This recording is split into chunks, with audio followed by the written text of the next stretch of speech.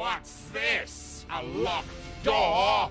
Impossible! Wait, no, it's totally possible. What am I talking about? Behold, door! I shall now defeat you with my superior mental mind powers. Grant me access, I command you. Please enter access code. Stab. Access denied. Kill. Access denied. Mutilate. Oh, damn it, there's not enough spaces. Okay, pain. Access denied. Why are these the only words I know? 1111. Access denied. 1112. Access denied. 1113. Access denied. 1114. Access denied. This door is a bitch. 9997. Access denied. 9998. Access denied. 9999. Access approved. Yes! I am henceforth known as the ruler of all doors. Every single door shall bow before me and open at my command. I am the master of unlocking. Please enter secondary password. No! Curse you, door! From this day forth I swear vengeance. I shall hunt down your kind and murder them into extinction. Oh my god, what's happening to my face? This has never happened before, what the frig? What's this? Right, well, I couldn't think of a better way to open up than that for Zero Escape, but yeah, hi there, welcome to the stream. And welcome to 999. Hopefully the finale, because we are on the final path. Let me get the game up and running real quick. Launch, here we go. So yeah, that was from Yu-Gi-Oh! Abridged. I figured that was kind of appropriate, just like trying to like brute force your way through a door. Oh hey there, Cray, you're just in time. Perfect timing, actually.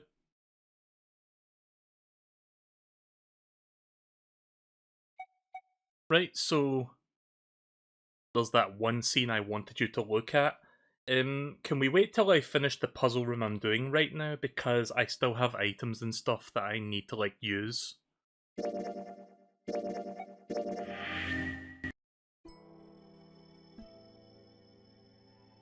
I should still have the stuff here. Yeah, I do.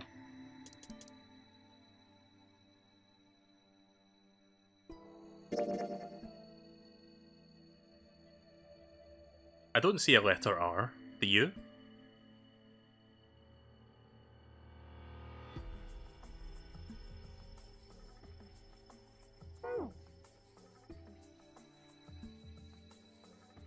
Right, so I need to figure out what to do next.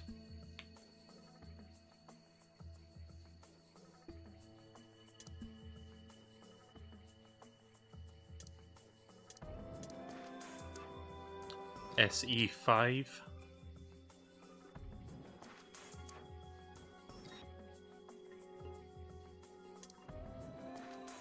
Don't know if I'm supposed to use these here.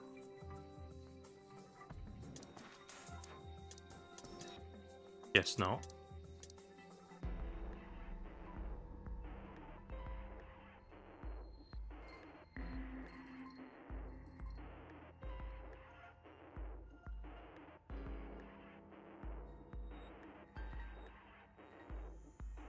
Six, 3, 2, 4, 1, 5. So I'm probably gonna be stuck here for like another 10-15 minutes because I do not remember what I was doing. Guess I'll just try everything till I find possibly something I'm missing. Yeah, pretty sure I checked this shelf already. Oh, go back down, please. Bunch of books here, right.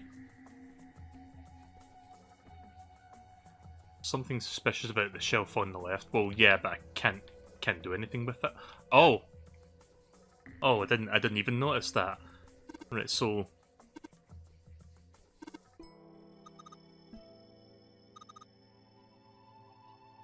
right, hang on a second. Let me. Yeah. Hang on. Yeah. I know what to do. I'm just trying to see what the numbers are again. 632415. 632415.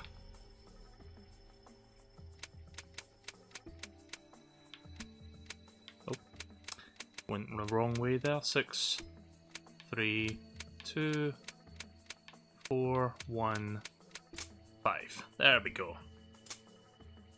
I didn't even notice that lock the last time I played this. No wonder I couldn't make progress.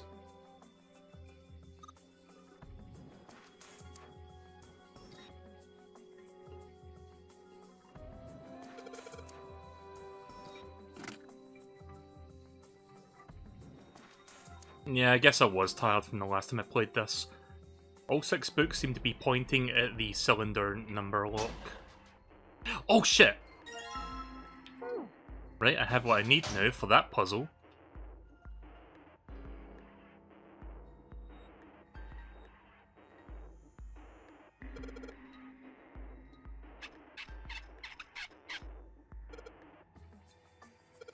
Okay, I think I see where this puzzle is going now. I think I need to put the books in so that they reveal a message.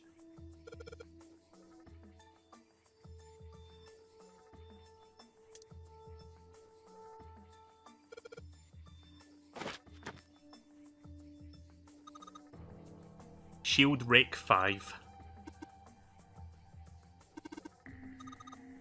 Fantastic.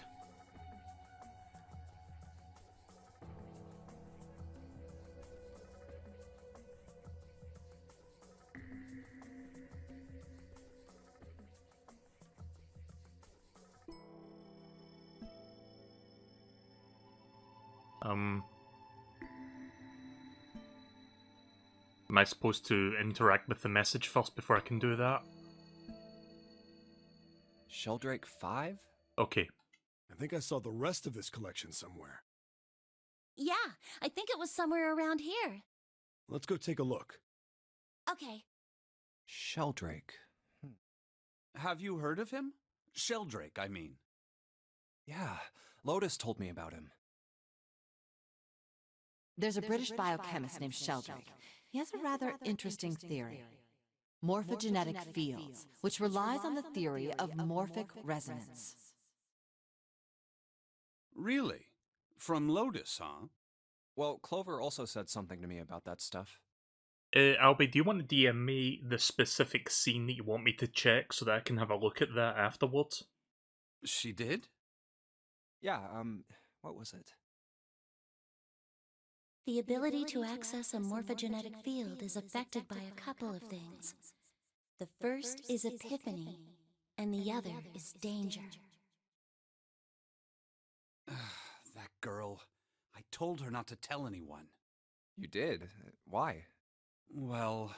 Look, man, I didn't push it because we're in a hurry, but I'm kind of sick of this. How about you just tell me, okay?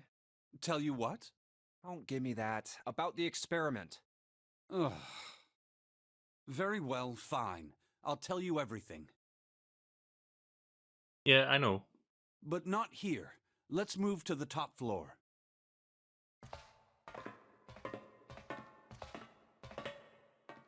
Well, with Santa, I that was... suppose I might as well start by telling you why I kept quiet, and why I made sure Clover did as well.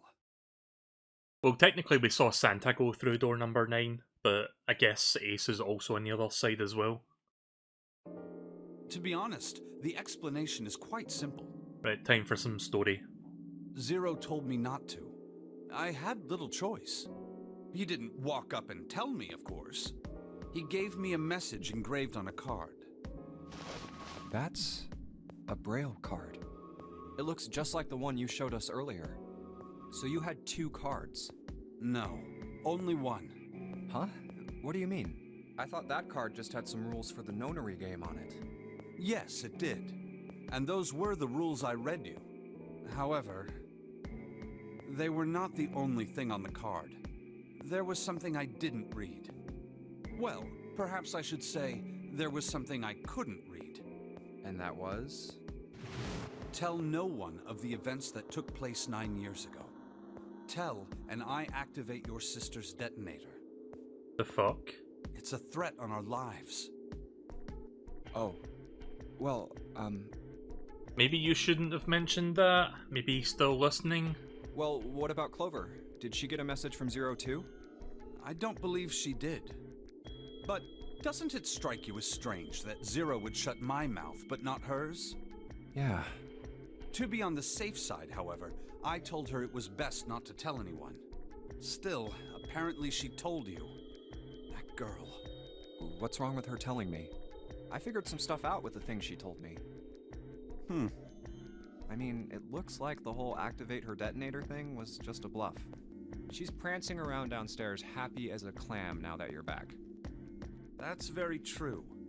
I've decided I can trust you. I've decided to tell you the truth. The chance that Santa is 0 is very high. I feel I can assume Santa doesn't have the time to observe us at the moment. And at any rate, even if he were, I very much doubt he would kill us. Why? Clover told me about the 4-leaf clover, about the words. If he knew about that, then he was in my group during the first experiment. I'm sure of it. He wouldn't kill us, no matter what the situation was. Hey, Snake? Yes, I know. You want to know what happened during the experiment. Yeah. How much do you know? Clover told me about... I see. The morphogenetic field in the experiments 9 years prior. How the experiments had taken place simultaneously at 2 locations, one being the ship and the other being a building in Nevada. And the girl that died during the experiment. She told you all that, did she? At any rate, I now know how much you've learned. All that remains for us to determine is who did this and why, right? Yes. Can you tell me what happened? Yes. The people who organized the initial experiment were from a company called Cradle Pharmaceuticals. There were 4 of them running the show. Gentaro Hongo, Otherwise known as Ace. Nagisa Nijisaki, No idea who that is. Teruaki Kubota, I don't know the rest of these people. Kagechika Musashido. Hongo was the CEO of Cradle Pharmaceuticals.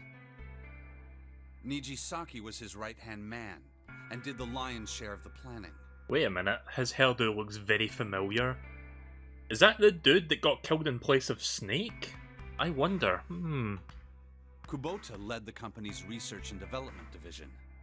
They also look familiar. Thinking emoji. Musashido was their majority stockholder. Can't get a read on this one though. It was these 4 people who planned the initial experiment. Let me simplify it for you. Hongo designed it, and Nijisaki put it all together. Kubota developed the technology required, and Musashido provided the cash.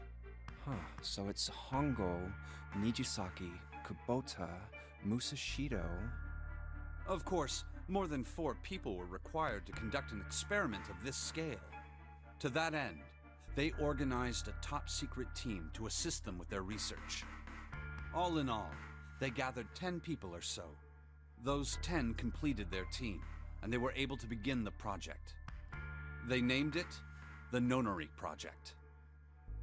The purpose of the experiment was to research the prospect of controlling a human mind through sheer will. The vessel, I suppose you could say, for this control was the morphogenetic field. Why did the glycerin suddenly begin to crystallize? Why did the crystal structure of EDT undergo a sudden change? Why did the rats improve their puzzle-solving skills with each generation? Experiments with humans produced the same results. The more people who knew the answer to a question, the more there were who could answer correctly without having seen the problem before. Why is that? How could it happen? The answer is that the shape of the answer has been stored in a field invisible to the naked eye. And through that field, the resonant event transmits information related to that answer. That's essentially the idea behind morphogenetic fields. But that's just a theory. A game theory. Can't bring yourself to believe it? Yeah. Let's say someone killed another person because the devil told them to do it. Whether the devil exists or not has no relevance to the murder. They believe the devil exists. Whether or not he does is immaterial. So what matters here is that Hongo believed in the morphogenetic field. That's right. But I still don't get it.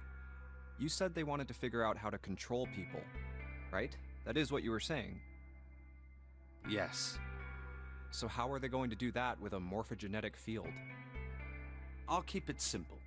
Let's suppose 10,000 people have solved a certain problem. The chance of you knowing that answer, even if no one has told you, will go up. Let's have another example, shall we? Say 1 million people were to do a handstand right now.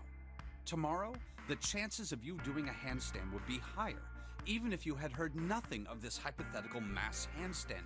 Mankind's thought process and actions are all part of a resonant event. All of the resonant events encoded in the fields are projected onto you. Of course, this assumes you believe in this theory. Do you follow so far? Honestly, no, but okay. Yeah. Now, if there was a person who had the same effect as those millions of people, what would happen? If that one person were to do a handstand, other people would find themselves wanting to do handstands as well. Can you imagine what a person with powers like that would be able to do? Come on, there's no way. I'm not done. Imagine another scenario. Imagine another person. This is an ordinary person. Let's say he does a handstand. What if there was someone who could grab the resonant event he created by doing that and use it to make other people do handstands? What would happen then? A person who has the power to write to the field, and someone who can read from the same. You could think of them as the writer and the reader, or the transmitter and the receiver. What would the world be like if there were people with abilities like these? So the transmitter's resonant event can be transmitted through the field and sent to the receiver. And then the transmitter can control the receiver however they wish. That's what you're saying, right? Yes. Close enough, at least. I think I understand it. This is... like, I don't know if this is based in reality or something, like, if this is... like, obviously the nonary games are not real, but, like, these experiments and, like, this whole, like, thing about, like, something fields, I don't know how you say it, metagenetic, or whatever, I don't know. Come on, that's just crazy. Well, if you want to prove that, then you'll have to test it first. At least, that was how they thought. Morphogenetic? That was why they decided to do their experiment. That was how the Nonary project began. By the way, Junpei, have you ever heard of the Gansfeld experiment? I have, actually, but I forgot what it was. Yeah, that was an experiment in telepathy, right? Oh, right. You place a pair of subjects in separate rooms. Then you show one a picture and ask the other what they see. Interesting. I'm impressed. Yes, that is exactly correct. So, why did you bring up the Gansfeld experiment? It was used to screen subjects for the Nonary project. The hospital in a remote town was affiliated with Cradle Pharmaceuticals. Hongo used it to conduct experiments on visiting children in secret. Some of them, he found, had potential. He began to gather children that showed promise. Children that seemed as though they might be able to access the field. Of course, none of them volunteered. They were kidnapped. Yeah, that sounds about right. There were 9 pairs of siblings taken, for 18 children total. For reasons that were not fully understood at the time, each pair had 1 transmitter and 1 receiver. They were split perfectly. As such, the 18 children were split into 2 groups of 9. The children who were put into Group Q were the ones who excelled at transmitting. They were transferred to the mock experiment building known as Building Q in the Nevada desert. The children who excelled at receiving were put in Group A. Group A was then placed on the former hospital ship Gigantic. From the experiments he had conducted so far, Hongo had learned the following. There are 2 things that can increase one's resonance with the fields. The first is epiphany. The other is danger. Have you ever been faced with an especially difficult problem and thought about it very long and very hard until finally an answer suddenly appeared in your mind? It may seem obvious to say so, but that is what is meant by epiphany. The information obtained through that epiphany can be easily transmitted through the fields, where it can be easily interpreted. Adding danger to that equation allows for even easier field access. That's where Hongo came in. They set up a number of puzzles across the Gigantic. The participants had to solve each one before they could move to the next room. Of course, he hadn't forgotten to include danger. He had detonated a bomb on the hull of the Gigantic. The children in Group A were forced to play the nonary game as the ship sunk. By forcing the children into a life-or-death situation, Hongo hoped to increase the likelihood of their tapping into the fields. The children from Group Q, on the other hand, were confined to the mock experiment building, Building Q. Building Q duplicated the interior and puzzles of the Gigantic exactly. Every detail was exactly the same. Hongo explained the situation to the children in Group Q. Solve the puzzles you find throughout the rooms. When you have the answers, transmit that information to the children in Group A. If you succeed, they will be able to solve the puzzles and escape. But if you fail, then the Gigantic will sink, and your brothers and sisters will drown. Jesus. Those were his orders. Do you know why the astronauts of Apollo 13 were able to return to Earth safely? It was because NASA had access to a replica of the Apollo 13 capsule. All of the equipment, the instruments, everything. All of it identical. Everything was just like the real Apollo 13. NASA was able to replicate the situation the astronauts found themselves in. By putting themselves in the same situation, they attempted to solve the problems the astronauts were dealing with. Once they found solutions, they reported their findings to the men aboard the actual capsule. Is this real? That was how they were able to return safely. It was the same with the Gigantic and Building Q. That's fascinating if that's actually true. The children from Group Q had to use the power of Epiphany to solve the puzzles they found and transmit what they learned through the fields. The children in Group A, however, they had to access the fields to learn how they might advance to the next stage. That is the simplest explanation I can manage. Huh. Hey, Junpei, Snake! How much longer are you two gonna sit around on those bony asses? Get down here already! He's right. Let's go, shall we? We don't have much time. We need to get out of here, and soon. Hold it. There's one more thing I want to ask you. Hmm? Are you sure that there were 18 kids? Why? Well, I thought it was only 16. Oh, yes. That was what they said on the news, wasn't it? Yes, I have no doubt that 18 children were abducted and used in Hongo's experiment. After all, you couldn't exactly play a nonary game with any less, could you? Well, yeah, but are you saying that the news got it wrong? Yes, I am. There were 2 more children. However, they had no relatives that I'm aware of. I imagine no one filed a police report when they went missing. They were brother and sister, like Clover and I. The brother's name was Aoi. Oh shit. The sister's name was... Her name was Akane. Wait, what? That was the girl who died. Excuse me? Akane Kurashiki died 9 years ago? Then, who is June? What do you mean, though? No. That's impossible. It can't be true. Akane isn't that uncommon of a name. If Snake had known her last name, that's a different matter entirely. So they share a name. A lot of other people do too. It doesn't mean anything. It was someone else. Of course it was. It has to be.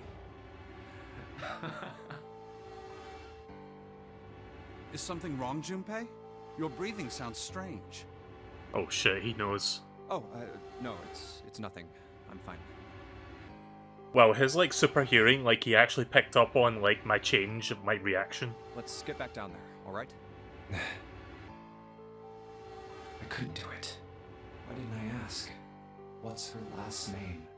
I just couldn't get the words to come out. Wow. Okay then. So it was this one. Sheldrake, this is it. This is what the shadow picture was pointing to. Shadow picture? Mean shadow game? But it didn't say 5 at the end of the shadow picture. Yes, I think it's the 5th volume. Ah. There's a big red button behind this book. Guess we'll press the button. So wait a minute. Can't you just take all the books off and eventually you'll find the button anyway?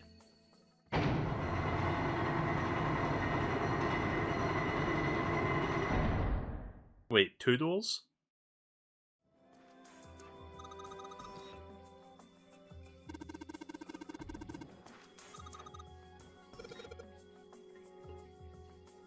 Alright.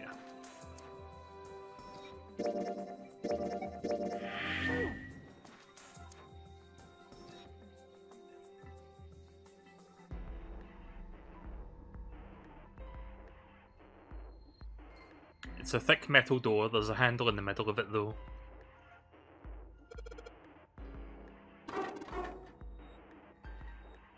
It doesn't matter how hard we pull, this thing isn't going anywhere. Probably locked. Right, what about this door then?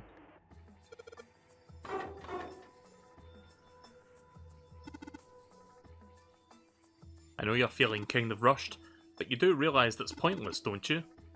It's not going to get you anywhere. There's only one thing we can do. Let's go. Oh. Output monitor.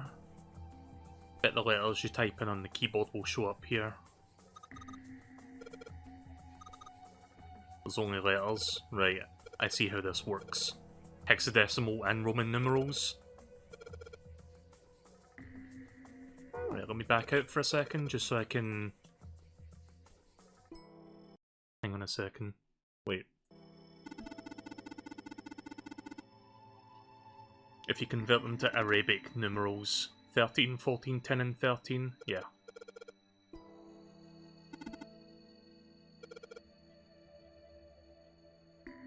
"13, 14, 10, 13. Give me 1 second to remember what those are. Don't tell me.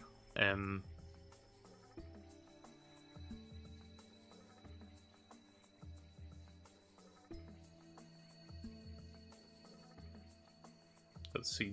Okay.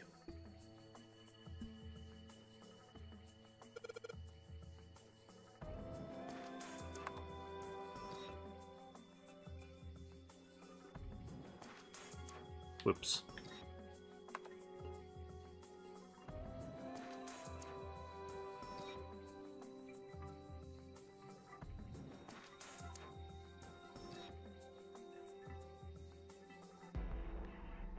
Sorry, I'm very slow tonight. Like, I know what to do, I'm just very slow at doing it in my head. So...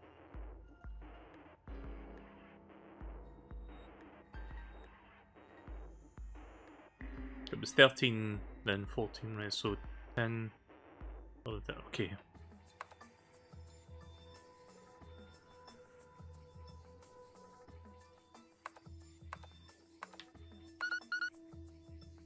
Dead. Yay! You did it, Junpei. It's unlocked now. Good job, Junpei. Oh there, don't get too excited. The password was dead, remember? Just make me think whatever's waiting for us isn't good. So what? Jeez, you're such an old lady. Can't we just go worrying about... We just can't go worrying about stuff like that. I mean, come on. We got it to unlock, didn't we? Let's go. Hurry up.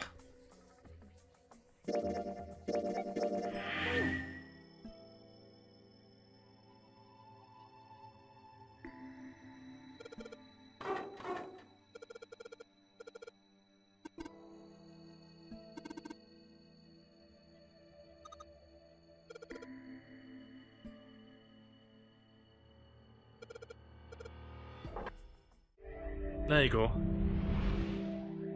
You found it!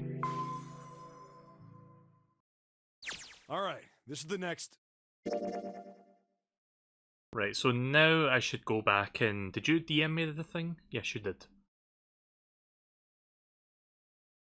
Right, the scene I'm talking about should be the cutscene before door 6, 2, and 1 choice when they go in the elevator together. Let me see if I can find that real quick. It's like here, right?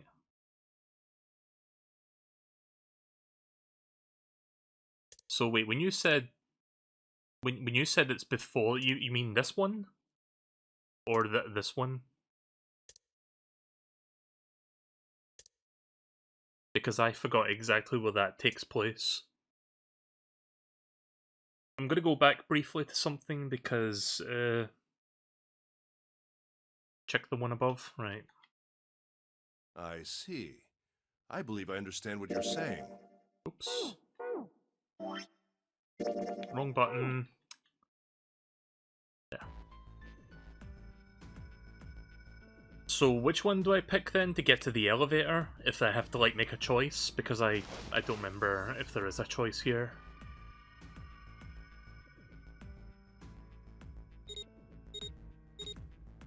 Albie told me to go back and check a certain scene that I missed out. Apparently it's worth checking out. I don't know if it'll be Junpei. This raw chicken is very hard, but I guess we'll see.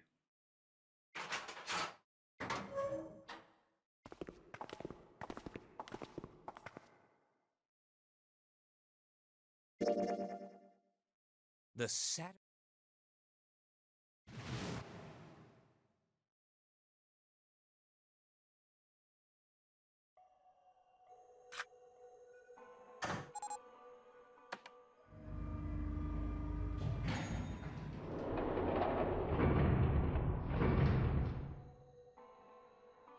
It opened! Look, Jumpy! Sweet! It opened! Let's get going. Wait! What? I'm not really, I just, oh gosh.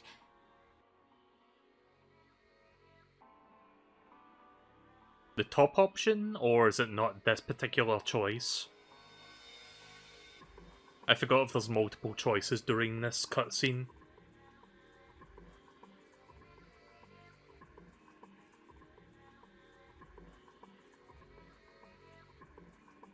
Well, we will be all alone in here. Jumpy? Huh?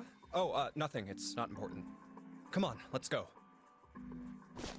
I said wait a minute. Why? Okay.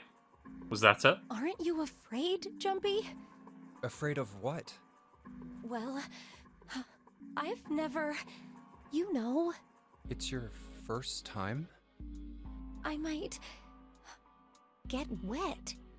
What? Oh. Down there. I'd get soaking wet. Oh no. Well, I mean, of course you would. That's the way it works. Oh no.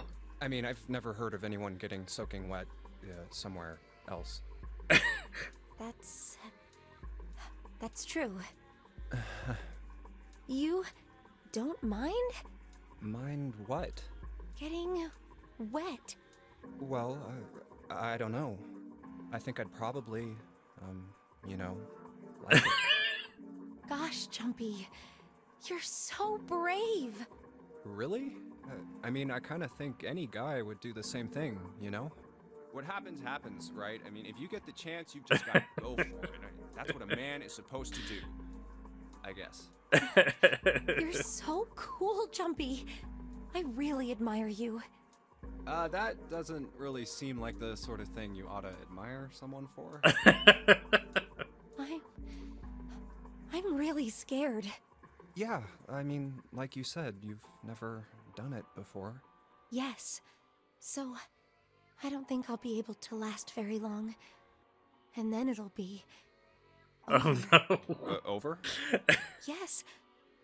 I'll go to heaven. Heaven? No.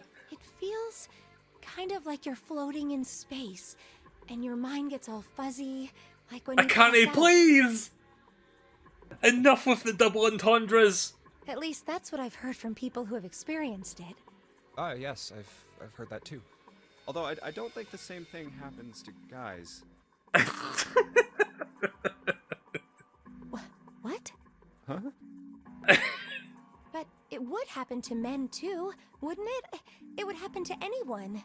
Once it gets into your body, the same thing happens to everyone. Well, I mean, usually it doesn't coincide, man. I mean, generally. Oh, fucking hell. Yes, it does. Well, eventually it will. It's not like you really have a choice. Your body will force you to swallow. No! No! Fuck off! Oh no! Akane! No! Shut up, please! You're killing me!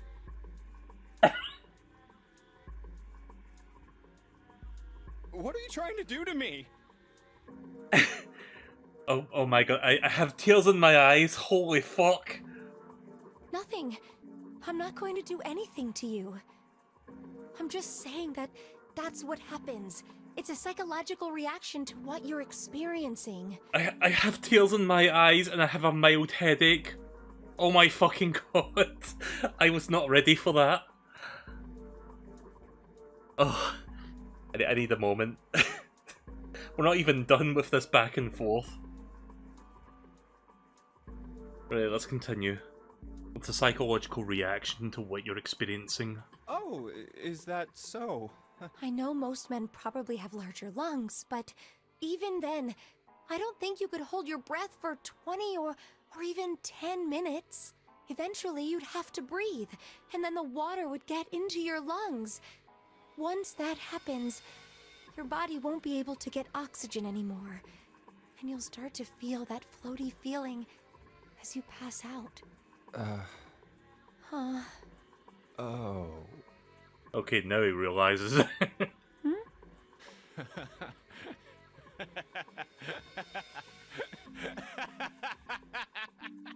Fucking hell. Yeah, you're right. You wouldn't last very long. Oh my god, Junpei. See? Come to think of it, the lower floor, D-deck, is completely underwater. Right, this part's the same, right? Yeah, this part's the This same. Right, elevator okay came then. up from somewhere under us, right?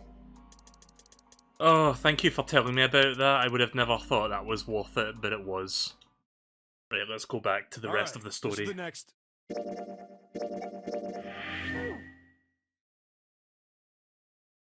Yeah, I'd say that was worth it. That was most definitely worth it. Oh, the door! Did that just close on its own? Don't tell me we can't go back. I don't know. Let's see. I still have a very mild headache from laughing so hard over that. I'll be fine. It'll go away. Damn it. It looks like it locks automatically. Just gonna take a drink of water while this plays out. Is there any other way out? Well, there's another door over on the right. There's a card reader next to it. It's got a red light on it, though, so I'm pretty sure it's locked, too. But there is a card reader, right? Yeah. Then perhaps if we find a key card, we could open the door and leave? Is this the fucking Star Wars trash compactor? Well, yeah, that might work, but... Hey! Wait a minute! Are you saying we're gonna have to search through this room for one little card? Oh, man. Oh boy. Looks that way. No way!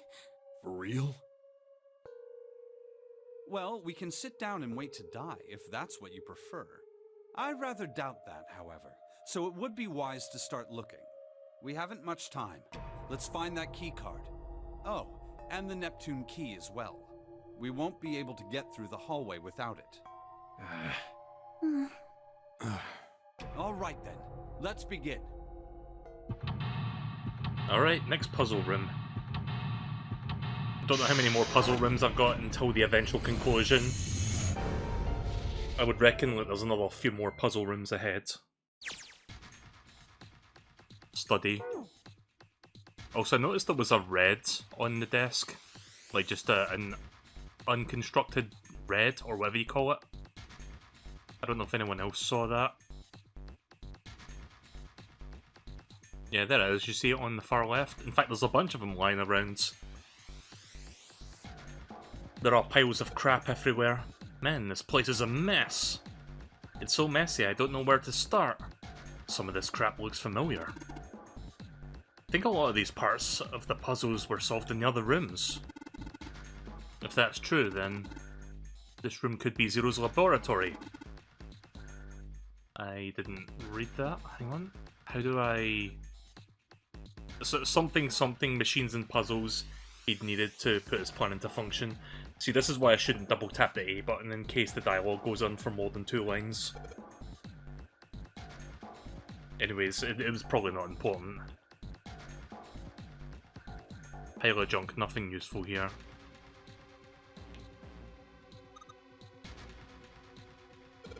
Nautical table.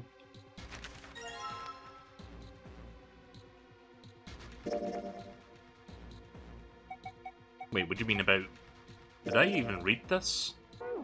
Guess not.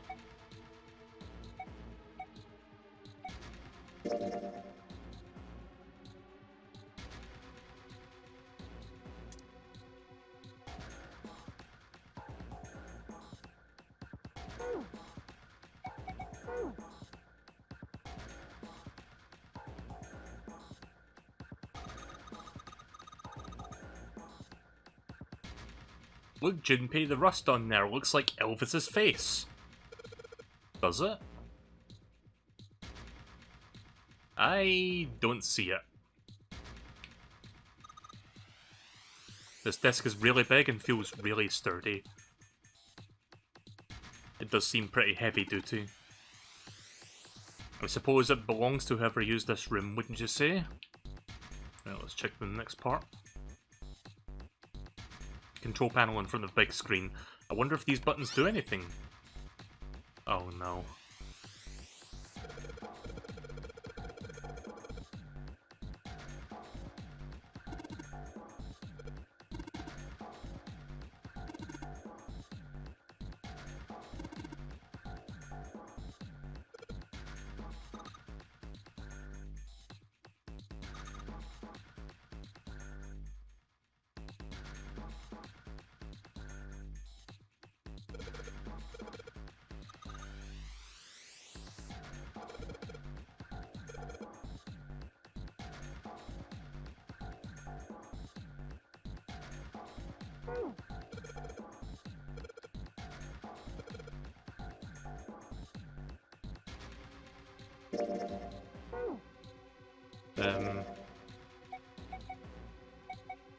Did she not just give me a note or something, or did she not do that?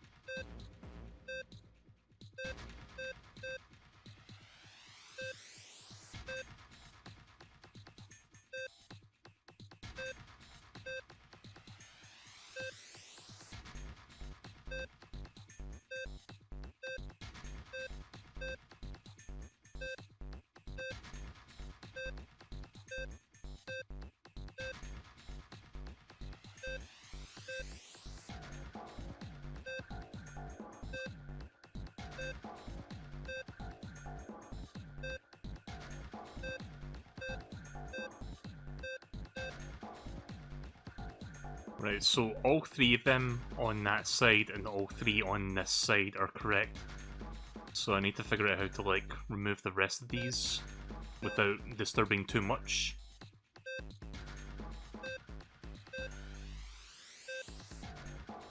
Nope.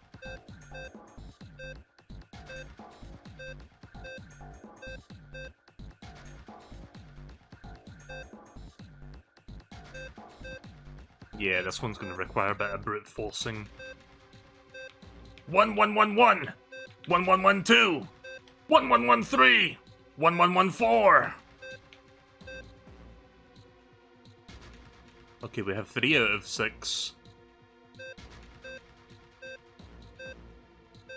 Right, 9 plus C is L.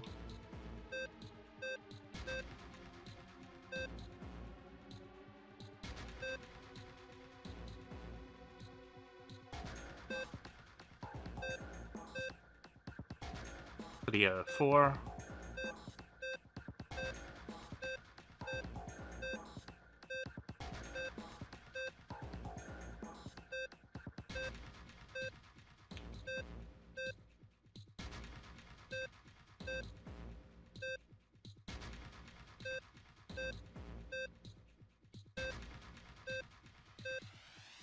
Shit.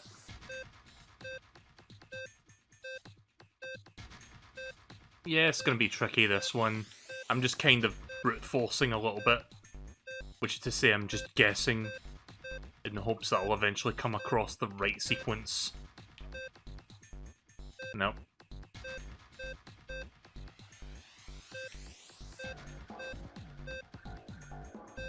Okay, now I'm not making any right answers. There we go. Almost. So, this line here and that line there are not quite correct. So, let's see, 5, 4, 6. Right, 5, 4, 6, F1, and 9, and C. It's basically this, but without the letter B, and I think that will make everything fit into place, so I need to recreate this shape and not have the B there and keep that empty. I just looked over at my DMs, yeah, that pretty much confirmed what I thought.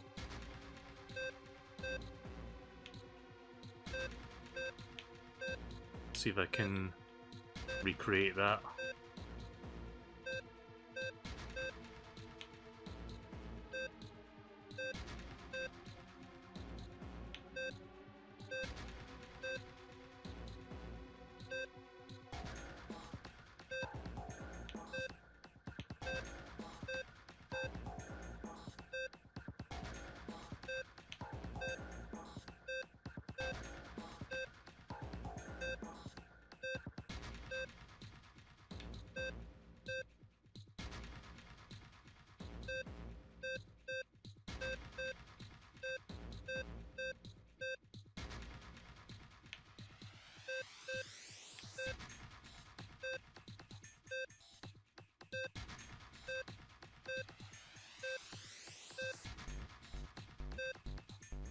Yeah, maybe, like, I know you meant well there, but maybe, like, I kind of figured it out anyway, but I would have asked for help if I needed it. Because I may have not wanted to see that, since the DM was still in the backgrounds. But anyway, I know what I'm doing now, it's just I need to figure out how to, like, get these in the right place. Like, you saw me do a puzzle similar to this before, and it was, like, very easy. This one, obviously, is not as simple as, like, hitting 4 things. So close. This is worse than a tile slide puzzle.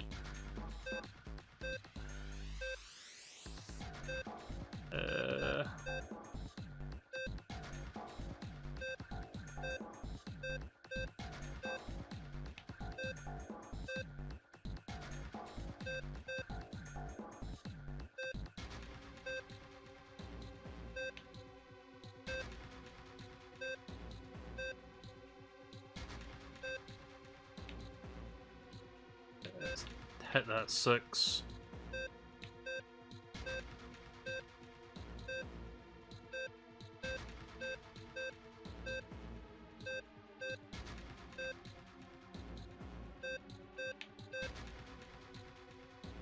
Fuck me.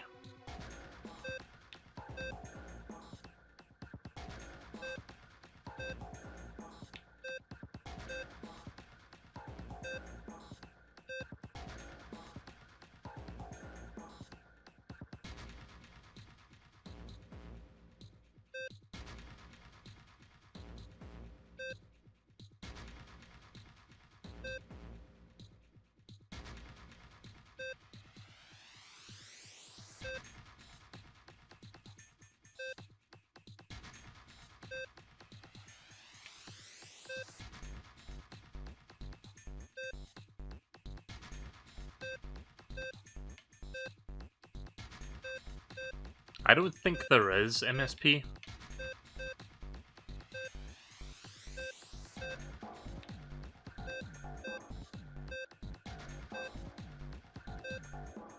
Can anyone confirm whether or not there's something else that can help make this easier? I think it's just a logic puzzle that I've got to figure out on my own. I'm just having an incredibly hard time, like, setting it up correctly. Like, I've got to get rid of the top corner here, the top left corner, and the bottom middle. Like, that's the ones I have to get rid of. Everything else has to remain. I'm just trying to figure out how to go about doing that.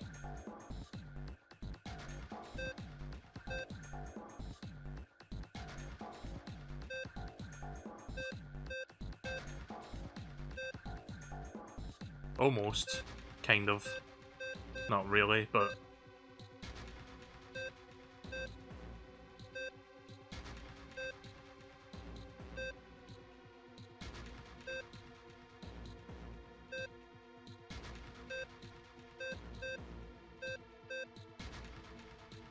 Shit.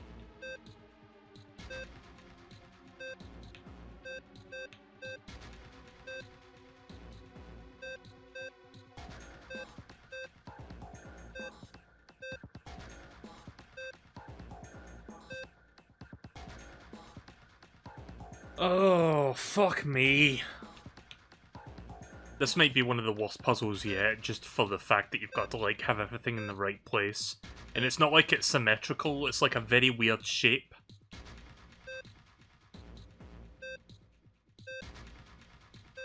Because I know what I'm trying to get, I just don't know how to get it.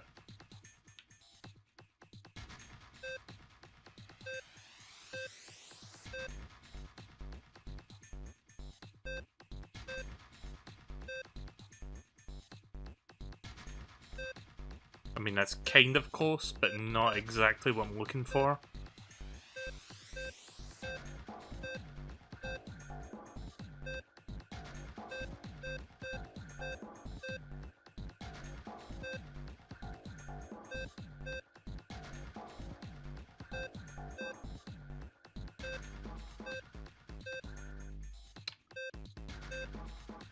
Wait a minute.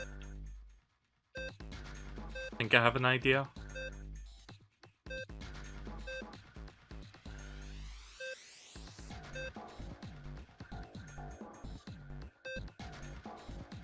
No.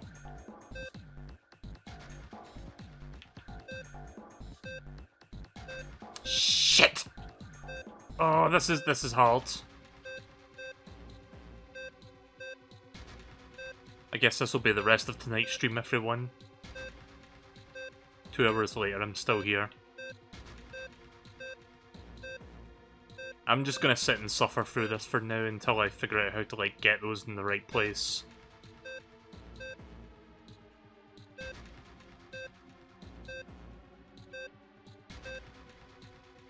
Right, I'm gonna reset this.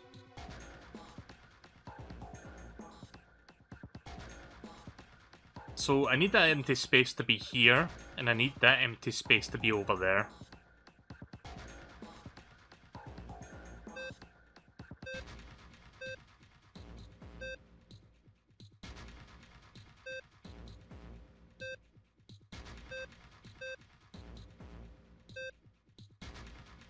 Almost.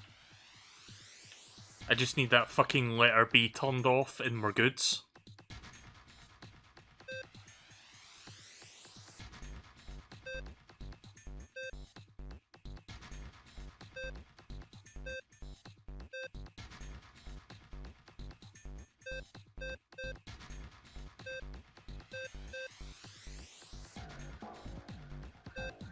Yeah, it's kind of like solving a Rubik's Cube, actually. It kind of has that sort of energy going on.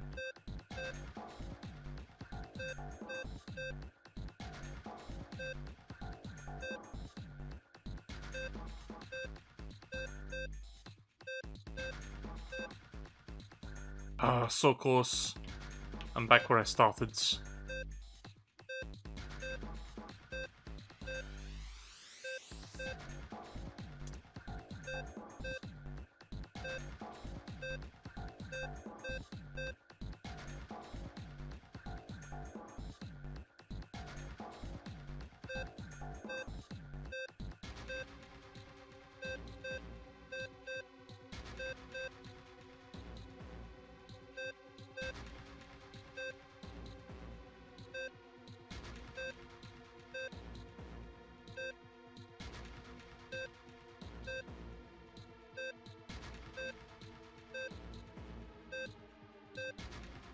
Ah, fuck, almost. I had kind of the right idea there.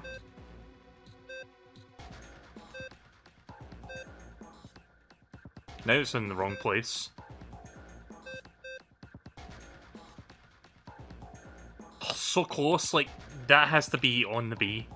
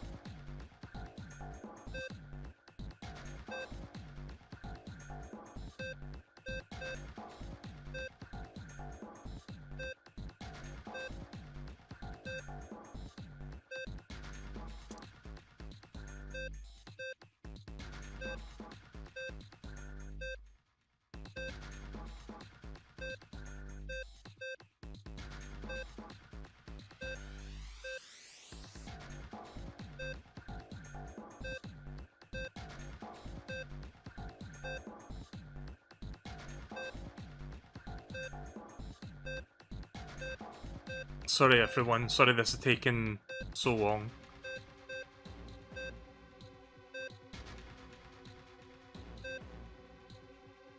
Again, the B is not, like, the B needs to be gone.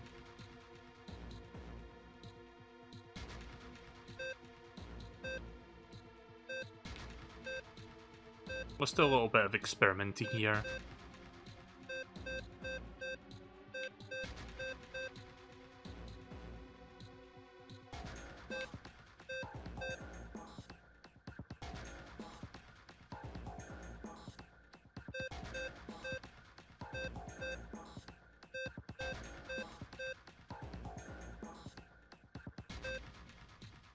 Fuck.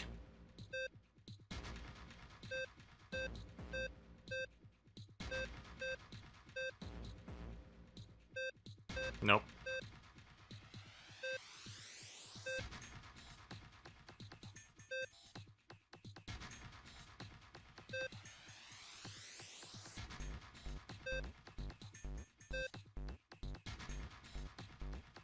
Now I've somehow removed that, which I did not mean to do. Oh, I don't know how I did that.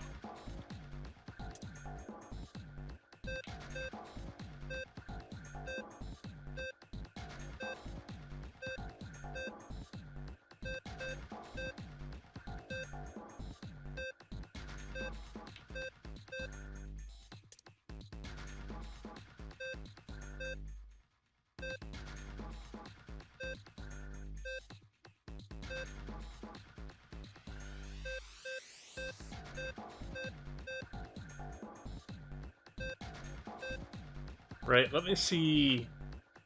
I'm trying to figure out how do I get those removed without anything else. That's what I'm like figuring out in my head right now.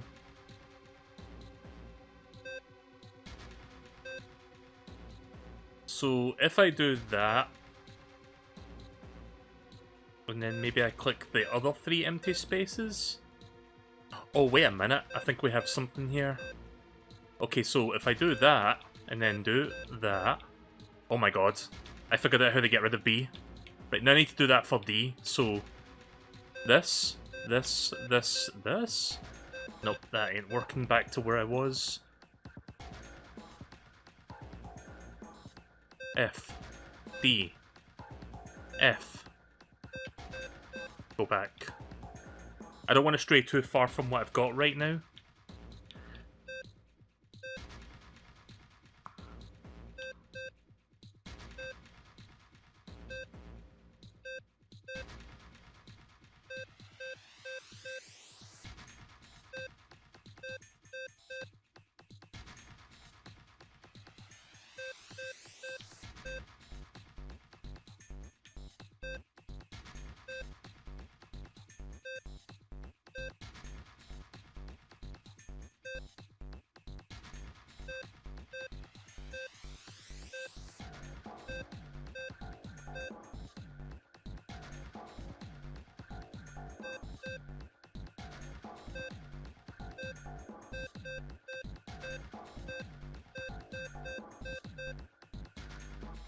damn it.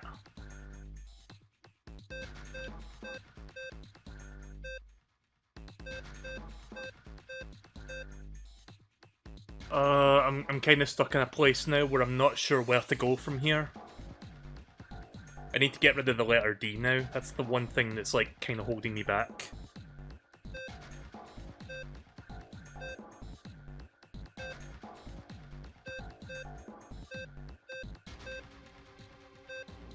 Fuck! Oh no, did I screw this up? I hate this. I hate this fucking puzzle so much.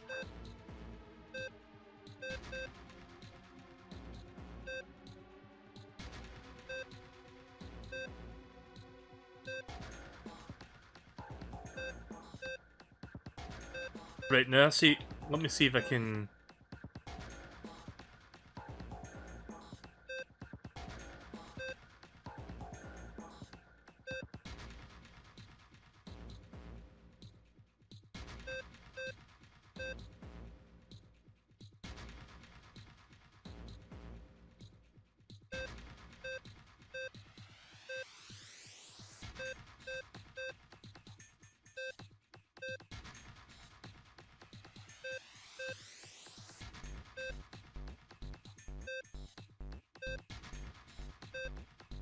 Almost.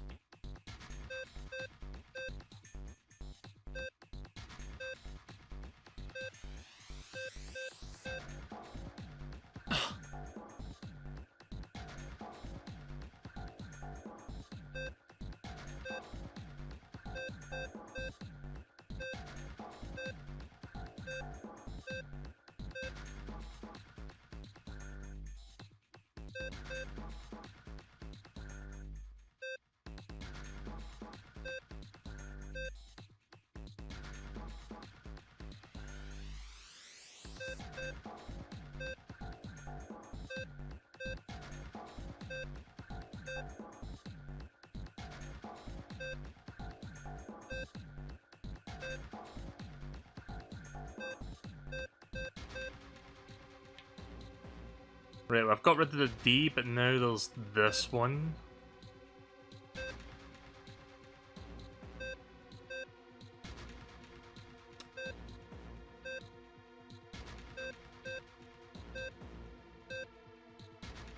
Fuck off.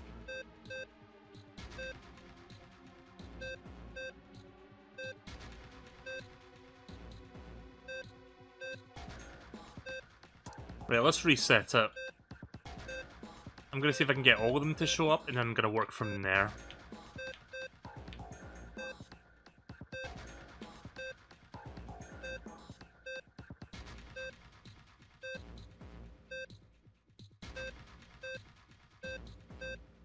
There, right, okay.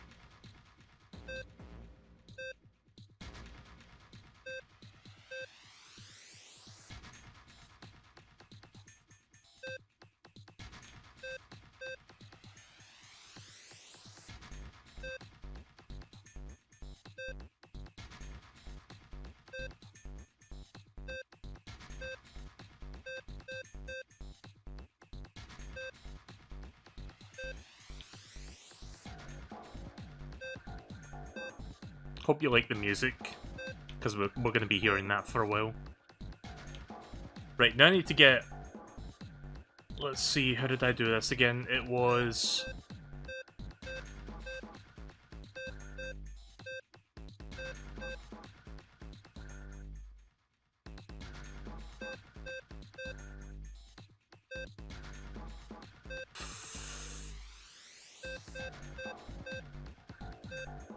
Oh! Oh no, I fucked up. Nope.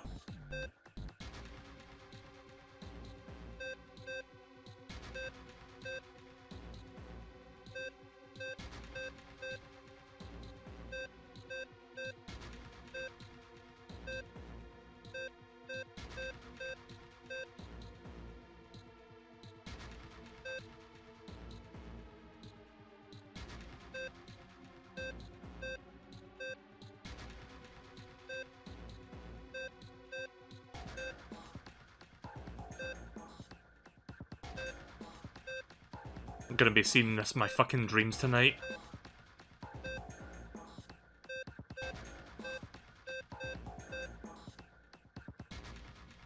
Right, now I need to get... Fucking hell.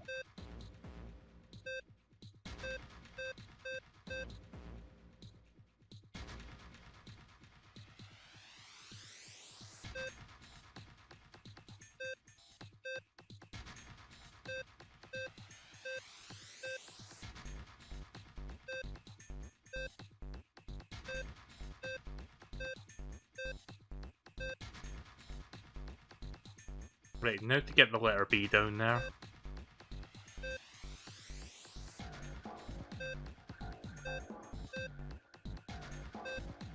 Fuck.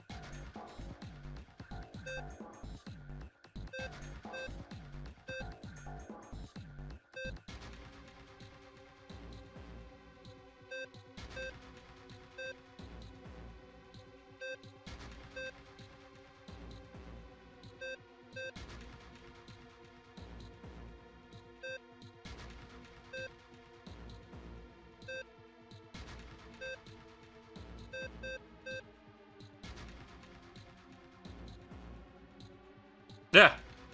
I did not. Wrong button. I don't want to look at that yet.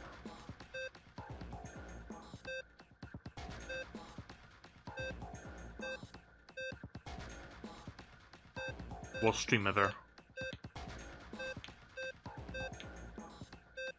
And you thought this was going to be an enjoyable stream tonight?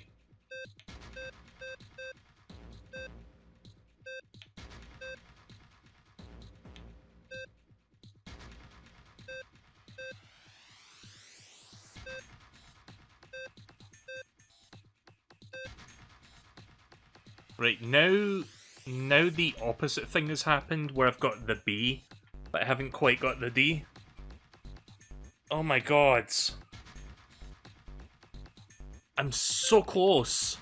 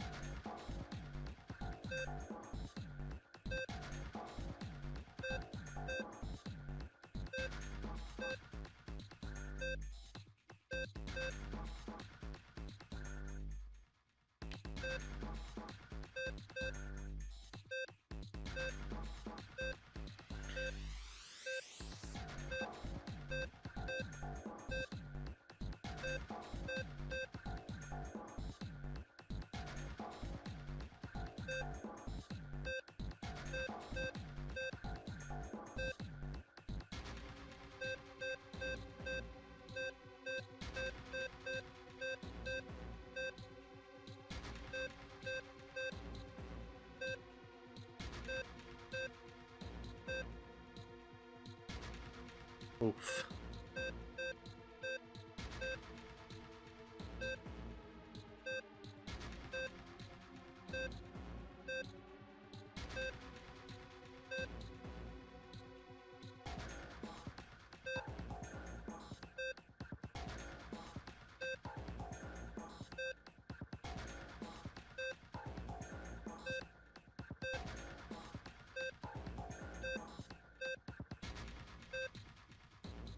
Really wish I could remember how I did that one thing I did earlier.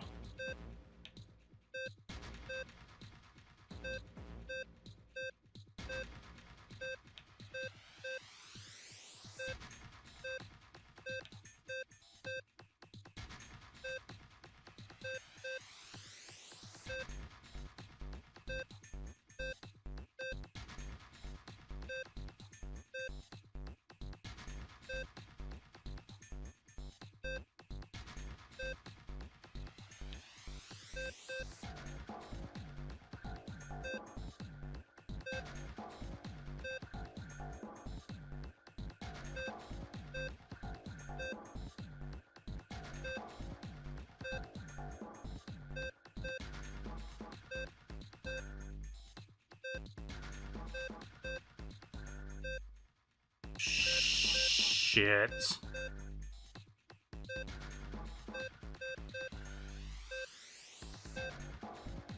Nope, not that.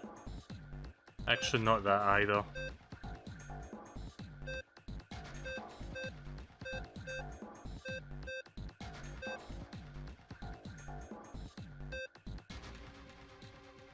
Right, so what I kind of want to do here is...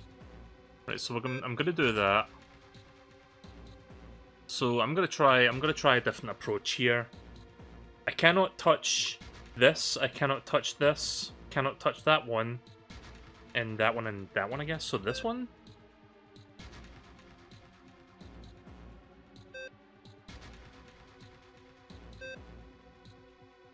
No, that ain't gonna work. Like, that's not giving me a lot of options to, like, change things.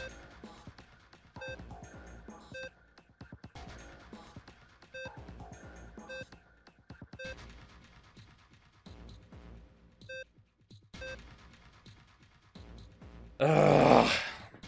I'm being stubborn, I realize that, but fuck.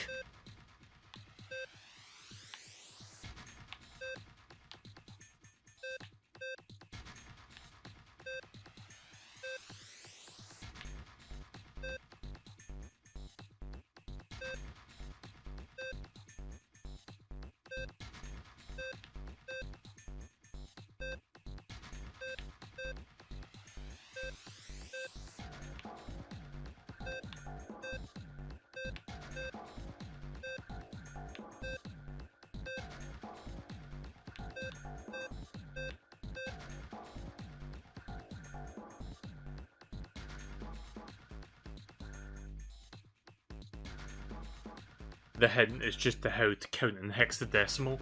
That's not the problem. Like, I know what the solution is, I just don't know how to get there.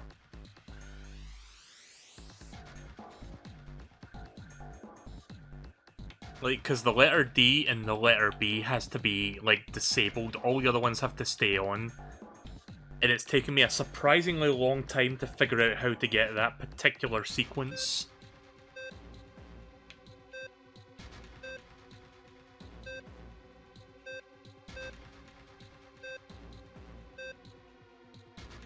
B, will you please? Actually, let's do that and that. Nope. Fuck you.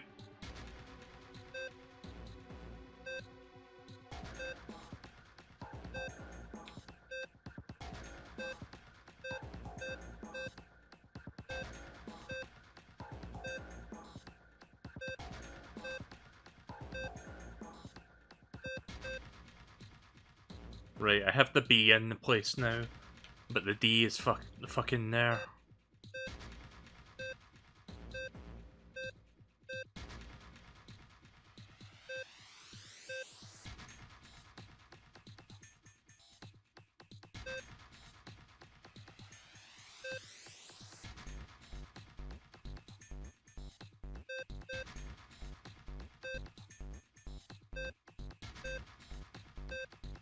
Ugh.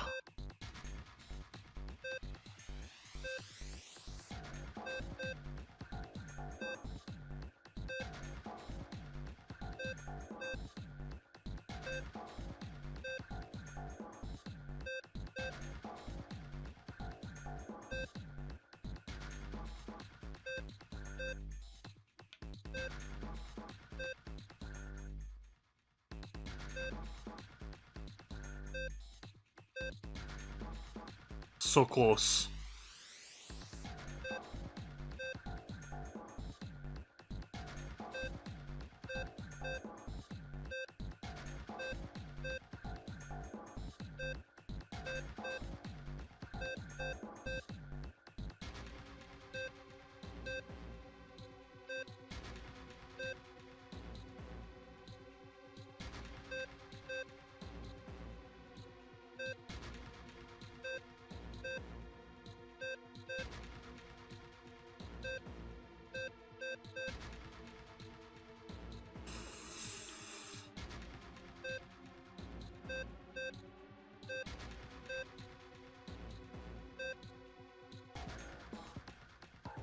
And I need to get this. I need to get the 6 to highlight.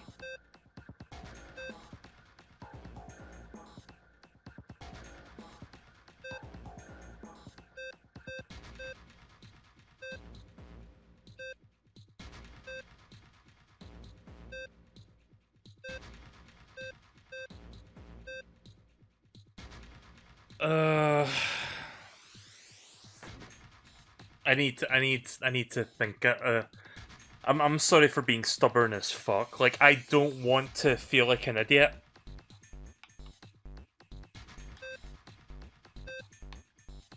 That's what these games do to me. They make me feel like a dumbass. Probably veering further away from the solution rather than working toward it. I swear this better be the last puzzle of this sort in this game.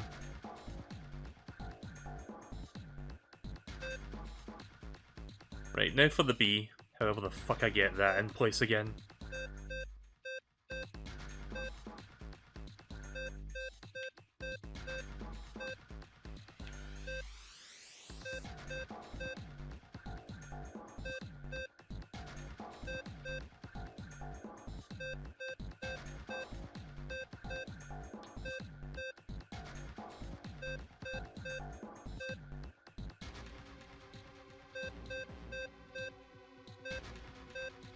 Ah, shit!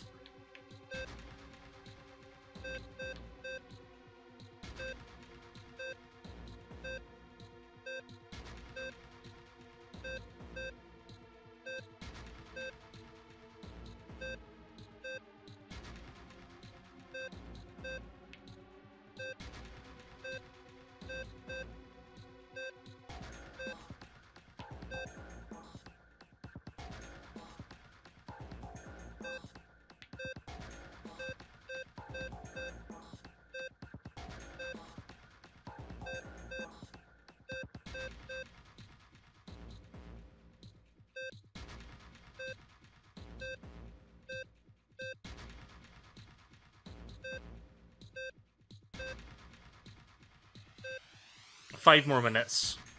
5 more minutes.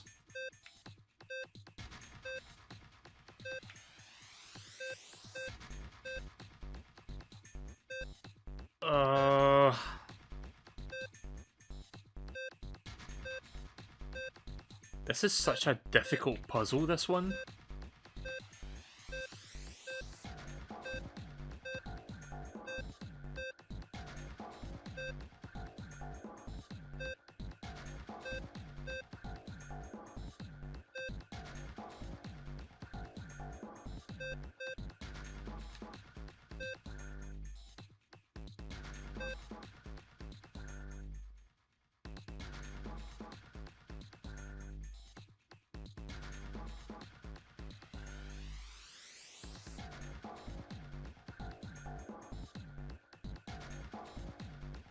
The puzzles in Virtue's Last Reward make this puzzle look like a cakewalk. Okay, you're pretty much talking me out of playing the next game then.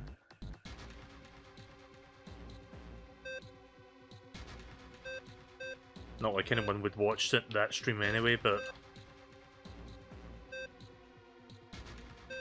No but to that, not like anyone would watch.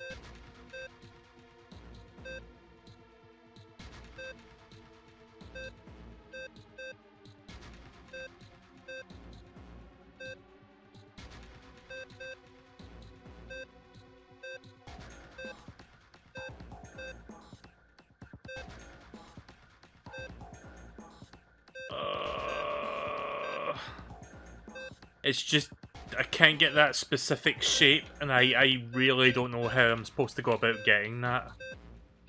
This is worse than the Rubik's Cube. Wait a minute.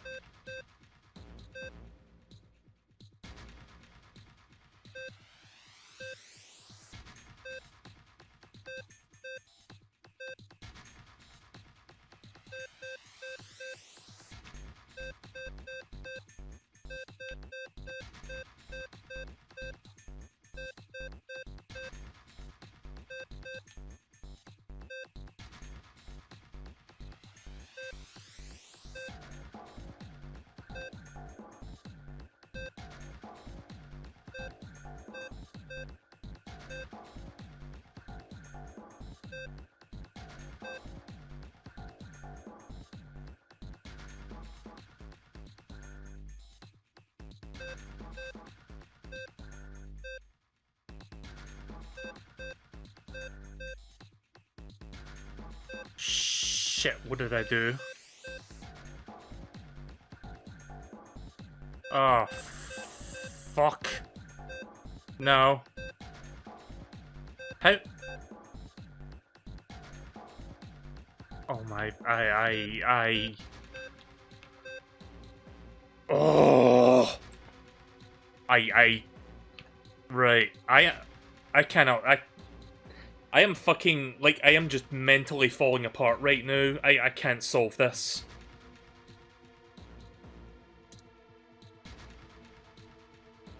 I give up. Just tell me what the solution is. I am fucking done with this fucking puzzle. Jesus!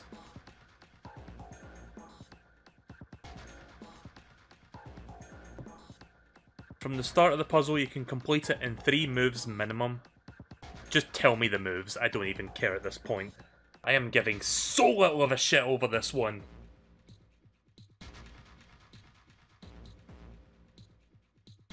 I just want to move on and get my fucking happy ending, thanks. Oh, I hate this. 516. And then what?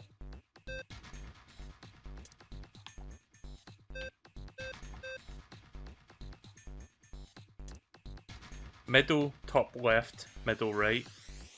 Oh wait, you don't mean the literal 516, you mean like... Right, I see what you mean. Right, so... 5, 1, 6. Oh, fuck off! Oh, shut the fuck up, Clover.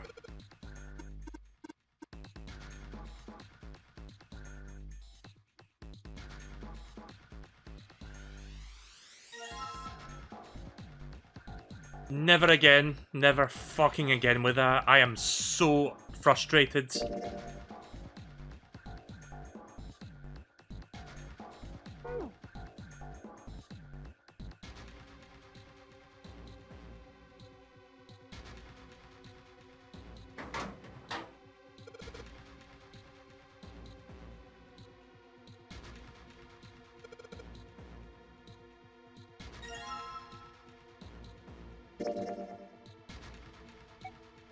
Oh no.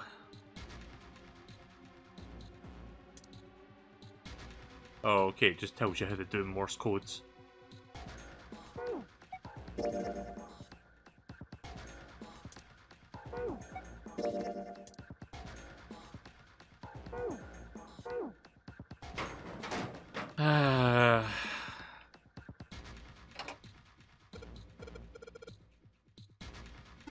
Guess I need to find all 4 of them.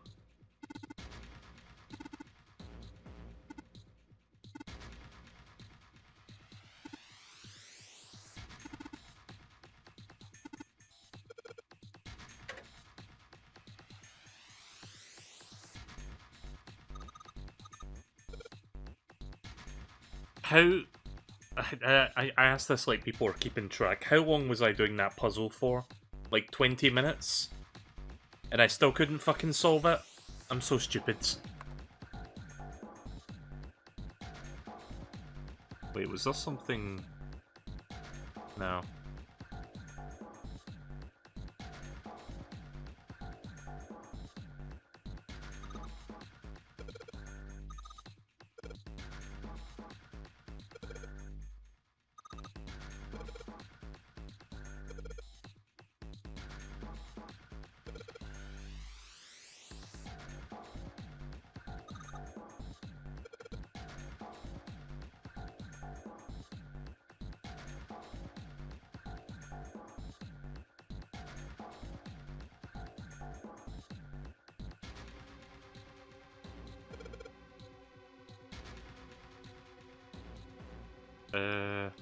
Give me the...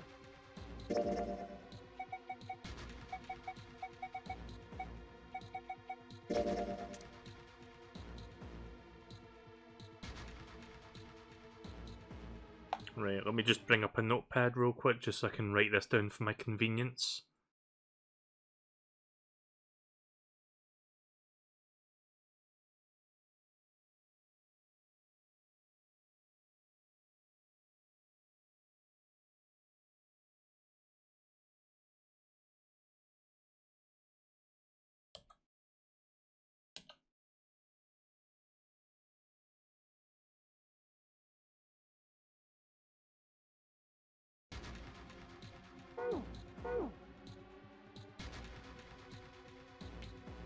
That puzzle lasted 42 minutes? Fuck my life. No, also, no, didn't mean to click that. Please.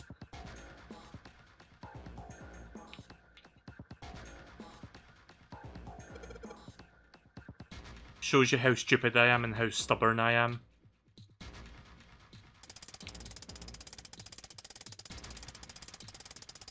I fucked up.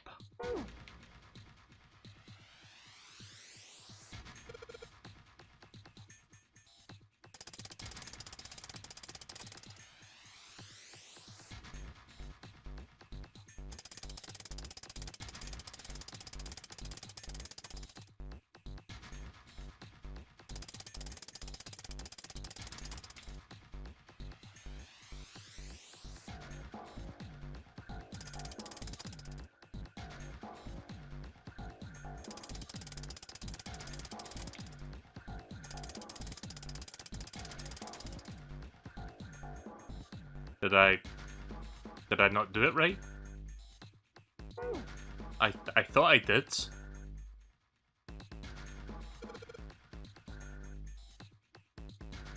North is the first step.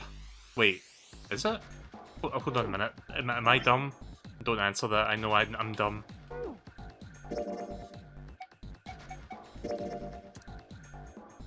Sorry, south is the first step. I'm a fucking dumbass.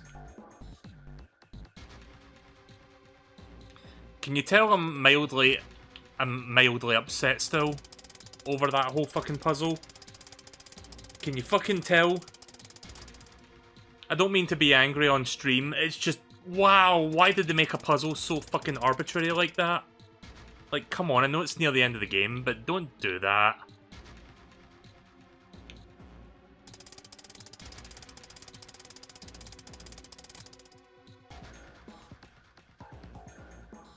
I fucked up. Ah! Keep clicking the wrong thing.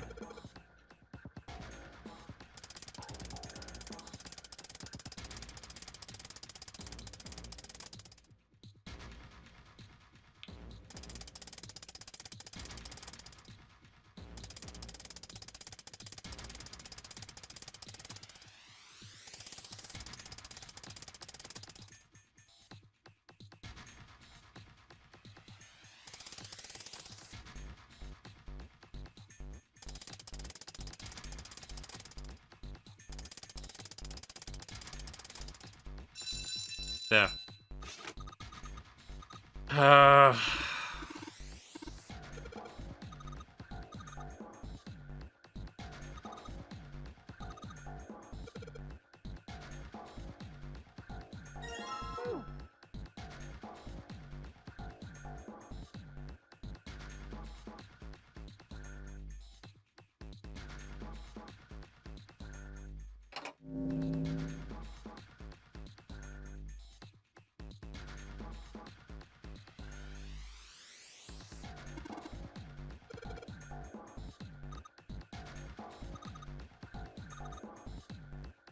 When you touch a numbered area, that area will be selected and then turn blue to indicate this. Touching a numbered ball after selecting an area will cause that ball to be moved to that area. However, you cannot move the red balls.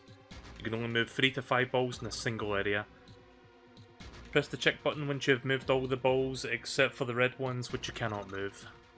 Digital route of balls in an area must match the number of that area. For that area, rather. I think I understand, but...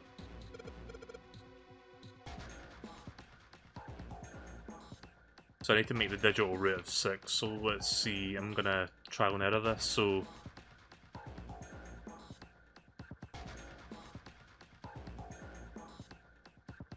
Let me have a quick guess here, so...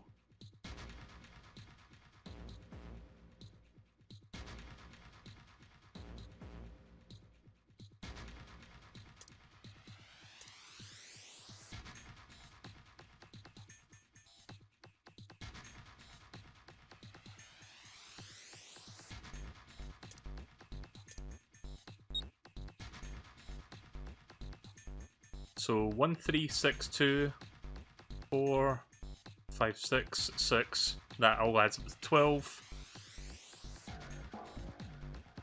And wait a minute. No. I'm stupid. I mean, you don't need. I don't need to tell you that. You all already know this. I spent fucking 40 minutes on a puzzle. Of course, I'm stupid.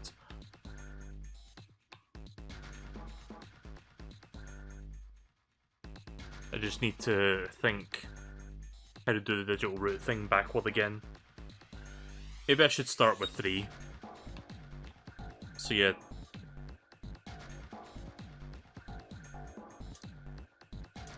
Eight. 9. Wait a minute. Yeah, 8. 9, 10, 11, 12. Right, so 2 plus 1, 3, 6, and then 6, and then 1, 2 equals 3. Right, okay, so that seems to check out. Now for this one. 4, 5, 7, 8. Let's see, 4, 5 is 9. Plus 7, that's 16. 16 plus 8 is... 24. 2 plus 4 is 6. Oh, that actually does work. There you go. See, I can figure that out. I can fucking figure shit like that out. Like, I could have just clicked check, but I wanted to do the math before I actually confirmed. Got it on my fucking first guess, more or less.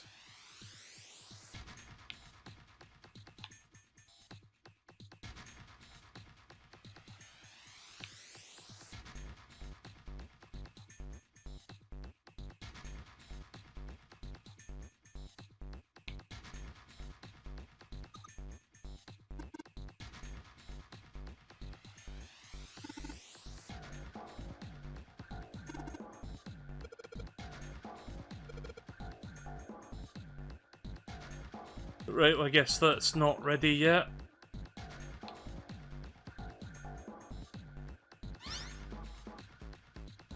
Okay, here's another puzzle. Oh, hey, Morse code, right.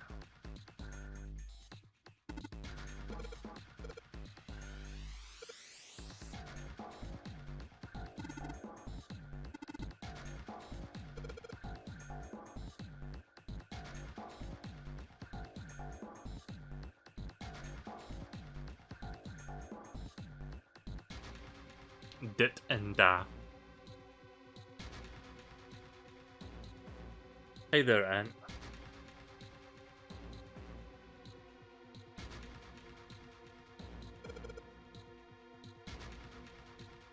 Oh, that's good. They actually give you a cheat sheet here.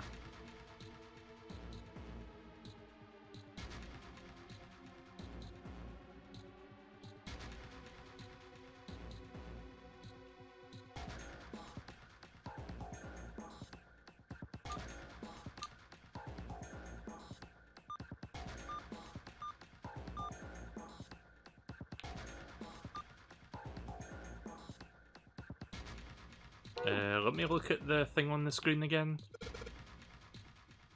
Wait, what was the thing on the screen before? Does that even matter? I guess not. Oh, don't, please go away.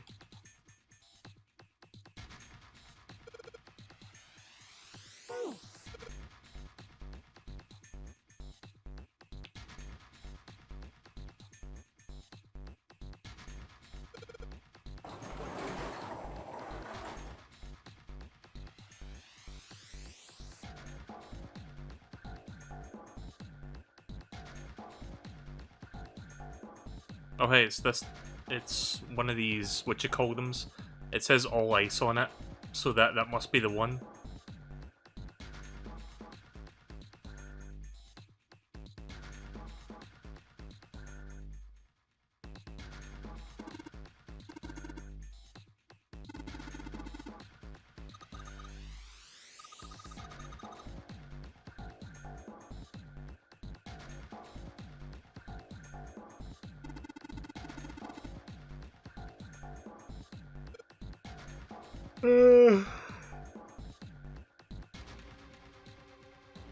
Can I not interact with this? Snake's touching it.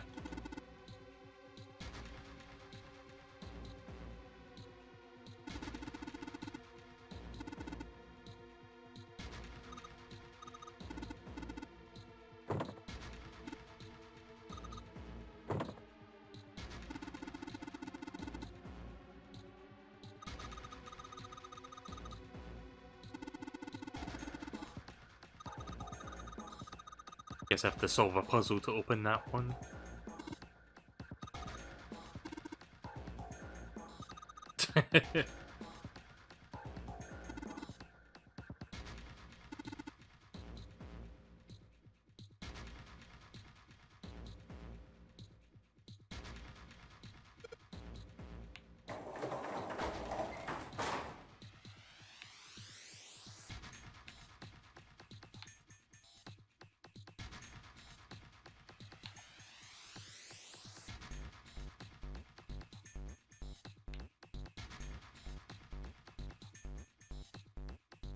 Anyone know where I'm supposed to check next?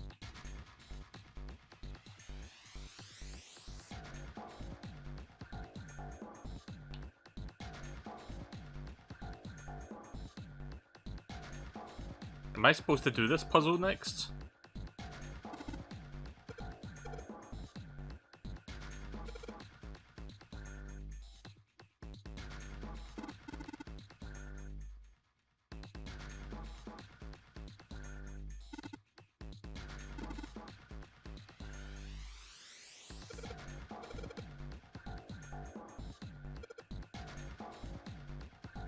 Okay, so I think I understand now. So it has to be letters that would fit in with those. So I'll just see if I can... Okay, thanks Junpei. Right, let me have a look at the cheat sheet. See if I can find a 3-letter word that would fit this description. Right, so I know what the last letter is, or... Well, let me just double check. Okay, so the last letter is either E or T. Wait a minute. Oh shit, I think I know what the word is.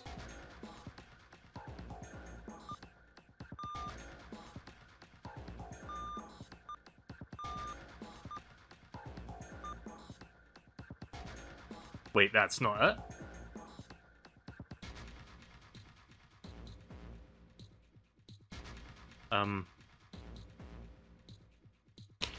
You know what? I know what it is now.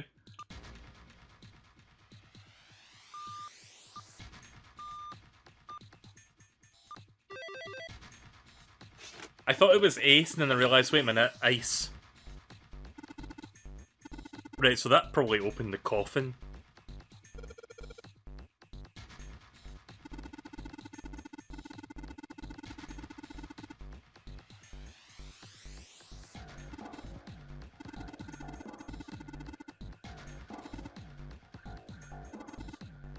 Right, I think I feel better now from being upset. I think I detoxed my anger somehow. Sorry, I know I got really fucking annoyed, but you can't really blame me for, like, after that dumb puzzle that game threw at me.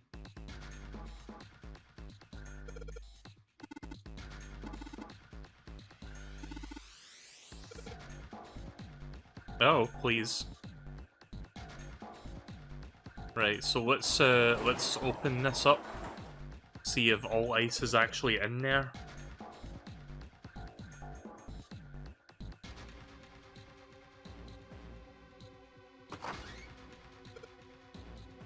Huh. Well, that was disappointing. Probably just a card in there.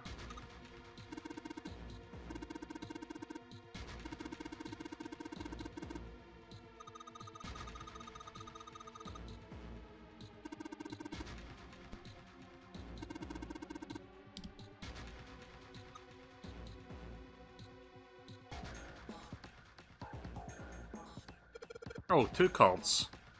Okay. Wait. Why? Sorry, I thought the down arrow was to look further down. I guess I just investigate the empty coffin. Okay, well it's not 2 cards, it's a card and a key.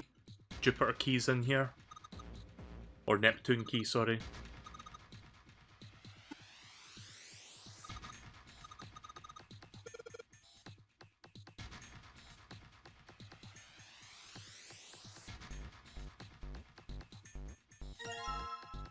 Coffin emblem.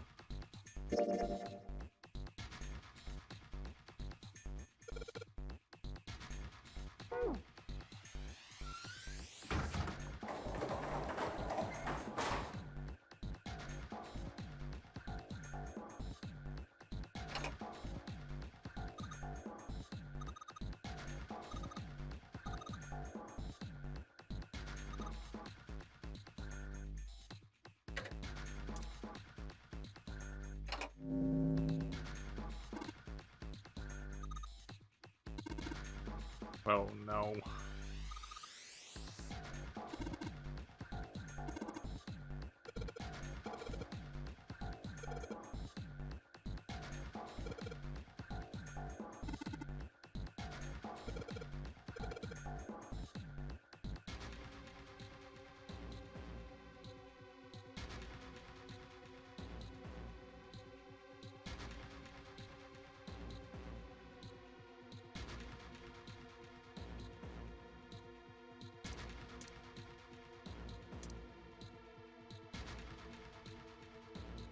That's my guess for that one.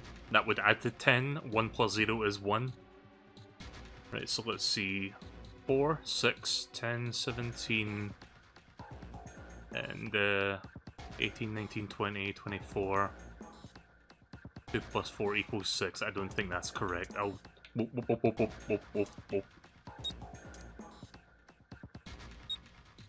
check it anyway, just in case I got my math wrong. Never mind, I completely fucked up on the second one there, but somehow false guess.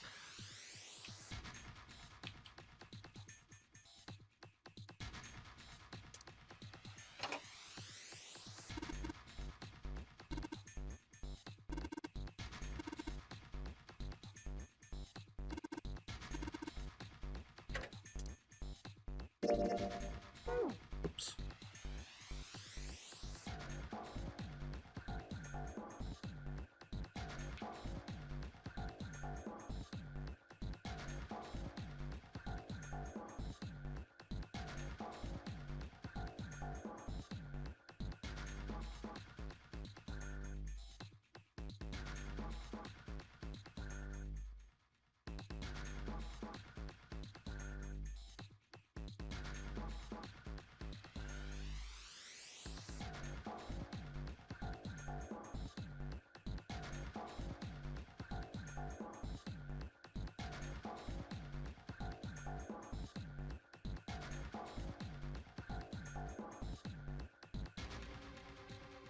Can't interact with that wheel.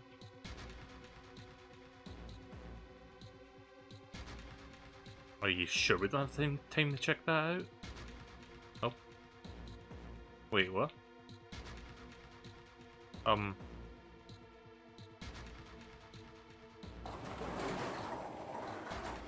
Okay, no, this is not.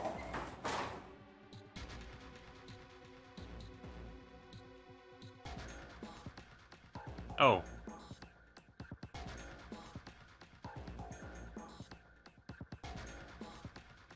Okay, but that was a waste of time.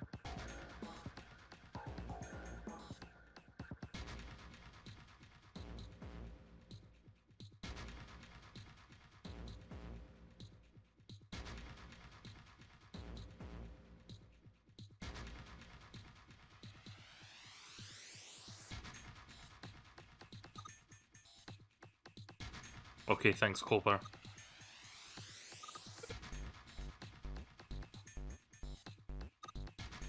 Wait, what did she say? Sorry, I kind of skipped that there.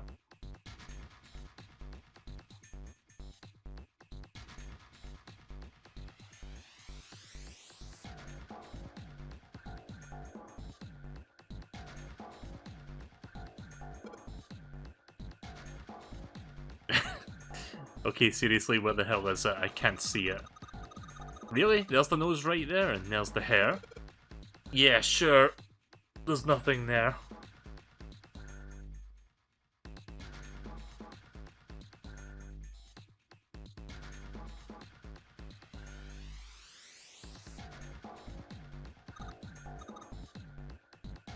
Oh, there's a cabinet underneath it? I didn't even see that. Oh!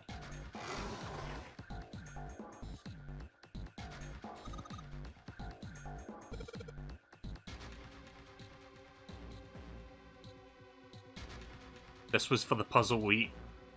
You've got to be shitting me. No fucking way. Wait. Hang on. Which one is that?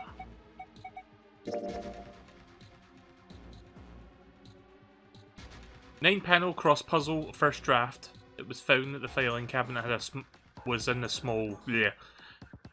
Since the first draft, then presumably it improved the... I can't read. I really can't fucking read today.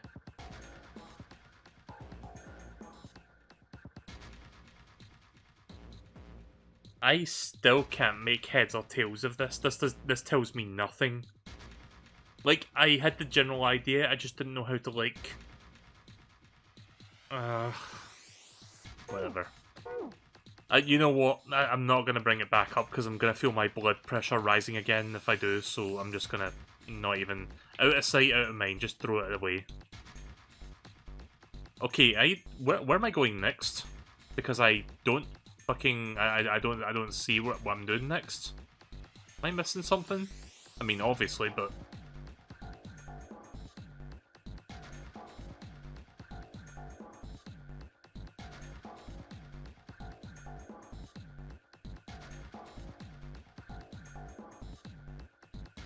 Like, because I have an emblem, but it doesn't do anything.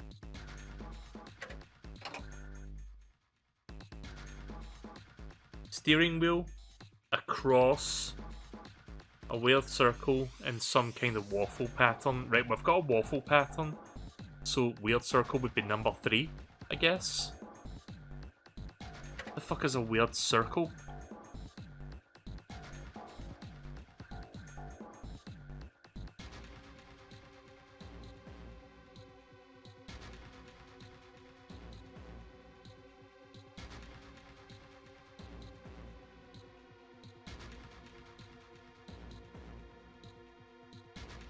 I'm having a look at the scrap near the door. There's nothing here.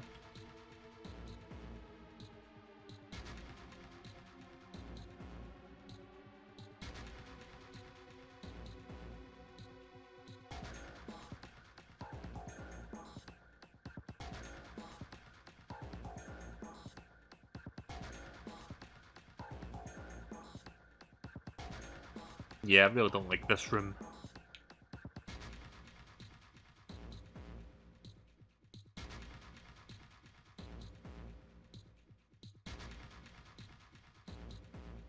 Yeah, no wonder I couldn't fucking see that over there. It's really dark. No. Anything else in one of these drawers? Why can't I open any of the other ones, though?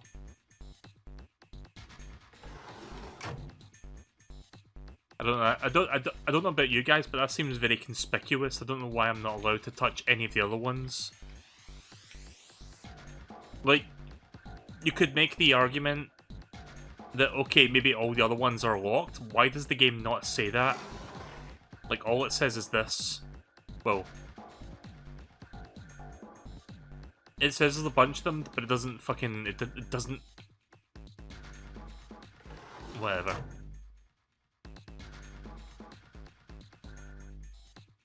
Go back to the Morse code computer. Wait, did I miss it? Oh shit, I did. I'm stupid. I'm dumb. I'm dumb. But of course, if you've been watching this for the last 40 minutes, you should know that.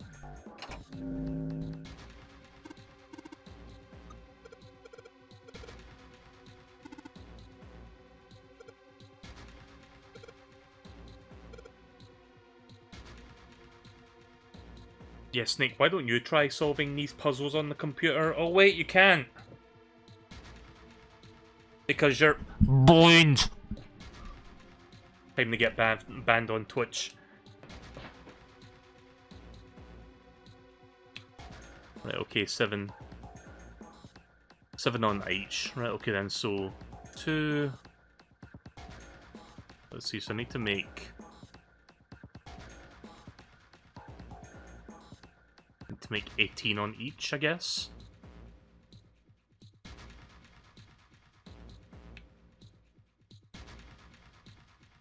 Sorry, not 18, my bad. I need to make 16. Yeah. I can math, I just can't math very well. Right, so 2, 8, 6, and then 4, 5, 6. Oh god. Really shouldn't do that, right. There we go. See, these ones are fucking easy compared to what I just did.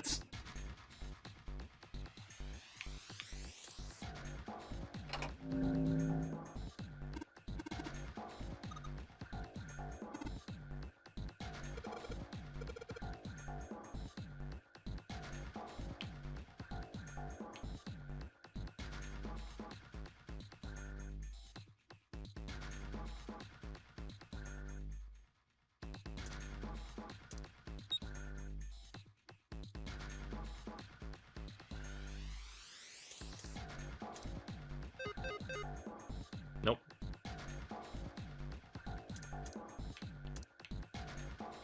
I completely miscalculated.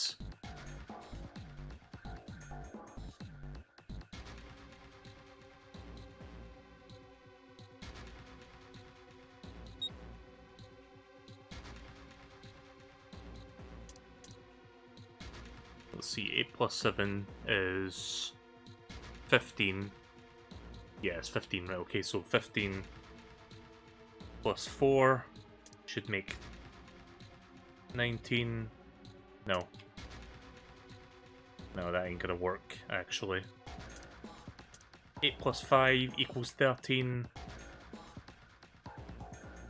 Plus the... Yeah, 13, and then that makes... Wait a minute. Sorry, I'm not very fast on my feet when it comes to, like, mathing on the fly. 8, 9, 10, 11, 12, 13, 14, 15, 16, 17. So, those 3 should go over there, actually. Right, so 2 and 7 go in there, and then the rest go over here. Wait, what? Did I... Wait, 2 plus 7 makes 9. Oh god. 4, 5 equals 9. Wait a second. 9 plus 8. 9 plus 8 is 17. 1 plus 7 is 8. Wait, isn't this right? What?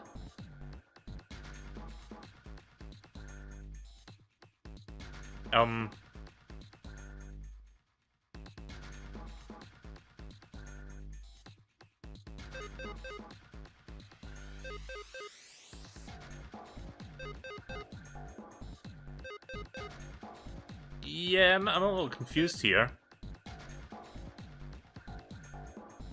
Maybe I glitched it?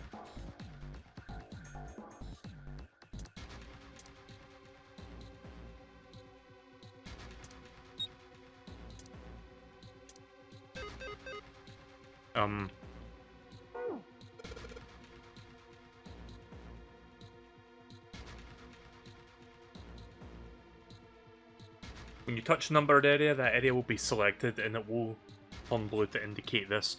Touching a numbered ball, and then after selecting the area will make the ball move to that area. You cannot move the red balls. You can only have 3 to 5 balls in a single area. So wait, 3 to 5 balls? That's impossible.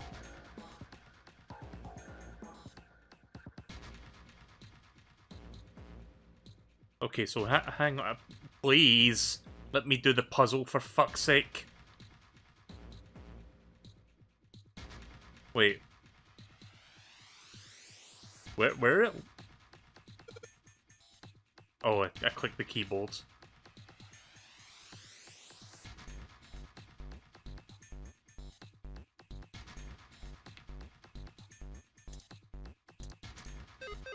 Ah!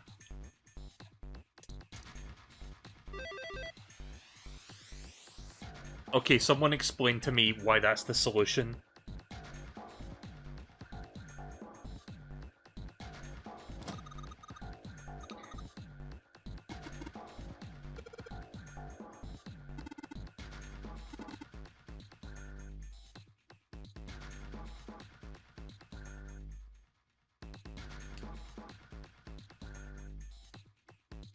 Oh. Wait, did I miss something back at the desktop?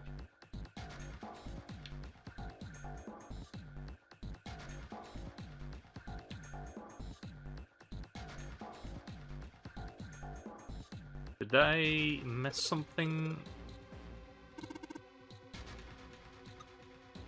Sorry, I wasn't fully paying attention to the text there. Did they tell me where to go next?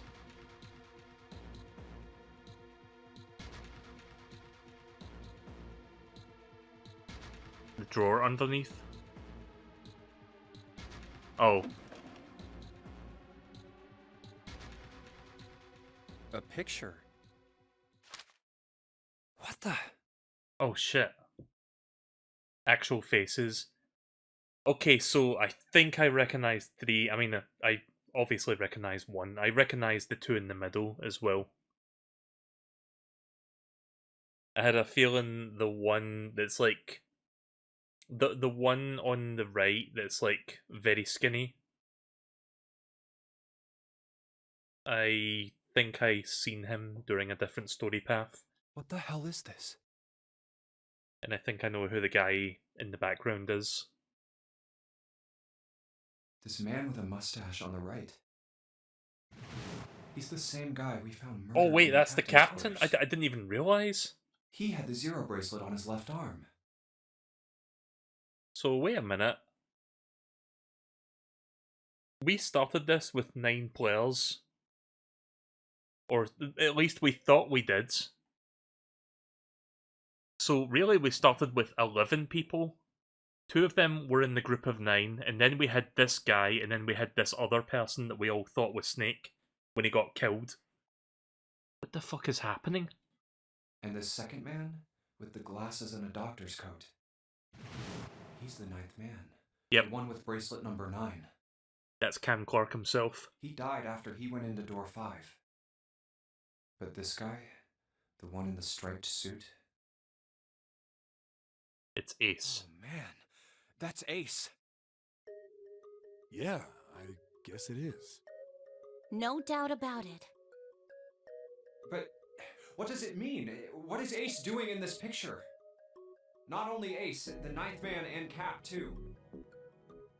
And they look happy, like they knew each other well. Why? How? I'm really curious. Like, Junpei somehow remembered the code from the other story path for some reason. Does he not remember, like, how the rest of that story went? Or is it just the code that he remembered because of reasons? How in the world are these 4 men connected? I'm guessing he doesn't. You say Ace is in that picture? Yeah, it doesn't look like it was taken recently though. Ace, the 9th man, and Cap all look about 10 years younger. It's explained in the game later. Ah. Ah, so the 9th man and the man you found murdered in the captain's quarters are also in the picture? You know, now that you mention it, I think I know what the answer is, but I'm not gonna say anything. Yeah. Is there anyone else? Or are there only 3 people in the picture? No, there's one more guy. He's got kinda long hair, he looks smart, but a little cold. He's the only one I don't recognize. What's the date of the photograph? It doesn't have one. Did you look on the back? The back? Yes, the reverse. The other side. Huh. Praying for the success of the Nonary project. With Nijisaki, Kubota, and Musashido. Huh. then the 4 men in this picture were the organizers of the nonary game 9 years ago. That means Ace, the 9th man, and Cap were all responsible for making it happen. But I feel like I should be more shocked about this. It's almost as if that's just how things were always supposed to be. Why? Why am I not surprised? Ace was the one in charge of the nonary project. But why? Why am I so calm? It's like I already knew. Ah, of course. I understand now. Ace was the CEO of Cradle Pharmaceuticals. He was the one who invented the game 9 years ago. He was Gentaro Hongo. Ace is Hongo? I had my suspicions from the beginning. Their voices were similar. Too similar to be a coincidence. I recognized his voice. It's obviously Raiden from Mortal Kombat. I could never forget his voice. It was the voice of the devil. I couldn't be sure, though. After all, I had no way to check. I certainly couldn't ask him. Also, the voice of the 9th man, he also sounded familiar. Oh my god, it's Liquid Snake! Even if I had known, however, I would never have told you. Oh my god, it's Leonardo from Teenage Mutant Ninja Turtles! Zero made it quite clear what would have happened if I did. Oh my gosh, I had no idea. Huh? I didn't know that Ace was Hongo. Oh, yes. I suppose you wouldn't have. 9 years ago, you were in Building Q in Nevada, but Hongo was in the Gigantic with us. I know. That's why I didn't know what Hongo looked like. But why? Why didn't you tell me? I mean, I'm your sister, right? You could have told me. I'm sorry. I apologize for keeping this from you. But if I'd told you, Clover, you would have told everyone else. And if you did, then I would have been forced to tell them about what happened 9 years ago. I had to prevent that. Hey, Junpei. You think I could borrow that picture for a sec? Sure. Hongo Kubota Nijisaki Musashiro. Hongo Kubota Nijisaki Musashiro. Hongo Kubota Nijisaki Musashiro. Hey, Seven, do you... Shut it! Just be quiet. He's trying to jog his memory. I'm this close to remembering. This close. Hongo Kubota Nijisaki Musashiro. Cradle Pharmaceuticals. Nonary project. Shit. What? What's wrong? Holy shit, this is nuts. What's nuts? I remember Remember what? everything. Everything? Yeah, I remember all of it. My memory's back. Oh fuck. Story time. I remember what happened before I got snatched. What? Let me tell you what happened. Like Snake said, Ace is Hongo. From the right, the other three are Musashido, Nijisaki, and Kubota. Musashido was the man with the cash. Nijisaki was Hongo's right-hand man, and Kubota developed the actual technical details of the experiments. How do you know all this? Come on, man, I told you, I finally got my memory back. No, that's not what I mean. I'm trying to ask you why you knew all this stuff in the first place, before you forgot it. You really want to know? Of course. Me too. This is gonna take a while. Hell, it'll probably take me a good 3 days to tell you everything. Well, we don't have 3 days. Just give us the short version, alright? Short version, huh? Alright, fine. I'll give it a shot. No promises, though. I'm a detective. It's a little awkward to say this about myself, but you could probably consider me a lone wolf type. I hold to my own code, because I think doing what's right is more important than doing what you're told. That's why I followed my gut that night. A slim lead brought me to the wharf. It was 9 years ago. The wharf had been cold as fuck, and I could barely see squat. I was investigating a mess of kidnappings, all of them children. It all had one thing in common. A history of visits to one particular hospital. A hospital under the management of Cradle Pharmaceuticals. Of course. And my investigation had turned up evidence that Cradle had been involved in the kidnappings.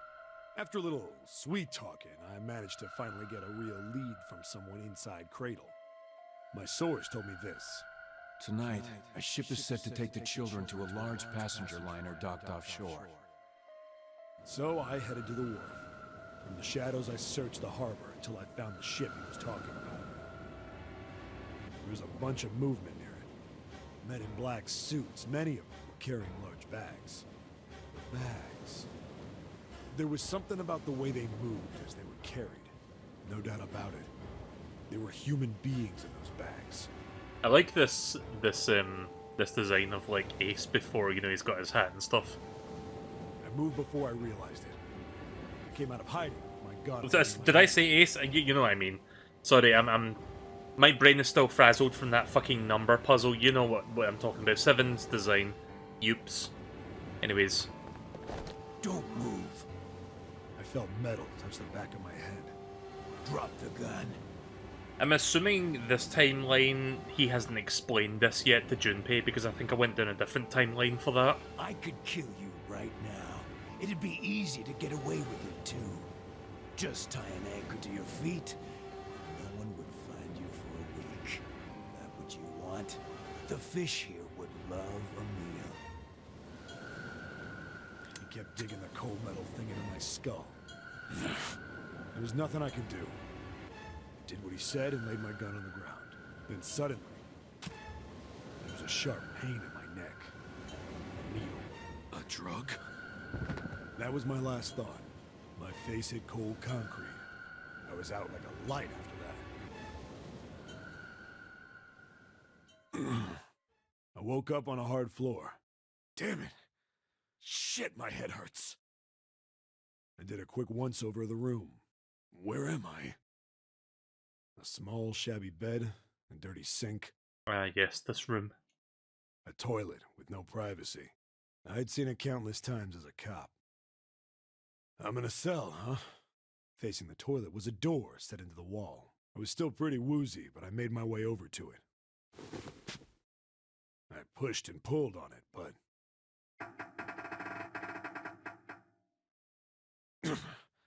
it won't open. Not like I expected much else. Would be dumb enough to put me in a cell and leave it unlocked. Threw myself against the door a few times, but it wouldn't budge. I knew it. I gave up and made my way back to the bed, and sat down.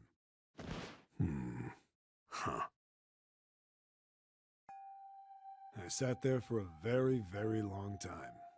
Who knows how long. Then, I heard a faint voice. The voice was far away. I couldn't understand what it was saying, but I could hear one. It was pretty high, probably a little kid. Huh? No, it was several. I hear 5, or 6, maybe more. Where? Where are they coming from? I pressed my ear to the wall and tried to listen through it. No, that's not it. Left. It's coming from under the bed? I hauled on the metal frame and flipped the thing over. And there it was. The bed had hidden an air vent under it. The hole in the wall was covered by a metal grate. I dropped flat on the floor and peered through the grate. I couldn't see shit, but I knew it in my gut. This was where those voices were coming from. Hold up. Why are there kids here? But then what my inside man told me popped into my head. Tonight, a ship is set to take the children to a large passenger liner docked offshore. Whoa, whoa, whoa. Am I on that ship? It didn't matter. All I knew was I had to get to those kids. I checked out the metal grate. Could I fit? I stuck my fingers in and grabbed it. And then...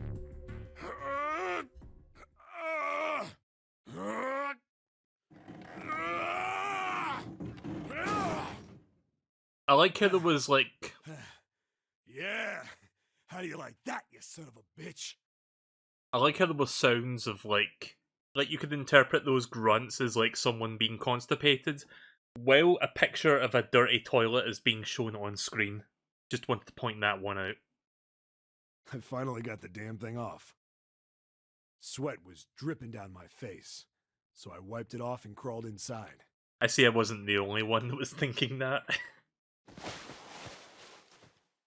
The first bit or so was tight. I had a wriggle on my belly. It'd wind up eventually, and there was space for me to crawl along on my hands and knees. FecalFunny.com. I went from crawling like a worm in dirt to skittering like a bug.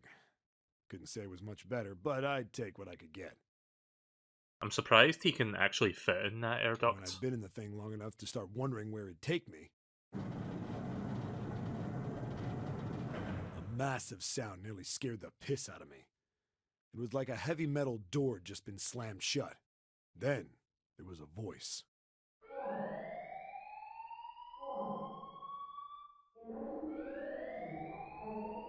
Oh, fuck.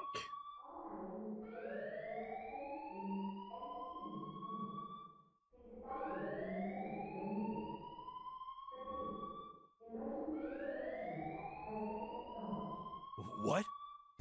I wasn't sure what it meant, but anything with incinerator is bad news. Then, almost as if that was a cue, I heard a mess of young-sounding voices. A bunch of them were straight up screaming in terror, and all the sounds together made a howl that made the hair on my neck stand straight up. Damn it! What the hell is going on here? I scrambled through the duct as fast as I could. I made a giant racket, but I didn't care at that point. I soon found a metal door on the left side of the duct. The kids were screaming on the other side. I found it. I yanked the handle and threw the door open. I almost ripped the metal off its hinges. What the hell is this place? I couldn't believe what I saw. The room had a dome up top, and there had to be about 9 walls, all the same size. Up in the ceiling was an upside-down funnel, almost like a chimney. I looked down. There they were, the kids I'd been searching for. They all gawked up at me, suddenly silent, for the moment, from surprise and fear. Scared of the room or me, I couldn't tell. Probably both, actually. Not like I can blame them running into a mug like this when they're already scared shitless. I snorted at my own dig at myself and turned to the kids. Don't worry, kids, I'm not your enemy. I'm one of the good guys. All of them stood there, frozen. Well, except one. He does kind of look like Larry Butts. Holy shit. I can't unsee that now. He was a boy, slightly older than the others, in a private school uniform. Who the hell are you? He stepped forward and glared at me suspiciously. I'm a detective. I'm here to rescue you. It looked like they relaxed some the second I got the words out. How are you gonna help us? Where's the exit? There isn't one. The doors we came in through won't open, and the door over there... He kind of cut himself off. I think he was considering something before he changed his mind. Yeah, I think that's Snake. Anyway, there's no point. We can't all get out of here. If we don't get out of here, we're gonna be burned to death. Sounds like a younger Snake. Burned to death? Can't you hear it? That voice said the incinerator's gonna start up soon. So...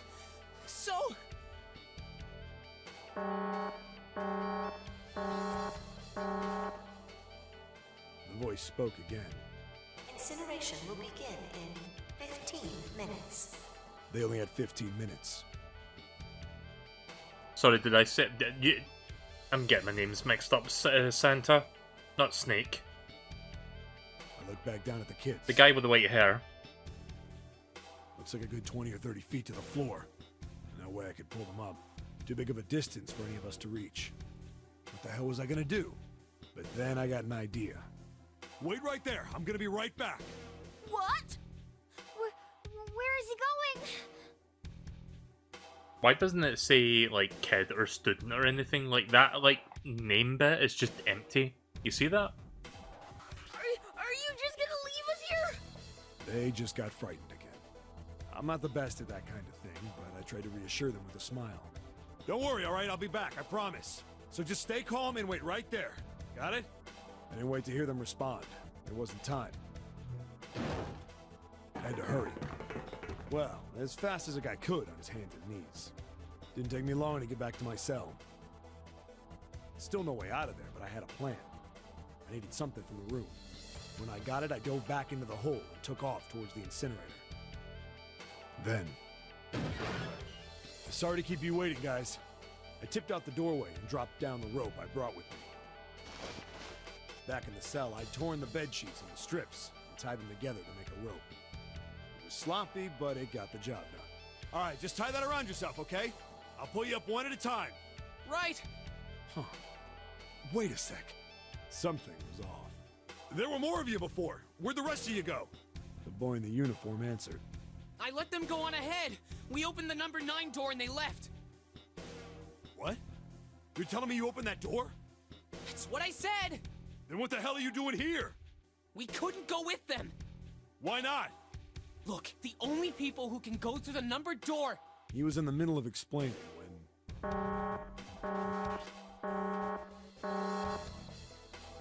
Incineration will begin in 5 minutes. Yeah, now's not the time for explaining. The wall shook a bit from the voice bouncing around. Look, that can wait, all right? Just get us out of here! Right! I grabbed onto the rope. First one I pulled up was a girl with a ponytail. Next was a girl with a red necktie. A boy in a jacket came after. He said he'd climb up on his own. The boy in the uniform was the last up. Like the other kid, he climbed up the rope himself. He looked pretty scrawny, but I guess he was stronger than he looked. He moved fast, but when he was almost to me, we heard some knocking. Everyone looked at the door. It had a thick, square window set into it. On the other side, an angry face was staring in. God damn it! What's going on here? What the fuck? Why is the room empty? Where the hell are those fucking kids? Oh shit, I recognize that voice.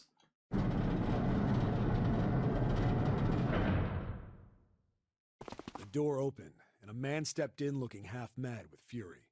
I recognized his face. I saw him many times in photos during my investigation. The man's name was Gintaro Hongo, the CEO of Cradle Pharmaceuticals. Hongo saw the boy hanging from the rope. Yeah! It was like he was an animal. He lunged for the rope. Hurry! I know! The boy in the uniform booked it up the rope. You son of a bitch! Get back here, you little shit! 15 feet. 10. The second I could reach the kid, I grabbed him. I hauled him up and tossed him into the duct behind me. No! Hongo had lost it. His face didn't even look human. It was like the bastard pulled off his fake face. He was really a terrifying devil or some kind of damn monster. I quickly reeled in the rope, leaving a furious Hongo yelling at me from the floor. You fucking bastard! You won't get away with this! How dare you compromise this experiment! Experiment? What experiment?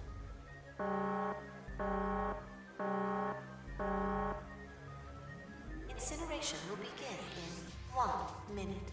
Hey, old man! What the hell are you doing? Hurry up! The boy in the uniform was trying to get my attention. I may have thrown a salute in the raging asshole's face before I closed the door behind me. Nice.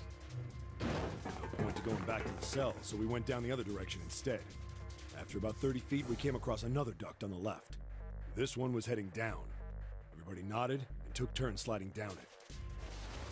The duct emptied us out into a narrow hallway. There was a door on either side. The one on the left was a normal double door. But the one on the right was familiar. Uh-oh. It had black and yellow stripes, and a device next to it on the wall. A plate on it read, Incinerator. Incinerator? Yeah, that's where we were. It was the girl with the red tie who answered me. We were inside an incinerator? Yeah, Hongo might still be there. It looks like it's been shut off, though. Wait, what? If he's still in there... Yeah, that's not good. That meant we better. We gotta get out of here. Go to the other door, hurry!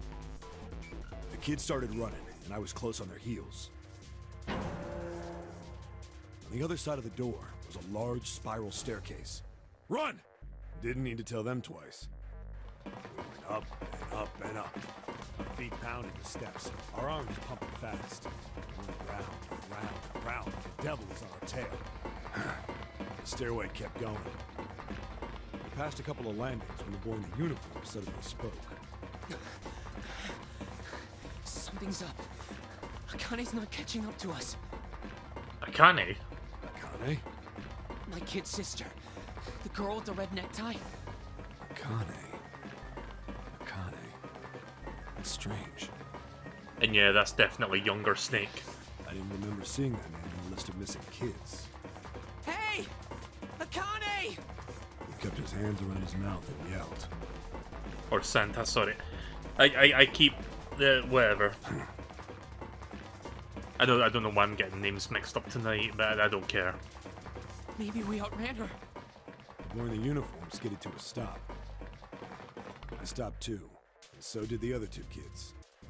Like that one puzzle that I got stuck on for 40 plus minutes, I think that fucked up my brain tonight. Oh, sorry, you're talking about the guy behind him? Yeah, I guess that is Snake. When did we do that? Well, we passed a couple big rooms on the way here. Maybe she took a rest in one of them? Sorry, I was more drawn to the guy in front of Snake, but yeah, I guess that is Santa and Snake. No, that's impossible. Sorry, Grandpa. You keep going. I gotta go look for her downstairs. He turned to go. Hey, kid, wait! God damn it, I said wait! I don't think the kid even heard me. Fuck! I spun around to the boy in the jacket, the girl with the ponytail. I'm going after him. You two keep going, all right? You got it? The girl nodded and ran up the stairs. But the boy... I'm going with you. I didn't have time to argue. I just nodded and took off down the stairs. I could hear him following me. He ran all the way to the bottom floor, calling for her. Akane. God damn it, where the hell did she go? I didn't mean to. I pressed the A button too soon, whatever. I could tell the kid was frustrated. And then suddenly... Help me! Somebody help me! We heard a girl's voice. Akane! The boy in the uniform threw open the door and leapt into the hallway by the incinerator. We rushed in after him. I couldn't for the life of me believe what we were seeing. That bastard Hongo had Akane by the arm. Oh, shit. Forcing her into the incinerator. Come on, goddammit, move! No, I don't want to!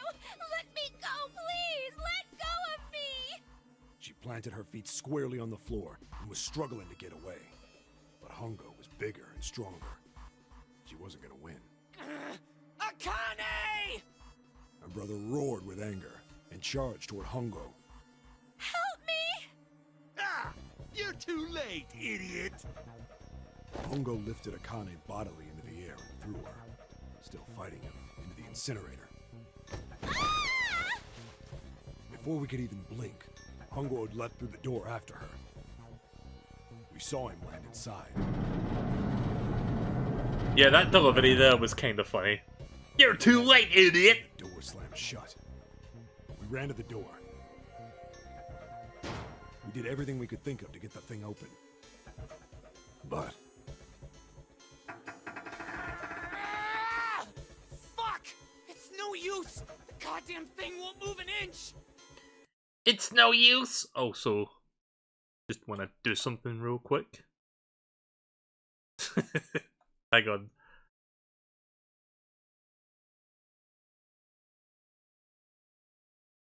This is basically how I felt doing that fucking puzzle like half an hour ago.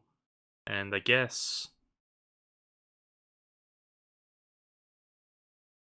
also this face as well. Yeah, sure.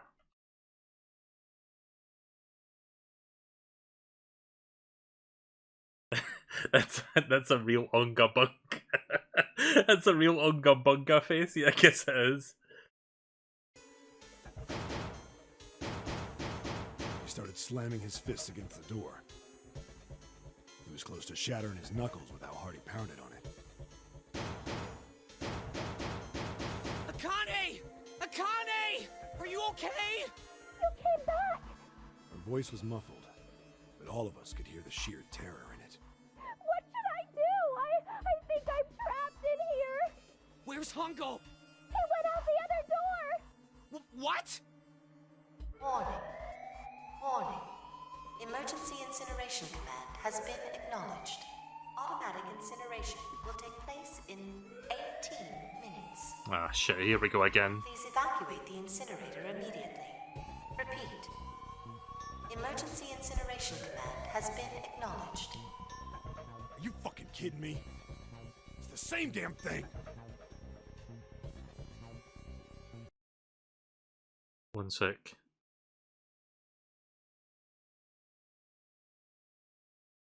You know when I say that, we're gonna have some fun.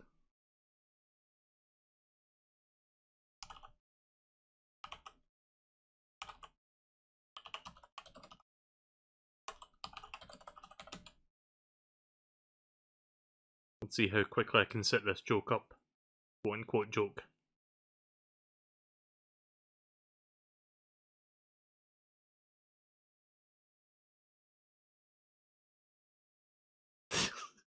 I think most of the people here know exactly what I'm going to be doing, which is the funny thing about it.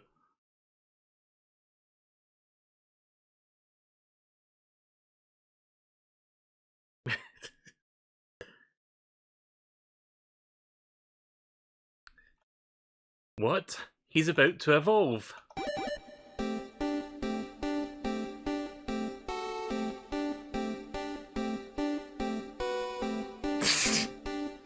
Too soon. Sadly, the music doesn't cut off there, it just goes on for like a minute. But yeah, you get the idea. Like, when I was flicking it back and forth, I was like, wait a minute, I could make a joke out of this. Yeah, we're here. Just hang on, alright? We're gonna figure out a way to save you. His words would have seemed like a sick joke to him if she didn't even see how white and bloodless his face was right then. Geodude has evolved into Grappler. I shouldn't be making jokes like this, like, during this story part, but whatever. As a streamer, sometimes I like to entertain.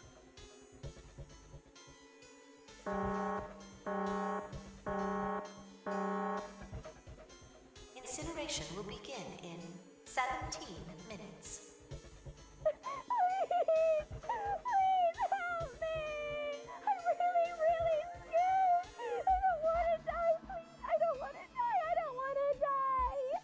It's gonna be alright. I'll figure something out. I promise. I promise, okay?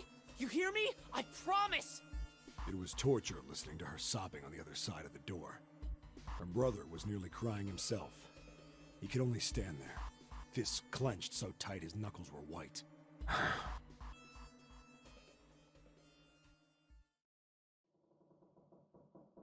And then what happened? What happened then? Come on, man. Put yourself in my shoes. It doesn't end good. You think I want to remember that? Then... Yeah. Shit. If I'd known it was gonna be like this, I almost wish I hadn't remembered. Hey, are you sure? Huh? Look, I don't want to ask this either, but there's something I don't get. So if you could just tell me, did that girl, Akane, really... Yeah, I'm sure. There wasn't anything we could do. After a while, the countdown ended. And we heard something... burning. The fire stopped, but we still didn't move. Me and the jacket kid were frozen. The boy in the uniform collapsed as if he couldn't hold himself up anymore. A few minutes passed. The door opened.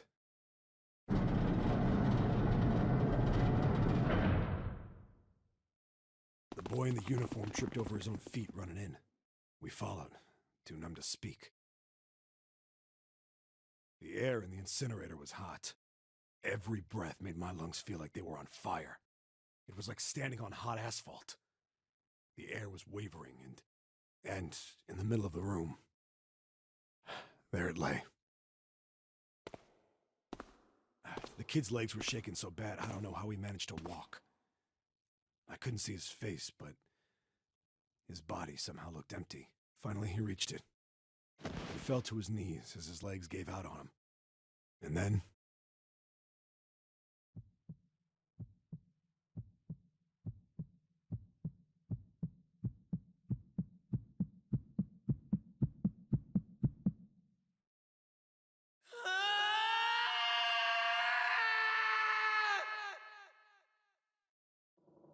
fuck.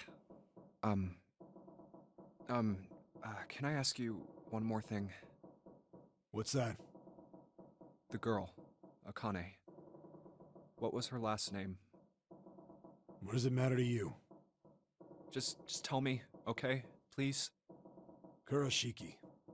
Her name was Akane Kurashiki. What? How? Kurashiki is the girl that I know right now, right? Wait. You were there that day, weren't you? What? The tall kid in the jacket. That was you, wasn't it? What? Yes. Oh wait, I thought he was asking Junpei. Correct, detective. Okay. Fuck. Don't misunderstand me. I told you before how Zero threatened me. There was nothing I could do. I couldn't say anything about what happened 9 years ago. So you're saying you're not working for Zero, right? Of course not. Clover, what about you? Hey, come on! You really think I'm working with Zero? I told you before, you idiot! I was in Nevada, in Building Q. I did hear that a detective rescued the kids on the boat, but I didn't know it was you. Well, I guess I believe you. Alright, let me ask you another question. Santa's real name is Aoi Kurashiki. Oh. He's Akane's brother. You know that? No, I didn't. Did you? Well, yes.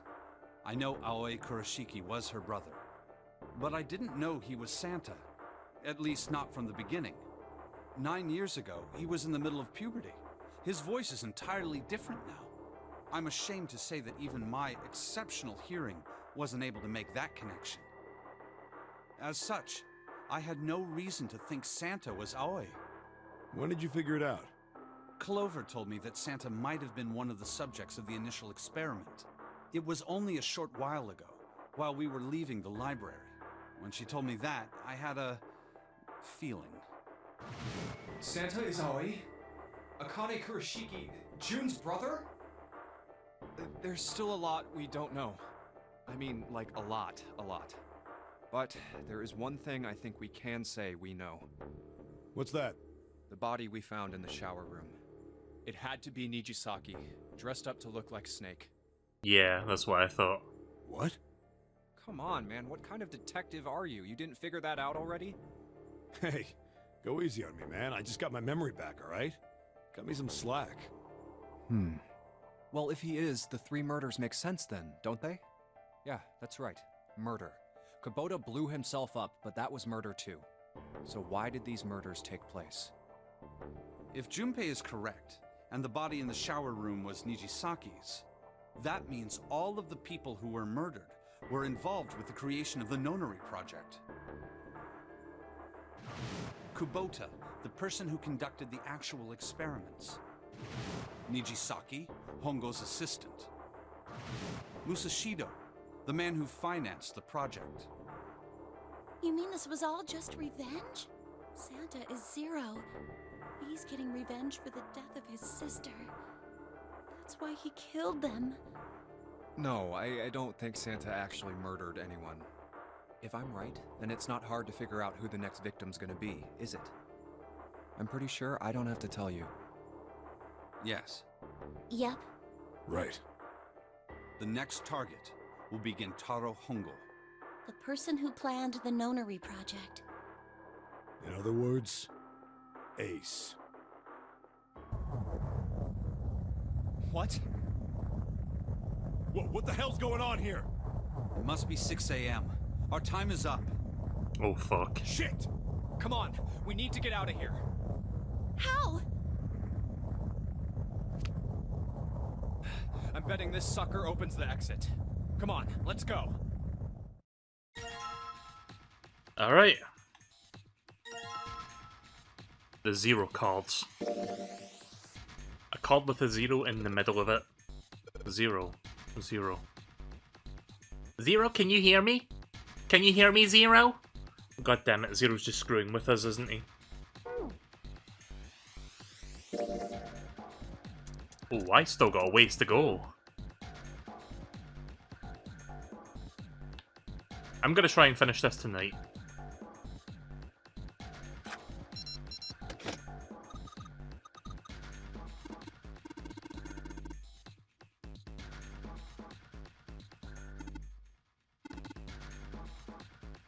Before I open that, what was the thing that I got? Ah, here it is. Picture taken 9 years ago. An old picture, it was in the drawer in the desk in a small cluttered room. It is a picture of the 4 people who created the Nonary project. On the back it says the following: praying for success of the Nonary project with with Nijisaki, Kubota, and Musumuru. Sorry, I am bad at reading Japanese names.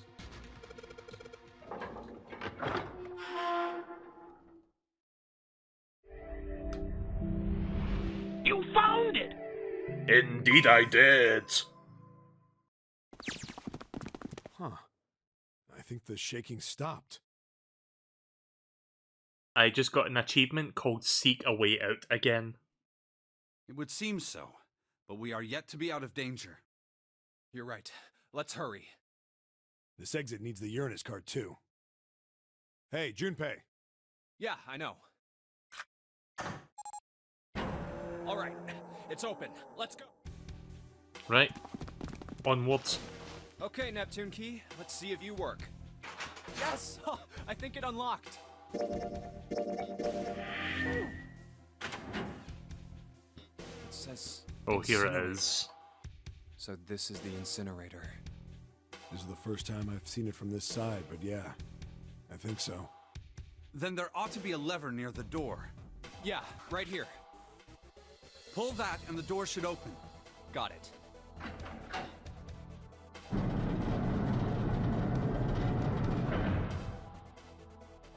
Let's go.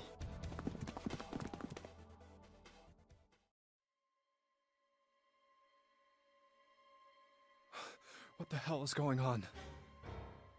What's wrong? Are you okay? Jumpy, you came to get me. Of course I did. I made a promise. I'm so glad you're here. So glad. I still don't understand. Like, if Akane died, then who the fuck is this? Hey, what happened to you? I'm fine. I just fainted. I wasn't feeling very good. I'm feeling a lot better now, though. Are you sure? Yes. I just need to rest a little longer. I'm sure I'll be fine. You shouldn't worry about me. Santa. The hell happened to Santa? Hey, where is it?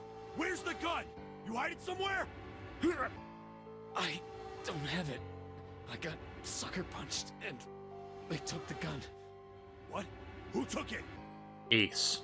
What? Isn't that obvious? I took the gun. Yeah. God damn it. Ace. We are back where we fucking started on this timeline. Just what the hell do you think you're doing, Ace? Or maybe I ought to say Gentaro Hongo, CEO of Cradle Pharmaceuticals? You have me at a disadvantage, and I don't like that. You know me, but I don't know you. Do you have any idea how much I've suffered? Can you even begin to understand my pain? The pain of prosopagnosia, right? Another irritating insect. And how do you know that, Good question. No matter. If you don't want to answer, it makes no difference to me. This is a waste of time anyway. It's time for me to go. First is 1. Give me your hand. 8. And with this... 9. The 9 The bracelet. ninth man. Kubota's bracelet. I believe I've won this game. I've had quite a time playing with you. I must thank Zero, I suppose. Wait, what? Ace doesn't know who Zero is. What? What the hell are you planning, Santa? At any rate, this game ends now. I will escape, and the rest of you will have a slightly less pleasant ending. I suggest you enjoy your final moments. Goodbye. Wait! What? Why isn't it opening? Oh, wait a minute. I think I know why. I don't think that's the 9 bracelet. One more time. Now open!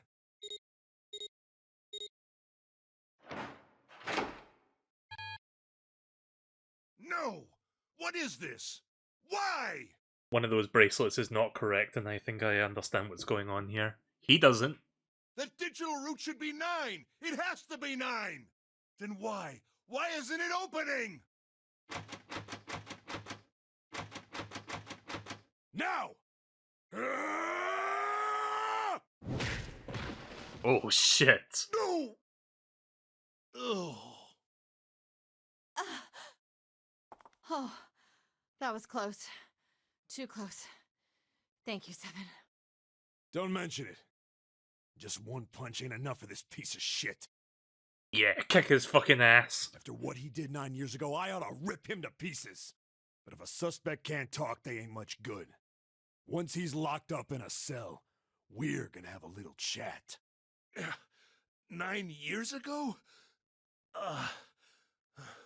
Then you must be... Yeah, you finally figured it out, dumbass. You know what? I know I took it back last time I streamed this, but I'm going to untake it back. He really is a dumbass, isn't he?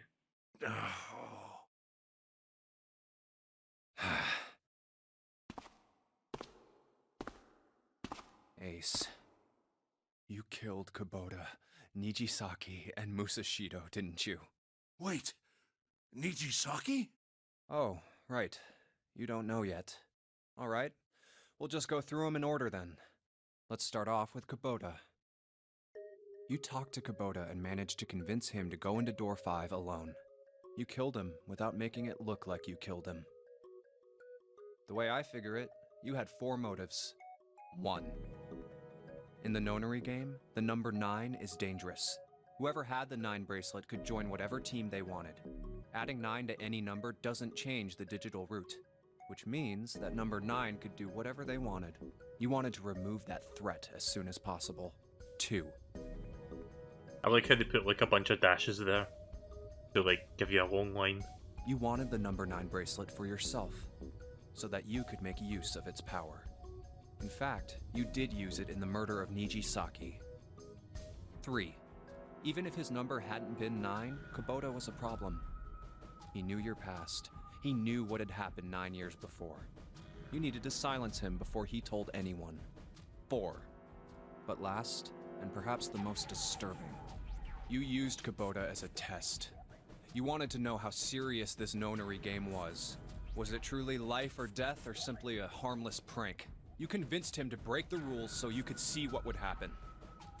Used him as a guinea pig. That was why you killed Kubota. But he was only the first. Next was Nijisaki.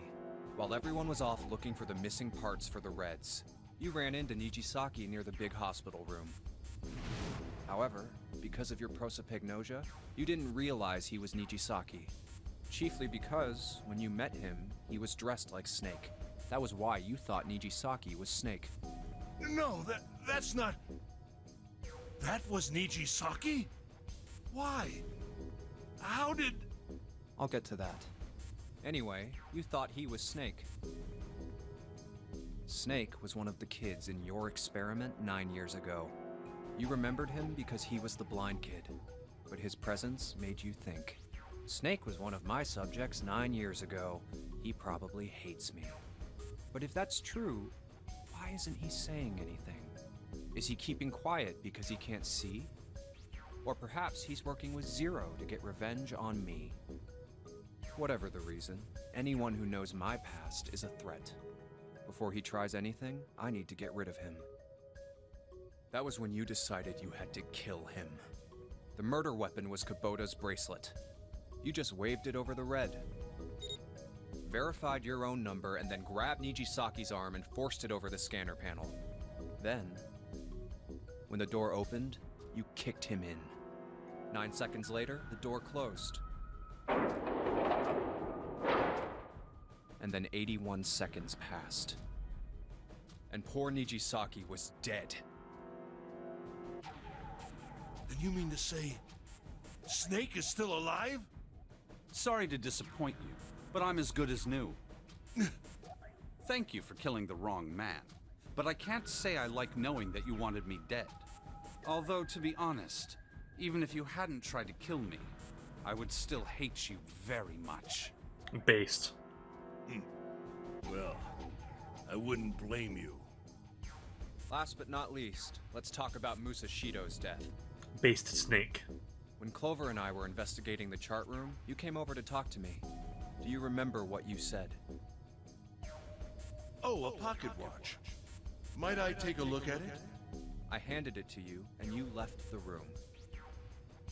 You had been in charge of the Nonary project. Of course you would have known the solution to every puzzle, which would mean that you also knew how to get out of the wheelhouse. All you had to do was place the watch in the indentation on the door to unlock it. With the door open, you could enter the captain's quarters. Musashido was there. Conveniently placed next to him was an axe that practically begged you to kill him with it. You picked up that axe and buried the blade deep in the other man's chest. One blow was all it took. And then you returned to the chart room as if nothing had happened. There was something I wanted to speak with you about, Junpei. Could you come with me for a moment? I had no reason to say no, so I followed you to the wheelhouse. When we stepped inside, remember how you slipped your hand into my vest? You pulled out a piece of paper, the one I used to cheat during the vote. But that wasn't really what you were after. Your true purpose had been to slip the watch into my pocket. It wasn't a very good plan. Had way too many holes, and someone saying the wrong thing could have brought it all down around you. You must have been desperate. But what made you willing to risk it all to do it? Ace, Musashido's murder is the only one I don't understand. You obviously did it, but why? Because of this. What's with the paper? Just read it. Let's see. Number 1. There are 2 ways you might survive this ordeal. The first is to win the Nonary game. The second is for you to confess your sins of 9 years past. I have prepared a camera in the captain's quarters. The images captured by that camera will be streamed through a satellite and distributed across the world. Simply look into the camera and repent. Once you have confessed everything, I will release you from this ship. To make your confession more credible, I have left you a witness in the captain's quarters. Perhaps he will confess with you. The decision is yours. Do as you please. 0. When I awoke in that room on D-Deck, I found that in my pocket. That was why I chose door 1 when we voted. If I went through that door, I knew I could get to the captain's quarters. As you said, I knew how to enter the wheelhouse. My plan was to find the pocket watch before anyone else. If I could, then my alibi would be set. At least, that was the plan. Unfortunately for me, you got to it first. That sleight of hand was the best I could manage on short notice. You meant to kill him from the beginning then? Musashido, I mean. I only knew Musashido was the witness after I reached the captain's quarters. I asked him, and he answered. He seemed groggy. Perhaps he had only just awoken from sedation. I suppose Nijisaki was in much the same state. He seemed confused and disoriented when I encountered him. But yes, you are correct. I intended to kill him from the beginning, even though I didn't know who he was. I proceeded to the captain's quarters in order to remove this so-called witness. Ace, you figured it out, haven't you? You were being manipulated. Yes, so it would seem. I was little more than a puppet, in many ways. Everywhere I went, everything was already prepared. The Reds in the large hospital room were dismantled. Nijisaki was dressed like Snake. There was an axe in the captain's quarters. Musashido was delirious from the anesthetic, so he couldn't fight back. Nijisaki as well. In retrospect, I can't understand how I could have fallen into such a simple trap. But yes, this was a trap. It was Zero's trap. And I fell for it, hook, line, and sinker. I did everything he wanted me to do. Yeah. By manipulating you, Zero was able to kill 3 people and keep the blood off his own hands. All of this was revenge for what happened 9 years ago. That's why this nonary game happened. Am I right, Santa? Oh, fuck. Huh? What the hell are you talking about? I don't know any... Ain't no point trying to play dumb anymore, Santa. Actually, I guess I should call you Aoi Kurashiki, huh? My memory came back to me, kid. You're Aoi Kurashiki, no doubt about it. Never thought I'd be back in this room talking to you. But hey, I guess this was all part of your plan, right? After all, the person who planned the nonary game this time around was Zero. And Zero's you. Looks like you really do have your memories back, huh? Well, I guess there's no point in hiding it then, huh? Yeah, you got me. I'm Aoi Kurashiki. I was one of the kids in the nonary game 9 years ago. I made it out. So did Snake over there. But there's one thing... No, I guess there's 2 things you got wrong. Number 1, I ain't Zero. What? He's not? Wait, what? Sure, I was helping Zero out, but I'm really more of an assistant, like a secretary. But an assistant's only an assistant. I didn't come up with all this. All I did was follow Zero's orders. Then, if you're not Zero, who is? Calm down there, Junpei. Didn't I say 2 things? You made one more mistake. Junpei, you just said, all of this was revenge for what happened 9 years ago. That's why this nonary game happened. But that's not it. Revenge isn't the only purpose. Oh? There's another reason you guys were playing the nonary game. To save someone. What? Save someone? Right. You were brought here to help my sister. To save Akane. What the hell are you talking about? Akane Kurashiki died 9 years ago in this room. I was there. I saw... What? What the hell? Where is she? Where's Akane Kurashiki? Ugh! Oh, my head! My head, it feels like it's gonna pop. 7! What the hell is going on? I don't know. I just... Oh! I swear to God, my head feels like it's about to explode! What was the nonary project? I'm sure you know already, but I'll tell you one more time. It was a project designed to test a particular phenomenon. And what was that phenomenon? Photogenic, metagenic, whatever the fuck it was called, I forgot. It's a very weird word. For 2 organisms to communicate with one another in the absence of physical contact. The morphogenetic field theory. That one. Could human beings use these invisible fields to exchange information? That was what this experiment was conducted to determine. There were 2 separate locations. One was the Gigantic, and the other was a building in Nevada called Building Q. The 9 children trapped in Building Q were faced with numerous puzzles, copies of identical ones on the Gigantic. They were told to send their answers into the morphic field set and transmit them to their brothers and sisters on the Gigantic. The transmitters were put in Building Q, and the receivers were put on the Gigantic. Each sibling pair was supposed to be split up, but there was a mistake. Akane was a transmitter. She should have been in Building Q. However, for some reason, she was placed on the Gigantic with the receivers, like me. Perhaps she was mistaken for someone who was supposed to be in Group A. Whatever the case, Akane ended up on the Gigantic.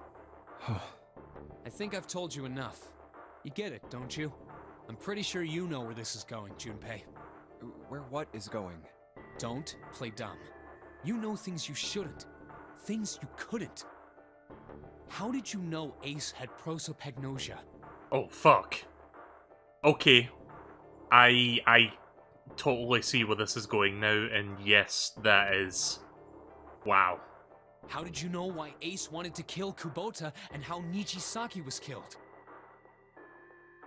It's fucking morphogenetics. What's that thing? It's... fuck, what was that meme? Nanomachine son? It's morphogenetics son. Were you surprised when you found out Ace was Hongo? And what about the coffin Snake was trapped in? How the hell did you open it? Well, that's...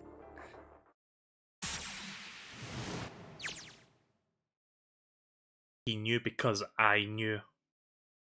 Junpei was receiving information that I sent to him through the morphic field, so... It's simple, really. How do I know the alternate futures, then?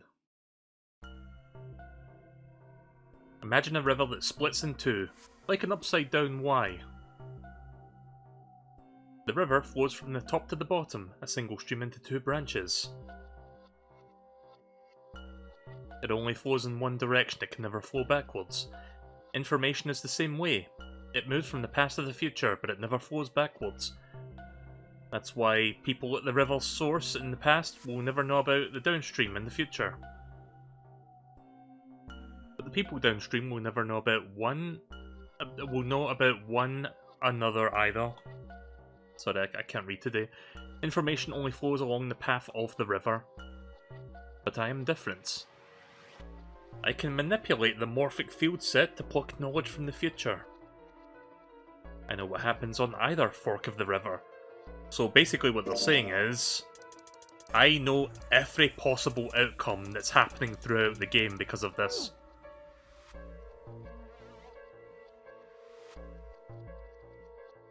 Even though the people on either fork know nothing about another. Now, who am I? I am I, the ninth letter of the alphabet. But I am also zero. No, that's not true. I'm not really zero. Not yet. Perhaps you could say I am less than zero. Zero is my future. In 9 years, I will be zero. In 9 years? What? Where did she go? June. No, Akane. Where did you go? Santa! Why is Clover... Oh shit. Freeze. Santa's got the gun. Guess he picked it up when we weren't watching. You found it! Indeed I did. Looks like he's turned the tables on Ace, though. Wonder how he likes having a gun to his head. Get up.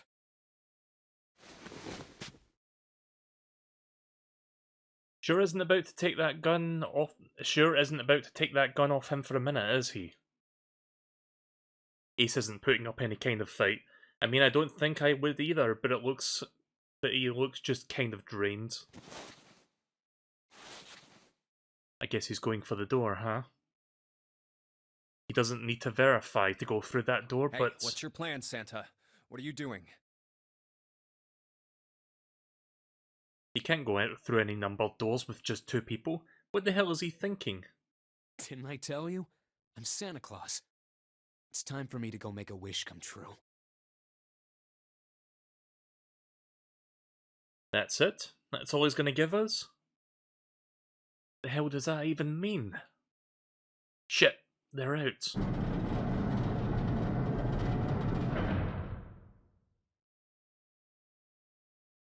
And now the gate is shut. Looks like the rest of us are stuck in here. They're all looking at me. At least Seven's headache is gone. He seems to be alright. Well, I guess there's no harm in trying. Let's see if this Damn. door still opens. Well, it looks like this door isn't opening anytime soon. Oh, you mean we're trapped? So it would seem. What the hell is Santa trying to do? Oh my gosh. Oh my gosh, what? Have you considered where we are? There can really only be one thing Santa would do now. No. No, you can't be serious. Oh, but he is.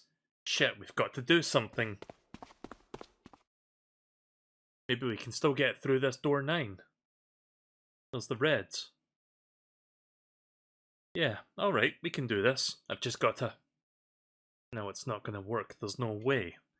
The 5 of us can't open this door. 2 plus 4 plus 5 plus 7 plus 8 equals 26. 2 plus 6 equals 8. Is there any other combination that will Junpei, work? Can I borrow your pen and notebook? Sure, why not? I don't think I'm going to need them ever again. Well, she certainly looks purposeful. This is weird that I'm like having to start reading some of this stuff now. Looks like she's writing equations, a lot of them. Huh? Man, she doesn't look very happy. What? Hey, no need to be ripping pages out like that. Jeez. What the hell are you doing, Clover? Give me that! Alright, at least 7 got it away from her. Maybe now I can get a look at what she was writing. Let's see.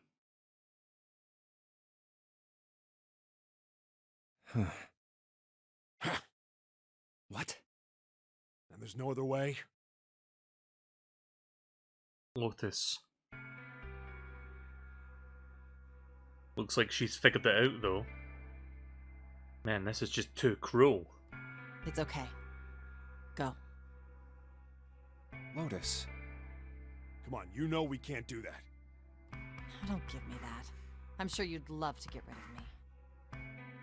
God damn it, you idiot! Whoa, where the hell did that come from? Looks like she expected just about as much as I did. Without... if you're not... Look, it'd be bad, alright? For a cop, he sure doesn't seem to have much confidence. Dad? Yeah. If there weren't assholes like you around, I'd be out of a job. Uh-huh. Look, I'm just not leaving you behind, alright? End of story.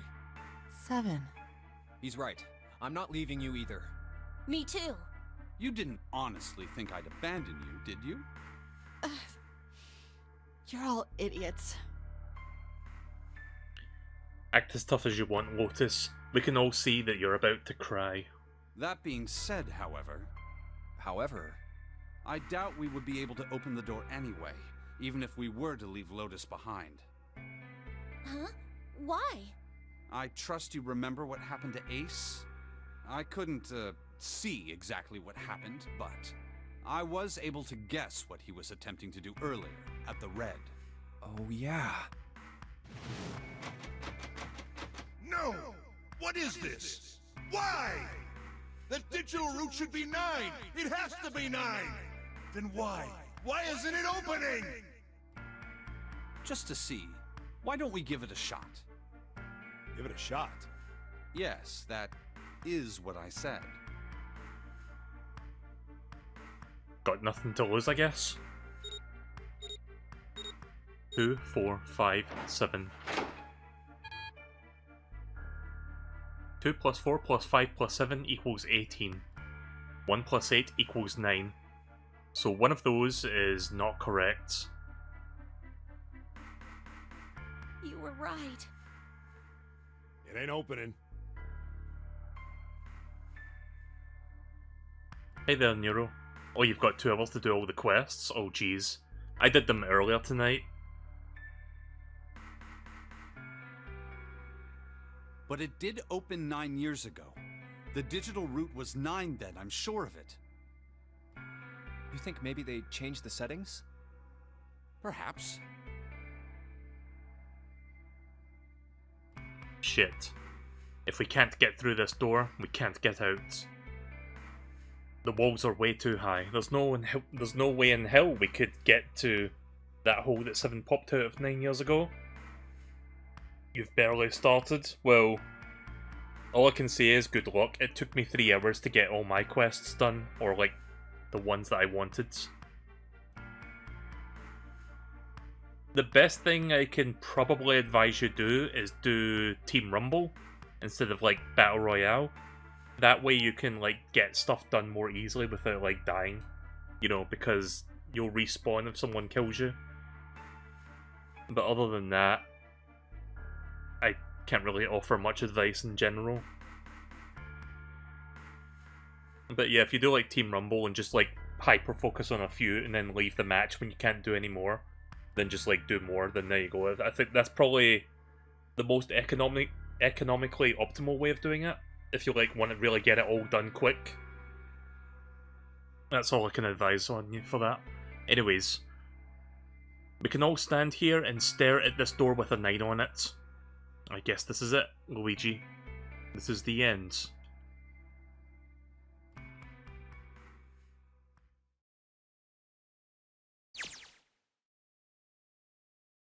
I was watching.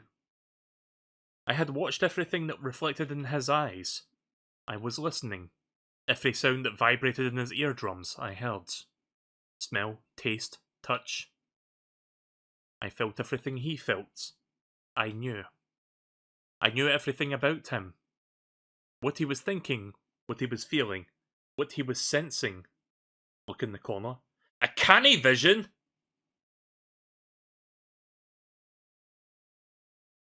All of his feelings and worries and fears became mine. My mind, my consciousness, was inside of him. Through the morphic field set, we were resonant, and we were as one. I was him, and at the same time, I was an observer.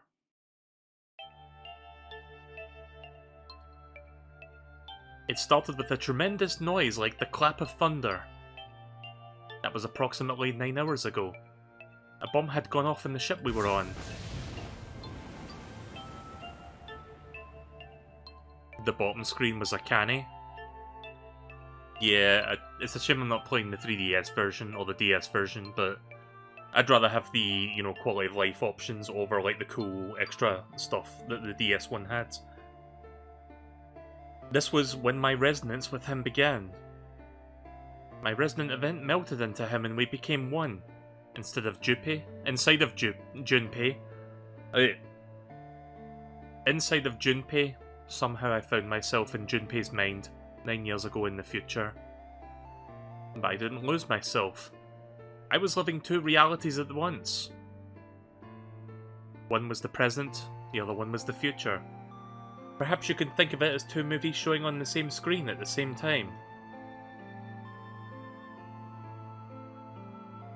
Eventually it becomes difficult to separate them and determine which movie is which.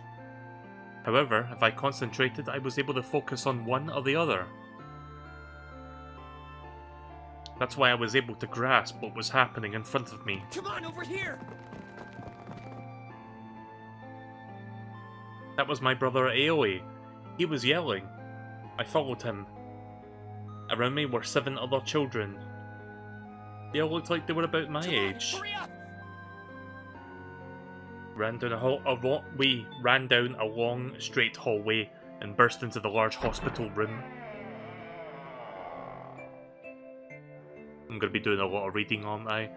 Everyone was arguing. 2 of the boys got into a fist fight. A girl was watching them. A girl watching them began to cry. I want to go home, she cried. I want to go home. Another girl slapped the crying girl and... See, this is why I don't like reading, and I'd rather have, like, voice acting do it for me, because I am fucking garbage at reading. I am worse at reading than I am at solving that puzzle from, like, 2 hours ago. Anyways, another girl slapped the crying girl and glared down at her. It has been 2 hours since the Nonary game began. We were starting to fall apart.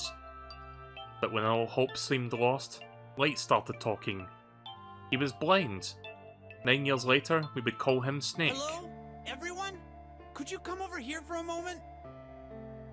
He was older than most of us, and his voice had authority and dignity. The fights died down and we gathered around I have him. a little sister. She is very important to me. Right now, she is over in Building Q, and is desperately trying to send information over to me.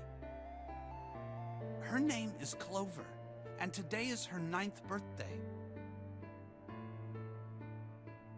As he spoke, he pulled in something from his pocket.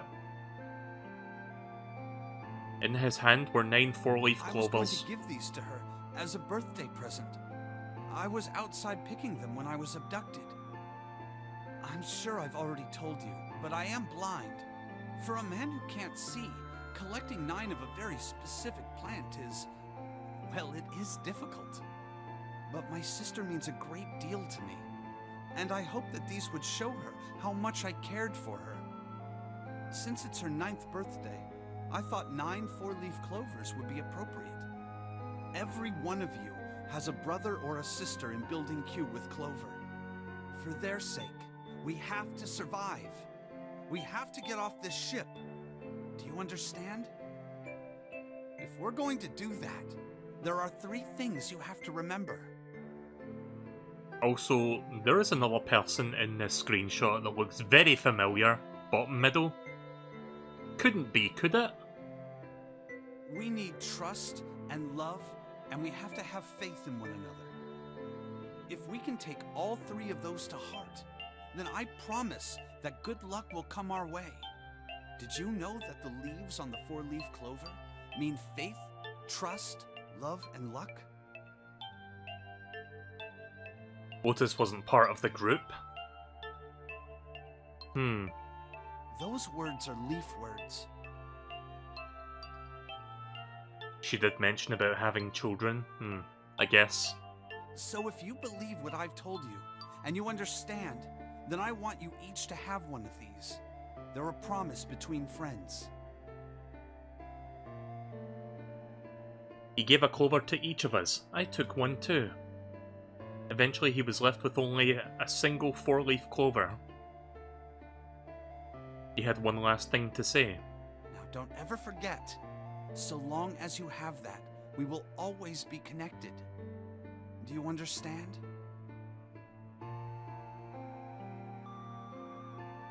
When he finished, the tension of only a few minutes ago were gone. We were calm.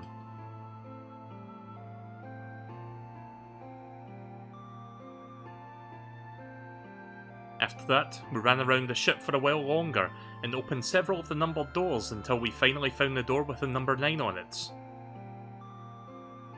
In fact, there were 2 doors with 9 on them, and we found them in the chapel. We split into 2 groups and walked through the doors.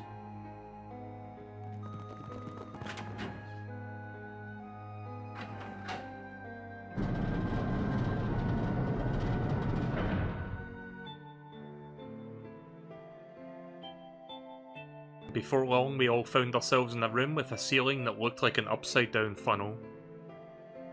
For some reason, this room had another number 9 door. This time there was only 1. But if there was only 1 door, that means that only 5 people could escape. What are we gonna do? There aren't any other doors! We began to panic. Then, as if things had not gotten bad enough already,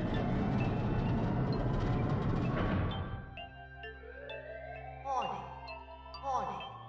Emergency incineration command has been acknowledged.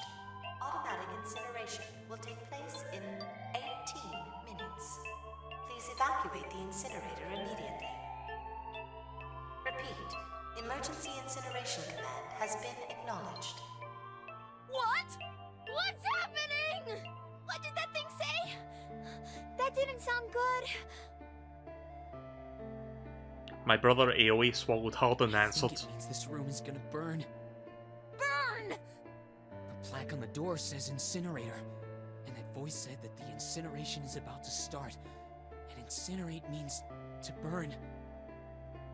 No! Help me! Abject terror had filled the room, and everyone began to scream and cry. Every pair of eyes were filled with despair. Then, High up on the wall, a door opened and a man appeared.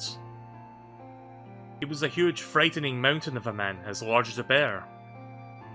9 years later, we would call him 7. Don't worry, kids, I'm not your enemy.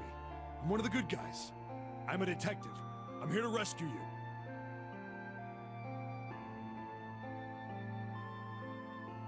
The rest happened just like 7 said it did. The 4 of us who had stayed behind were saved by 7. We crawled through the vent that way away from the incinerator and slid down into the hall. We came out on the other side of door 9. On the wall opposite the door was a set of double doors. We went through those and began to run up the spiral staircase. As we ran, I led the way. Behind me were Nona, my brother, Aoi, Snake, and 7. The other children were the one who ran through door 9 before us, and they were all up ahead. I could hear them cheering each other on. We ran, and ran, and ran. We leapt across as many stairs as we could and kept on running. The stairs spiraled upwards like a tornado. Eventually, I pulled ahead of the rest. Perhaps Nona had slowed them down. I didn't want to lose them, so I slowed down as well. I didn't stop, but I glanced over my shoulder from time to time to see if they had caught up. That was when I realised. No, where is it? Did I drop Jumpy's present? Jumpy? I knew I had it with me when we passed through that vent. Then I had dropped it. Then had I dropped it as we slid out? I had to go back. I had to. But I knew I couldn't tell the others. They would stop me, I was sure of that. I didn't stop to think. I simply moved. I ran to the central hall, the room that had connected to the other areas of the ship. I hid in the shadows, and moments later I felt a rush of wind as they ran past me up the staircase.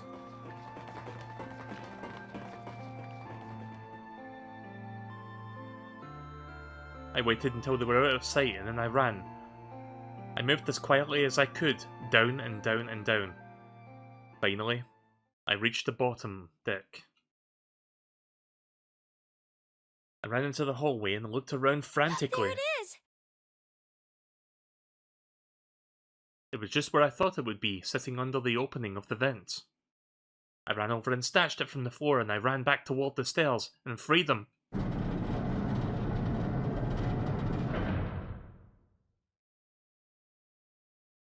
The door to the incinerator opened. A man stepped out. It was Hongo. Gentaro Hongo. 9 years later, we would call him Ace. Ah, how wonderful to see you decided to come back. His smile made my blood run cold. It looked mechanical, as if someone had simply pulled up the corners of his mouth. Come with me. We must continue the experiment. I shook my head, eyes wide. Slowly, I began to walk backwards. 1 step, 2 steps, 3 steps. Then I spun around and broke into a run. I felt Hongo's hand close over my left wrist. I said, come with me. There was an edge of insanity to his voice now. I pulled as hard as I could. No! Stop! Let go of me! Let go! I shook my body and flailed my arms, trying desperately to get Hongo to let go of me. But I was still only a child. I was no match for a man like Hongo. Stop struggling, goddammit! Do as I tell you! He heaved on my arm, trying to pull me into the incinerator. I screamed. Help me! Somebody help me! Then, suddenly, Akane! the door to the stairs flew open, and my brother Aoi had burst out of it. Behind him came 7 and Snake. Akane! He cried my name again and leapt forward toward Hongo. You came back! I cried out. But then... Ha! You're too late, idiot! Yeah, that line just seems weird, but okay. Hongo threw his full weight against my arm, pulling us both into the incinerator. The force of it threw me to the floor. I scrambled to my feet and looked toward the open number 9 door. Hongo stood between it and me. Put behind him, I could... Hongo stood between it and me, but behind him I could see my brother, his fists clenched. But those fists never reached Hongo.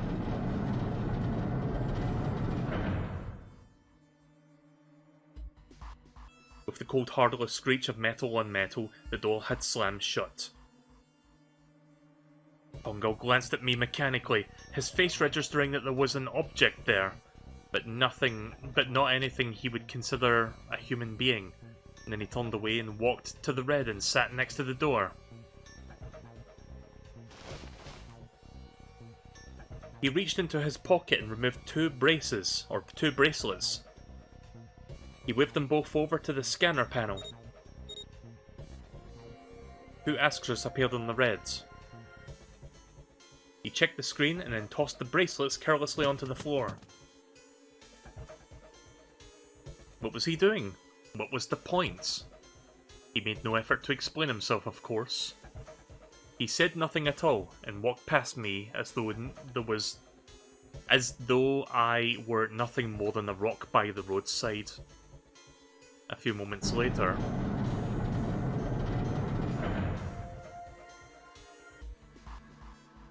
the other 2 doors had slid shut as well. Faintly, I could hear someone pounding on the door behind me. I turned and ran toward the door with the 9. Akane! Akane! Are you okay? I could hear a voice from the other side of the door. A worried, frightened voice. Help me! My throat was already raw, but I screamed as loud as I could. My voice echoed lonely around the empty room. What should I do? I think I'm trapped in here. Where's Hongo? He went out the other door. What? Then it started again. Warning. Warning. Emergency Incineration Command has been acknowledged. Incineration will begin in 18 minutes. Please evacuate the incinerator immediately. Holy shit. Man, I knew what it was gonna say, but this is one hell of a creepy voice. I knew it! It's starting. Junpei vision. Santa started the incinerator. Fuck! Man, I never thought I'd hear that damn voice again after 9 years. What the hell? What the hell? What in God's name are you talking about? It's 9 years this and 9 years that, and when it's not 9 years something, then you're talking about some sort of fucking experiments. You aren't making any sense. That's a lot of F-bombs coming from Lotus. I'm sorry, Lotus, but we really don't have time to explain it right now. I promise, I'll tell you everything once we get out of here. But... Incineration will begin in 17 minutes. You know what that means, right? Incinerate means burn. What kind of idiot do you think I am? I know what incinerate means. Well... God damn it! Okay, fine. I won't ask anything else. Talk about whatever you want. But you have to do something for me. 7, figure this out. What? Why me? Just shut up and stop this thing. How the hell? There has to be some sort of emergency shut-off button. There isn't anything like that. How the hell do you know? Because I looked for it 9 years ago. Yeah, Lotus isn't happy about that. Can't really blame her. Wait. The floor, it's moving. What? What the fuck? This is different. What else can I say about it? What the hell is that? Akane vision. What is that? Okay, we're going back to the past again. What else could I say? The floor opened, a machine rose up out of it. It looked like a computer. At least, it kind of did. There was a monitor, a keyboard, and a cross-shaped device of some kind. Something about this machine had scared me, but I forced myself to walk up to it. I was terrified. Tears poured down my face. I wiped them off, even as more took their place, and forced myself forward. Finally, I reached it. I looked at the screen. It was blank. All I saw was my own frightened face staring back at me from the glass, drenched in tears. Junpei vision. All I can see on the screen was a reflection of my own face. I'm looking kind of freaked out. I know I'm sweating like crazy, but seeing it kind of drives me home. Kind of drives it home. Okay, Junpei, just calm down, alright?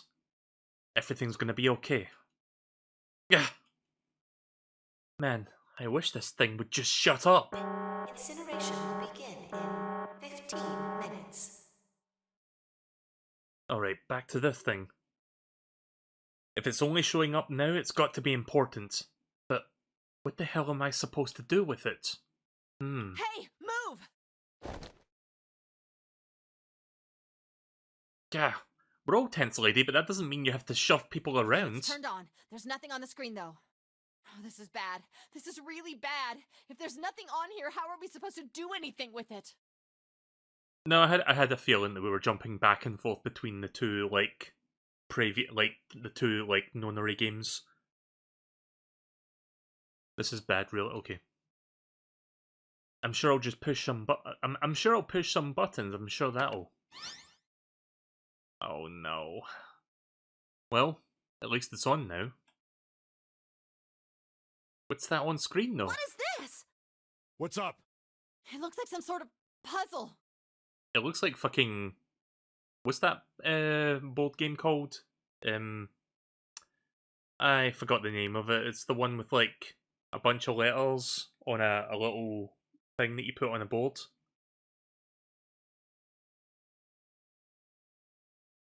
I do not remember the name of it. Is anyone knowing what the fuck I'm talking about?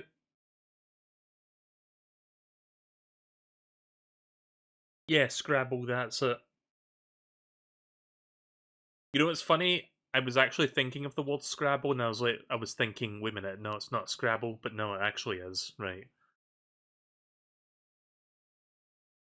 It's got a bunch of numbers and letters scattered across 5x5 grids.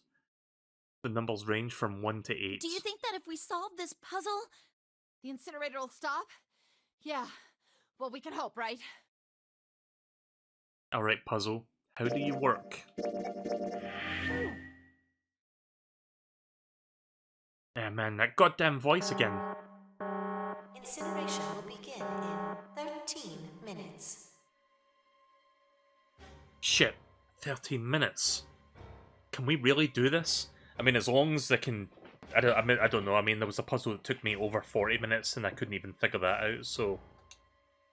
Yeah, I'm dead. My heart feels like it's gonna pop. Akane vision. My heart was pounding like it was about to explode. I stared at the puzzle on the screen. I was sure I had to solve it somehow, but... I had no idea how. My connection to Junpei had been gone for a while. His mind was gone. Couldn't get any more information from him. I felt the seconds tick by as I stared at the screen, completely lost. My cheeks felt hot as tears poured over them. Then I heard a voice. Hey, what are you doing? It was muffled. I turned around. Pressed against the window in the entry door was a face. A frightening evil face. It was Hongao. How long had he been watching me? Don't know what to do. He was yelling, but his voice was still muffled. It's simple, really. But I suppose I might as well tell you. Just solve the puzzle on that machine.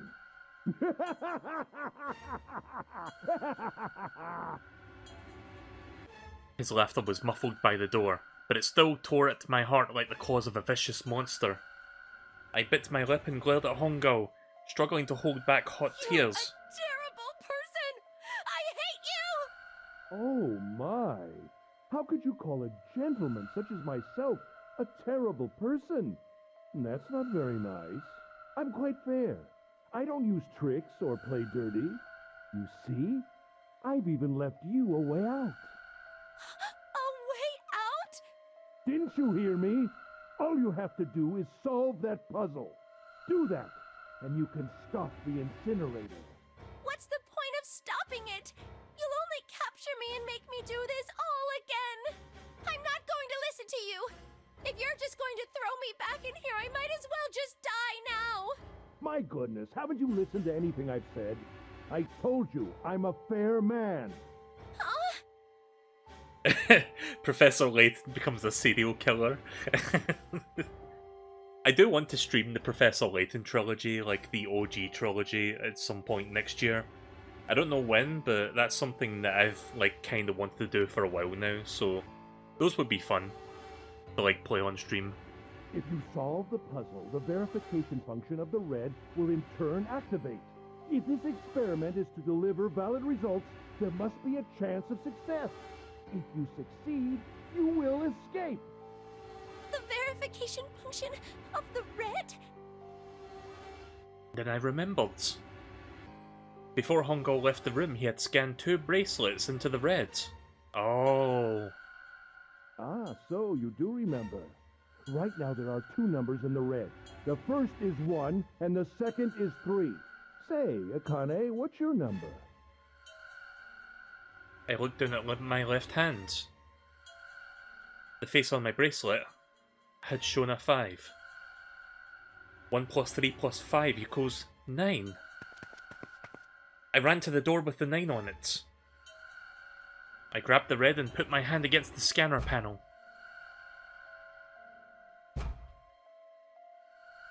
The fuck? You really aren't one for listening, are you? I heard Hongo's muffled voice from across the room. I've already told you, didn't I? Once you solve the puzzle, the verification function of the red will activate. In other words, if you haven't solved the puzzle, you can't enter your number.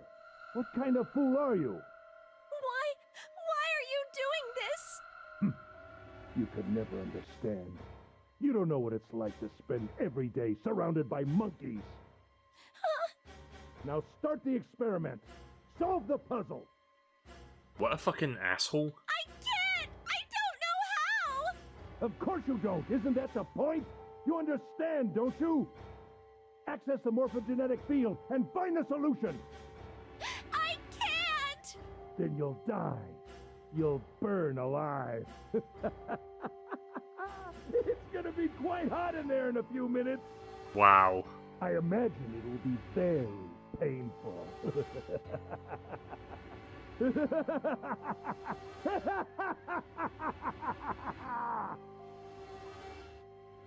His horrible laugh had echoed across the room, and even after his face disappeared from the window, I could hear it. Incineration will begin in 10 minutes. Better start solving that puzzle now.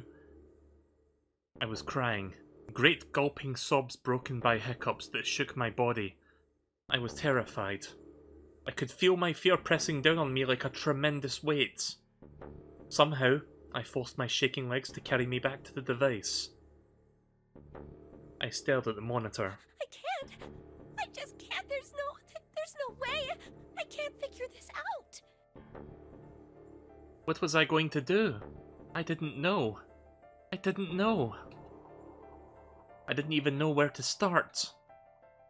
Fear scattered my thoughts, and all I could think of was how I was going to die.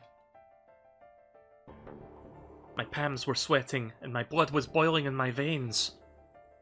It was hot. So hot. I couldn't breathe. I felt dizzy. My heart roared in my chest, as if it would pound itself to pieces.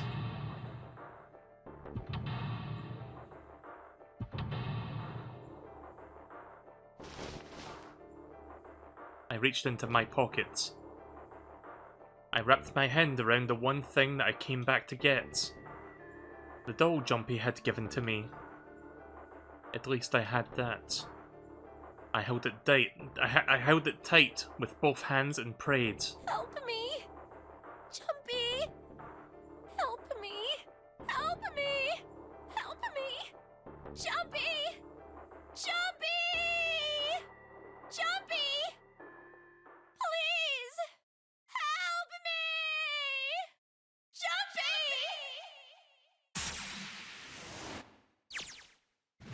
Akane?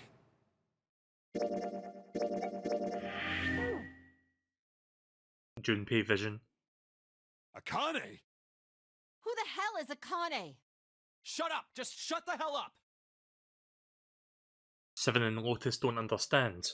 I think Clover and Snake have an idea though. Clover's looking at me. And I think Snake may have figured it out. No, it doesn't matter. They're in my way. Where'd she go? Maybe over there. Akane! Akane! Can you hear me? Akane! Say something! Fuck. Something break our connection? I swear I just held her. Shit! Akane! Answer me! Akane! Jumpy? Akane vision. I spun around. I heard a voice. His voice. I looked around. He wasn't in the room, of course. But I'd heard it so clearly. Like he was right there. I screamed as loud as I could. Akane! Yep, we're really going back and forth now. Jumpy! That's her! She's there! Then that means... Akane! Akane! Are you in the incinerator right now? Yes, I am! How did you know? I couldn't believe that he knew that. Now I understand what Santa meant. There's only one way to help her. You were brought here to help my sister. To save Akane. I think I get it now. Incineration will begin in 7 minutes. Well, they're really wasting a lot of time here, aren't they? They've wasted over half of the time allotted. As quickly as I could, I told him that I had to solve the puzzle in order to stop the incinerator. Got it! And I do. I get everything now. At last, I finally understand what all of this means. I know why the Nonary game was held today. I know why we were kidnapped and brought here. It was all for this moment. All of this was planned out to lead to this one moment. Oh my god. This is insane. I can't believe it, but there's only one possible answer. June is... Zero is... Akane Kurashiki. She recreated the history of the future that she had glimpse of 9 years ago. She tried to save herself that way 9 years ago. No, she's trying to save herself right now. That means there's only one thing for me left to do. Even if this is all some sort of insane plan, I will save her. I will save Akane Kurashiki. I must save her, no matter what. Incineration will begin in 6 minutes. The voice reminded me of how much time I had left. Yeah, I know. Just hang on, alright? I promise I'll get you out of there. I'm not gonna let you die. I promise. So don't worry, alright? Just give me a few minutes, okay? Okay. My voice shook as I answered. It was hot in the room. It felt like my heart was on fire. 6 minutes or not, my heart burned with my feelings for him.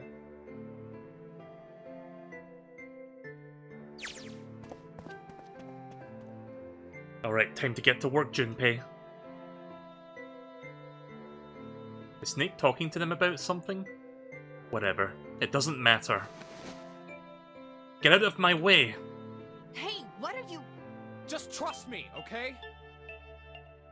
Sorry, Lotus. I didn't mean to snap, but there's not a lot. There's a lot more at stake here than your pride. I'll apologize later, alright? Now let's have a look at this thing. We've got numbers all over this grid. I think the panels are out of order. So I just need to switch these out. Staring at it isn't going to accomplish anything. I'll just have to try it. Just think of what I did all those times before. I'm gonna do this on my own, with my own mind. I'm gonna solve this problem. Oh boy. Alright. I'm guessing this is the last puzzle.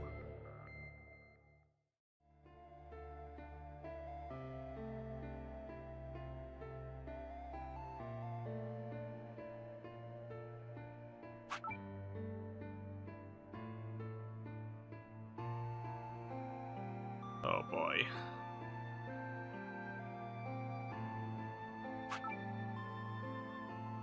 Should I use a hint on this one? Is this gonna be bullshit if I don't use a hint?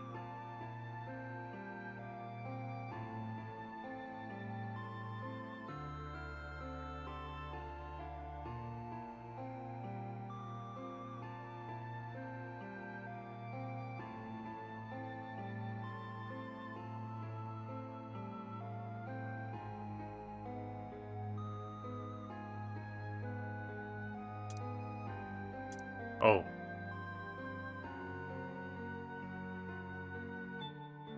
I mean, I had a quick glance at it, but...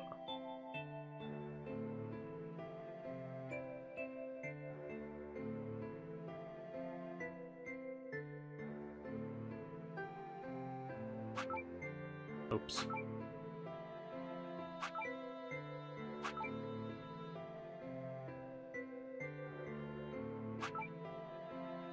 Yeah, maybe chat kind of ruined that a little bit for me. But that's okay, I'm dumb. I know I am.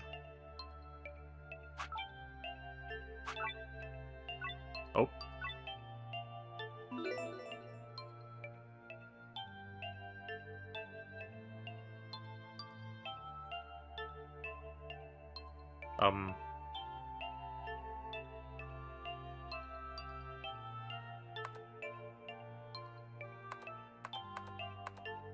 Oh god. Yeah, this password is a little bit passy. Yeah.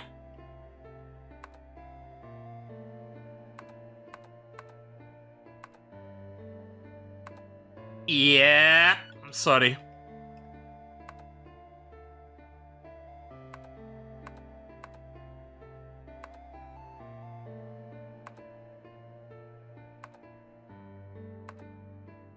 Surely it can't be this. No. Okay then. Password?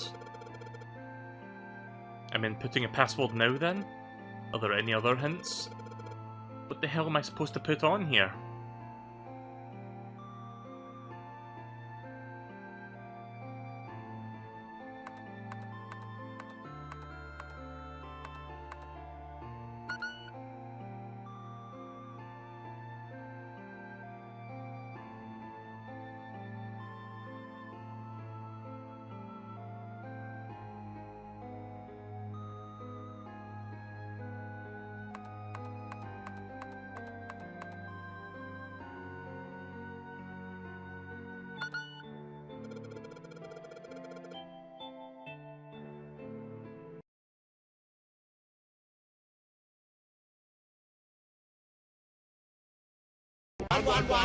Access denied. 1112. Access denied. 1113. Access denied. 1114. Access denied. This door is a bitch.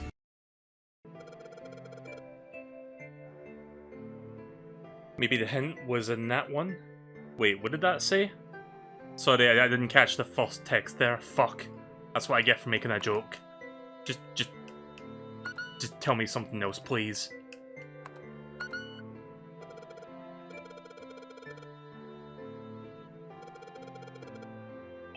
After that was an extra space. The 9th square. Maybe that's the password? Was it this? Shit.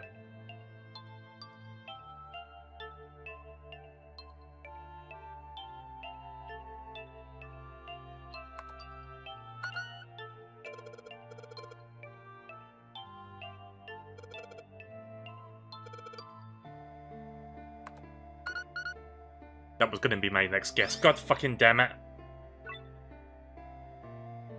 Thanks, game. Yes, that's it. Honest, I gotta be absolutely honest, I am super invested in this game. That was a bad puzzle. I did not like that. Akane, did you get it? How anti-fucking climactic is that? Yes, I did! I solved it! I mean, really, you solved it for me, but I copied everything you did!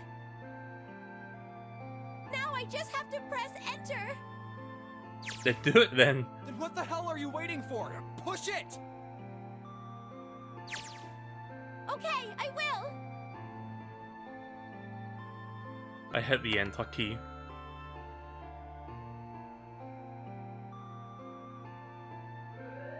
Emergency shutdown command has been confirmed. If I didn't get backseated, it would have taken me like 20 minutes. I would have been incinerated like 4 times over.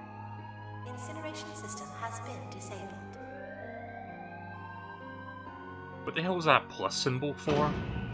Oh, okay, bye.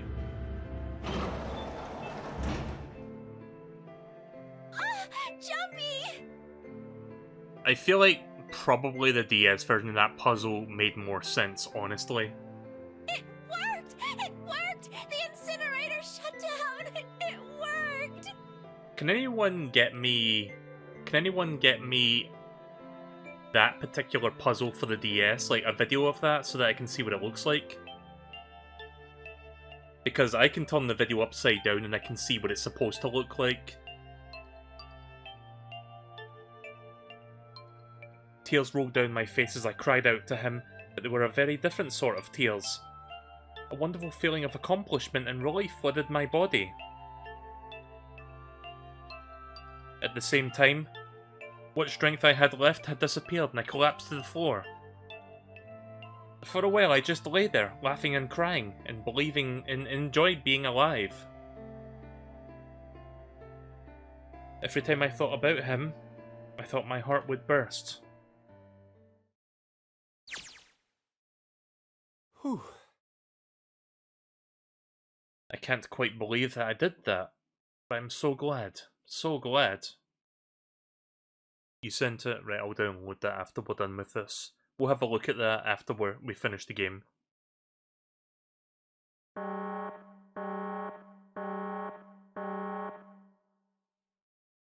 Actually, should I look at it now? I mean, I could have a look at it right now. Hang on a minute. Give me just a couple minutes here. I'm just going to throw this up while I get the video. Because I need to download the video first before I can actually look at it.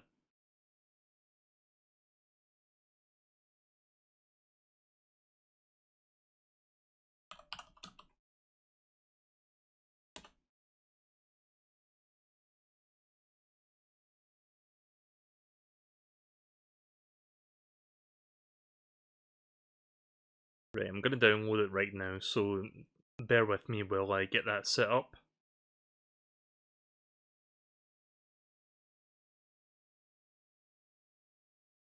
My stream might start buffering a little bit because I'm downloading a video, so hopefully that doesn't, you know, bog down the connection too bad. Hang on a sec.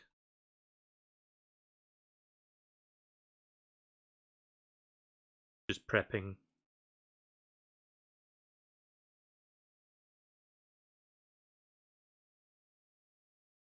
The puzzle starts at 3 minutes. Right, before I do that, I need to actually have the toggle ready so I can like turn the video upside down when I need to. I just need to find where my video thing is at. I am very good at doing things on stream. I am the best. Let's see. Where is it? Sorry, I'm trying to find the video player. Can't find it for some reason.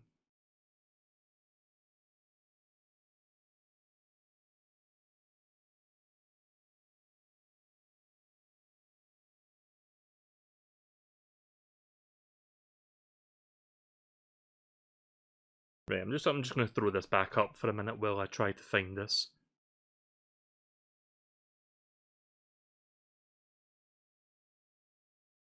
Sorry for keeping everybody waiting. In fact, you know what? I'm gonna have a quick look at something so that I can find where the fuck this is. Okay, there it is, right. I don't organize my overlays very well, since it's taking me longer than I expected, but here we are. One moment.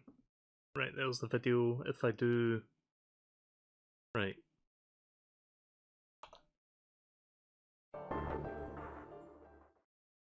So there's the video. Let's jump to about 3 minutes.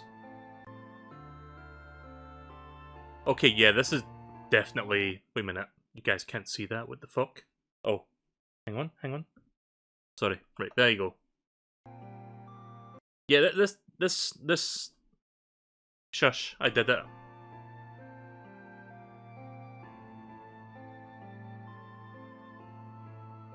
Okay, so it's basically Sudoku, kind of. At least that's what it looks like.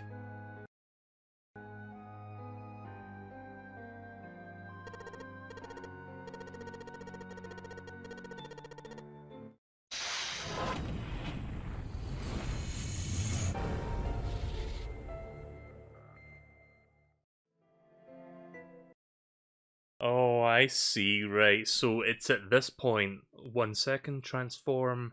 Hang on a second, I need to, like, unlock this so I can... Like, transform. And... rotate 180 degrees. Right, there you go. So this is how it looks like when you turn the DS upside down. That's interesting. Pretty... Like, just to show you that the video's upside down, look at my mouse cursor.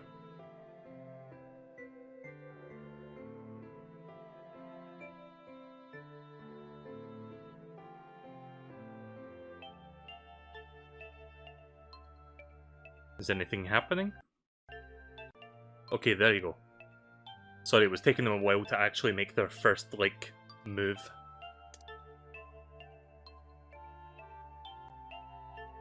I'm looking at the video player, and yeah, it's definitely upside down. I, like, flipped it around for you guys. Just as a reminder, like, this is what it's supposed to look like on the DS. Like, it's supposed to be upside down. But yeah, you just turn it the other way around, so... Honestly, I kinda like that better. Like, I don't like how the remaster kinda handles that. It's just, yeah. It's just kinda disappointing, in all honesty. I guess they couldn't figure out how to, like, do something like that, and they were just like, let's just make a brand new puzzle, and you know what? That puzzle wasn't fucking good either. Wait a minute, why is this... Is there supposed to be music playing here, or...? Akane! Oh. Sorry, but things are kinda busy over here. I forgot there was no music playing for that. I'm gonna have to hang up now, okay? Oh, of course, that's fine.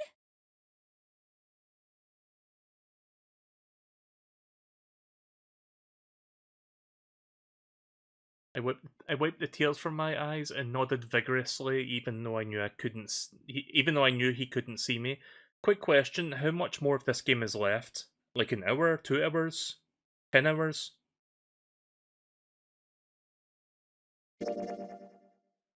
Right. Apparently, there's not that much left. Like, I'm gonna finish it tonight. It's just I want to know how close I am to the end. You've beaten the final puzzle? About 30 to 45 minutes? Right, okay, so it's mainly just story at this point. Got it. Then I looked over at the corner of the floor. There were 2 bracelets that Hongo had left behind.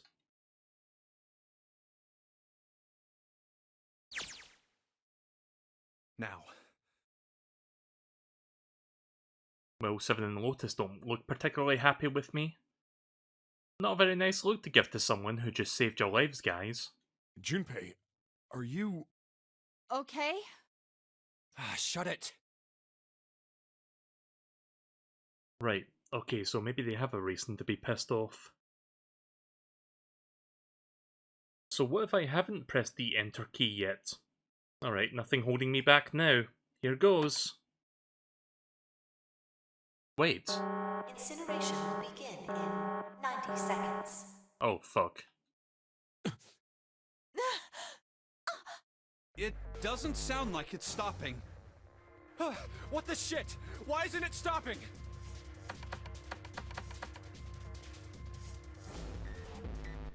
Maybe I didn't hit the key hard enough. Just hit it again. And again. And again. Okay, that's not working either. The alarm's still going off. What the hell is going on?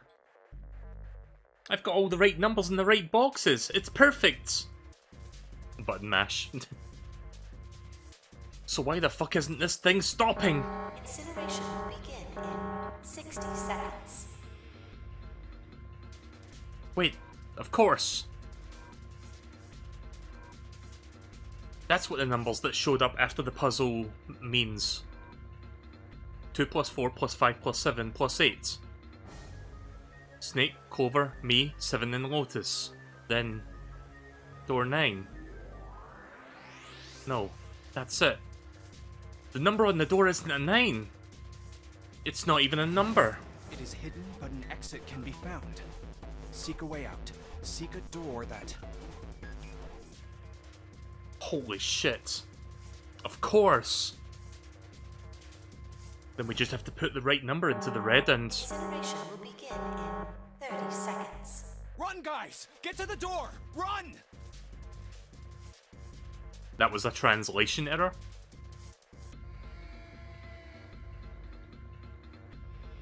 Oh shit, oh shit, oh shit, I don't have much time. Man, I sure hope they can trust me on this one or we're all fucked.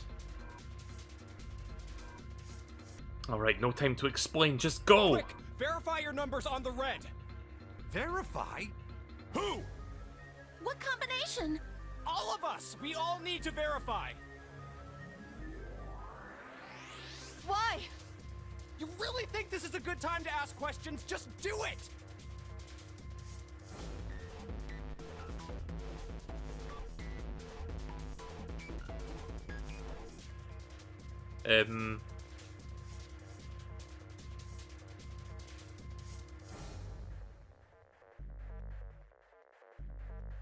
Oh, I see. Right, okay, so it's meant to be a queue. Incineration will begin in 10 seconds. 9, 8, 7, 6, 5, 4, 3, 2. They're really cutting it close. Central gate has been opened. Incineration system has been disabled. Jesus.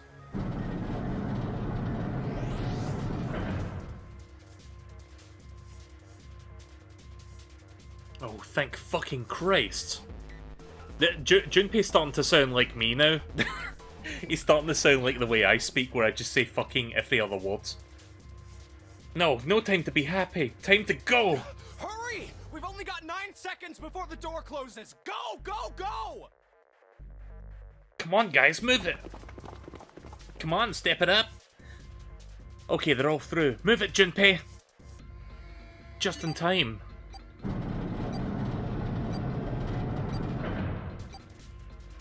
In Japan, the number 9 looks like Q. Oh, I see. Okay. And there goes the door. No, don't calm down yet. You're not done. We've still got to find the dead. Oh shit, that's right. Right, well there they found it. Completely forgot about that.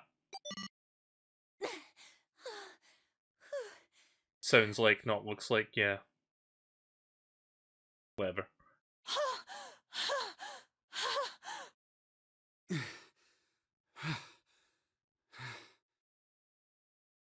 The appearance is how they tackled it in the localization. Fair enough. It does look like a lowercase q.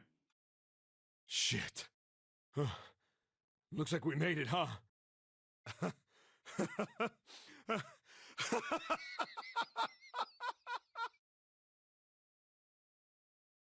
Man, that guy sure can laugh when he wants to. Looks like Clover and Lotus are totally out of energy. Snake is shaking his head wearily. I just want to take a nap, but... Akane? Akane! Can you hear me? Akane! I want to tell her we made it. I want to tell her how good I feel. But... nothing. Back to Akane vision.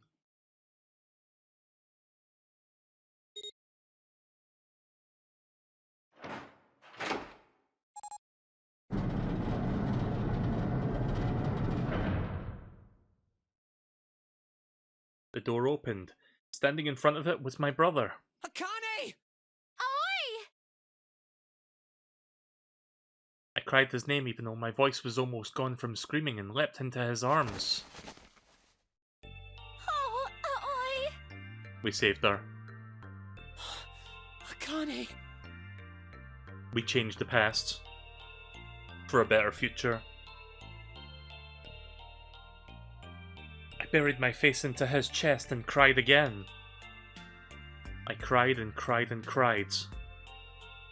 The steady thump of his heart in my ear made me feel like I was home. Its beat was almost like a lullaby. I wrapped my arms around him as far as they would go and held him as tight as I could. That's a nice looking bracelet. Oh shit! Oh god. Just to be there felt like a miracle. Hadn't felt the warmth of another human body in what seemed like an eternity. Uh-oh. Please verify on the dead. Akane! I just wanted to stay there in his arms forever. But I couldn't. The moment I passed through the door, my bracelet had begun to count down to death. I leapt away from him and looked around. The door had already closed. I spotted the dead only a short distance away. It only took me a moment to get to, and I had to scan all the bracelets. I left the ones Hongo had dropped on the scanner panel. That was it. God damn. I took a deep breath and looked around again. The huge detective who we would all call 7 and 9 years and Snake the blind boy were looking at me. They seemed to have been utterly stunned by my sudden appearance. Their eyes were wide and their mouths hung open. Alright, let's get out of here. If we don't book it, we might run into Hongo again. I always, that's a hard word to say, I always was right. It was time we had to get moving. The mention of Hongo seemed to jar 7 and Snake out of their surprise, and they nodded. We took off running up the spiral stairs toward freedom. Twirling, twirling, twirling toward freedom. Time for more running, Junpei vision. But if they can get us out of here, no wonder we're running so hard. My heart's beating so hard I can barely hear. God, I can't wait to breathe real air again. Huh? 7 talking? Hey Junpei, can I ask you something? What's up? That door, the one with the 9 on it. Why'd it open? Yeah, all 5 of us verified our numbers on the red. 2 + 4 + 5 + 7 + 8 is 26. That makes our digital route 8. It shouldn't have opened. That's not like you, Lotus. I thought you would have figured it out already. Huh? Why? Because you were the person who taught me about the idea of bases. Bases? Yeah. What are the 2 numbers in base 2? 0 and 1. How about base 10? That goes from 0 to 9, right? Then how about base 16? 0 through F. After 9, it starts at A and goes from there. B, C, D, etc. You're right. In other words, A in base 16 is 10 in base 10. B is 11, C is 12, D is 13, and so on. So, what about it? You don't get it? What if we keep going with that pattern? What if you go way past base 16 all the way to base 27? Base 27? Yeah. Well, the numerical digits are the same. So, I guess you'd add alphabetical digits. E is 14, F is 15, G is 16. H is 17, I is 18, J is 19. K is 20, L is 21, M is 22. N is 23, O is 24, P is 25. Yeah, and? What comes after that? Oh.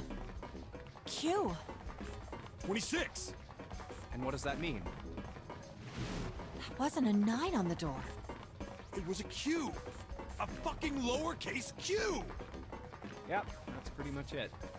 I guess to put it another way, you could say that it was a 9 in base 10, but a Q in base 27.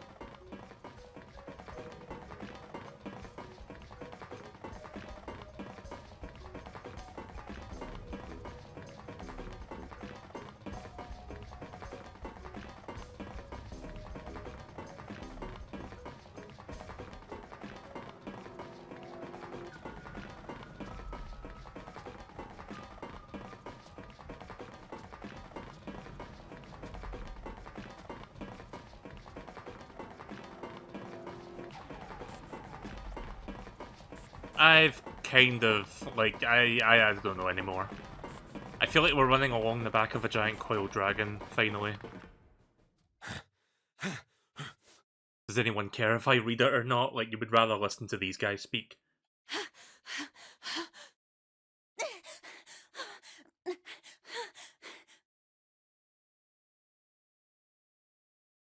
Okay, then I'll read it.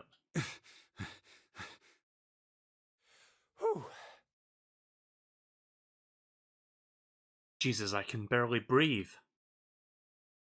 No, Junpei, no time to rest. Pull yourself together, you're almost there. Alright, I'm gonna open it. Yeah. Yes. We're finally here! Please do. Sure, you look like a big heavy door. But you're the one thing standing between me and my freedom. Even more important than that, you're the only thing standing between me and Akane.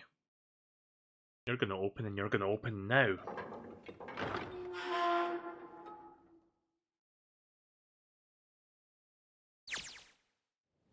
Akane vision. I felt a hand on my shoulder. It was Aoi's. He gave it a small reassuring squeeze. I was so happy I felt like I could melt. My heart was at peace. And not only because my brother and I were back together again. Thanks to that huge detective, all 9 of us who had been kidnapped. We're finally able to escape from the gigantic. Nice. On the distant horizon, we could see the faint outline of the ship as it sank.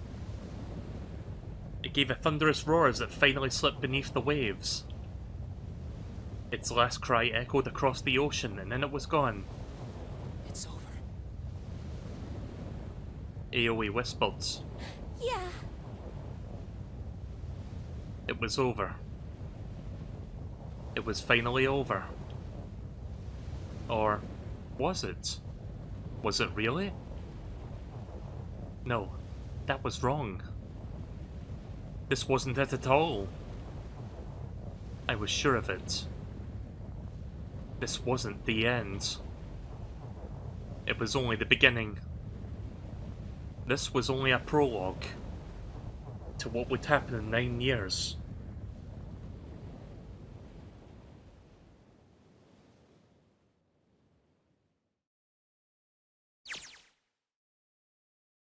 Yes, finally, air!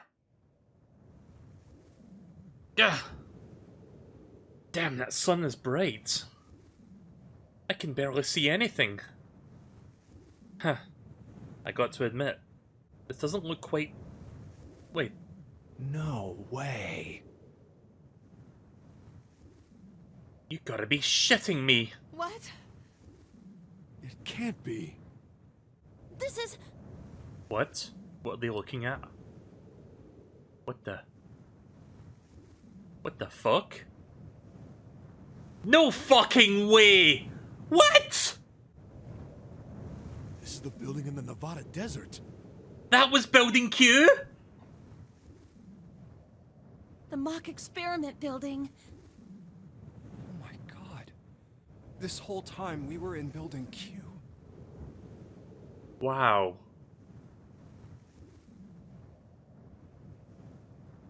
We were the transmitter all along. Sure enough, that's a desert out there, with mountains all around it. Hello there, son. Boy, am I ever glad to see you. I don't think I could have been so happy to see a sunrise. Huh? Did I just hear something fall? The bracelets. We have escaped the nonary game. I guess I'd never really got a good look at the numbers outside of these. Let's see what's inside of you.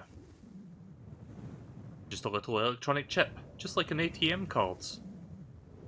That's it. There's nothing else. Nothing that even looks like a detonator. So wait. There was never a detonator to begin with.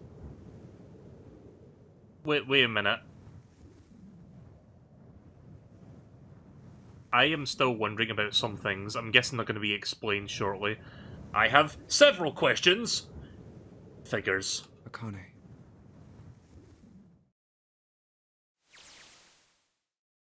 Jumpy.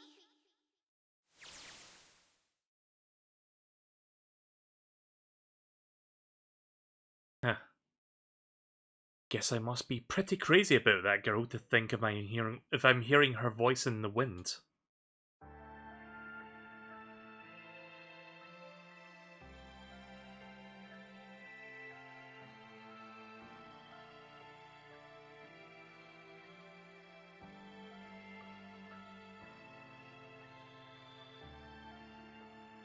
Wow.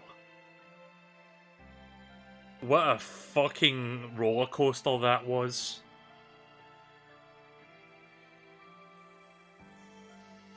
Well, there you go. That was it. That was the Zero Escape. The nonary games. Or the first one. There is an epilogue, by the way. Yeah, I kind of figured there'd be a post-credit sequence, but yeah, I guess I'll just sum up my thoughts on this. This was a lot of fun. Really thoroughly enjoyed this. Like, there was some parts that, you know, kind of annoyed me a little bit. Like, that one puzzle that I did earlier tonight. That one was kind of bullshit. The last puzzle was also a little bit underwhelming, but everything else, I really enjoyed this. This was a good game. Oh yeah, there's that ending. The other ending with the incinerator.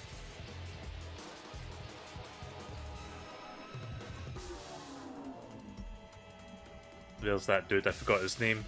I'm just gonna call him Cam Clark, or Liquid Snake.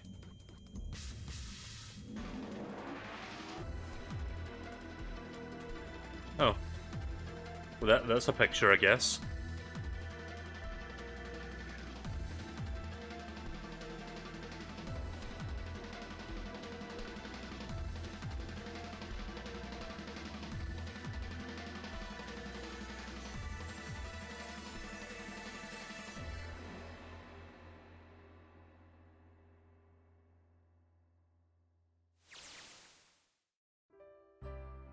Are you okay? Akane vision. Oh, come on. This is nothing. Really? Yeah. You don't look okay. It was just before the end of elementary school. Jumpy and I were sitting next to each other on a small hill, looking down at the town as the sun slowly set. How does it look then? He was half serious and half joking. I thought about it for a minute at first. Yeah, there's that picture I Let's just saw. see. It looks like you kissed a toad and got warts, but then they just kept growing and growing and growing. What does that even mean? Junpei grinned and... Ow, ow, ow, ow. See? I told you you're not okay. You're too reckless. You can't beat 5 8th graders, Jumpy. That's crazy. Yeah, but I couldn't just stand there. I mean, don't you think so? I had to do something.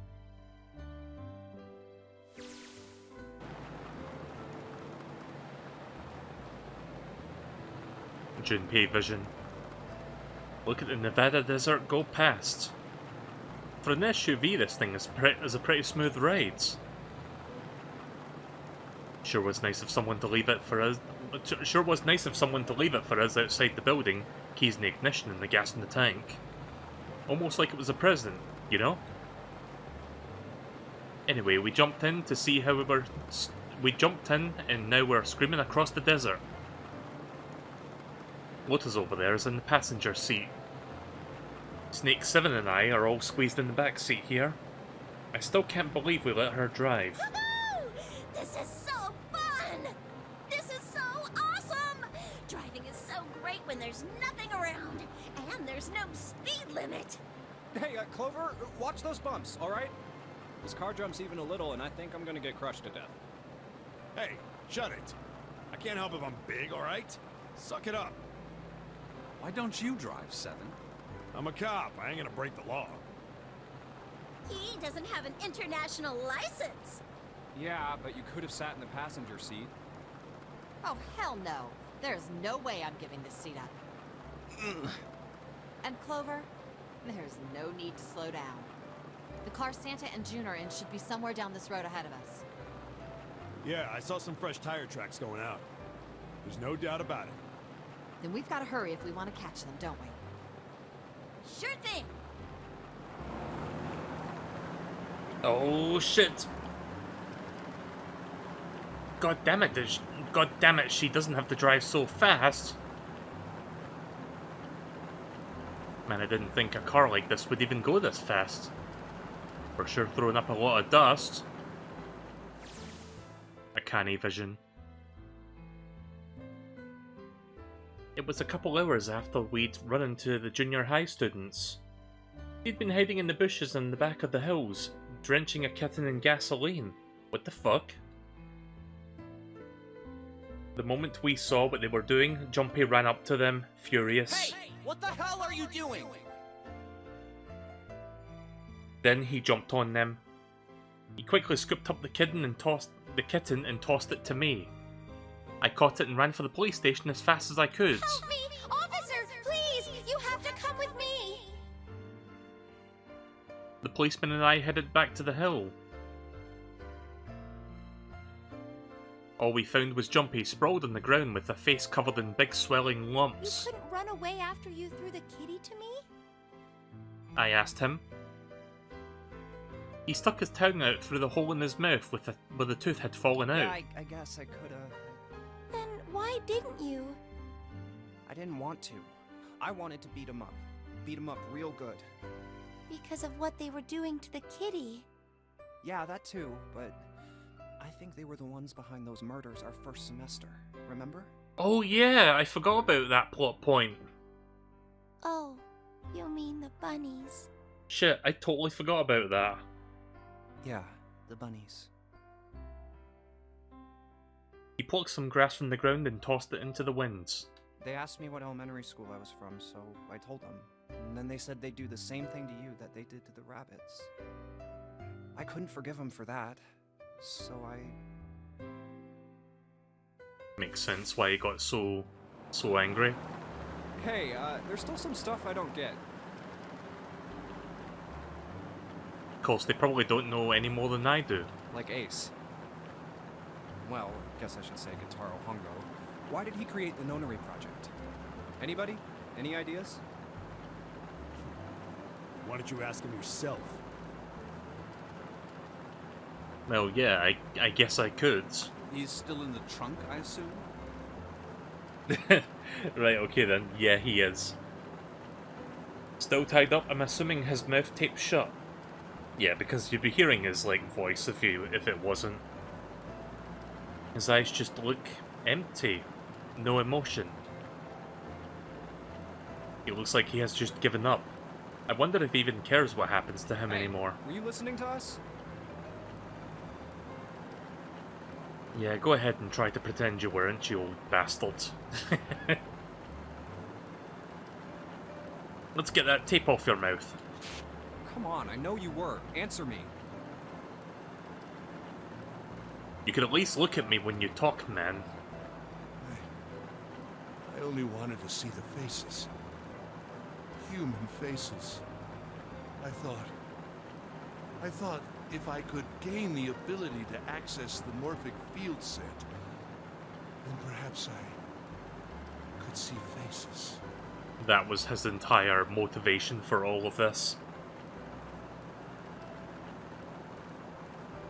He was trying to figure out a way to cure himself. And this was his, like, answer. Jesus. By peering into people's minds, you could understand how they were processing the expressions of others. That's it? Yes, if you want to put it simply. But if you are looking for a more philosophical answer, I can supply that as well. You see, the human collective consciousness... I think that's enough out of you, pal. Time for the tape to go back on. Yeah, we don't need to hear any more from him. Alright, so what's your second question? You said there were some things you didn't get, didn't you? Well, somebody's got a little nosy. Well, my next question doesn't really have anything to do with you two. This is for you, Seven. It's about the whole Alice thing. Oh yeah, all ice. What's the deal with that? Well, see, 9 years ago, after I escaped from the Gigantic, I kept going after Hongo on my own, hoping I'd catch him when he finally slipped up. And during the course of my investigations, I learned a lot more about the Gigantic. I also found out about Bourdain and Alice. You're not really answering my question. Was there actually a girl who wouldn't melt at room temperature?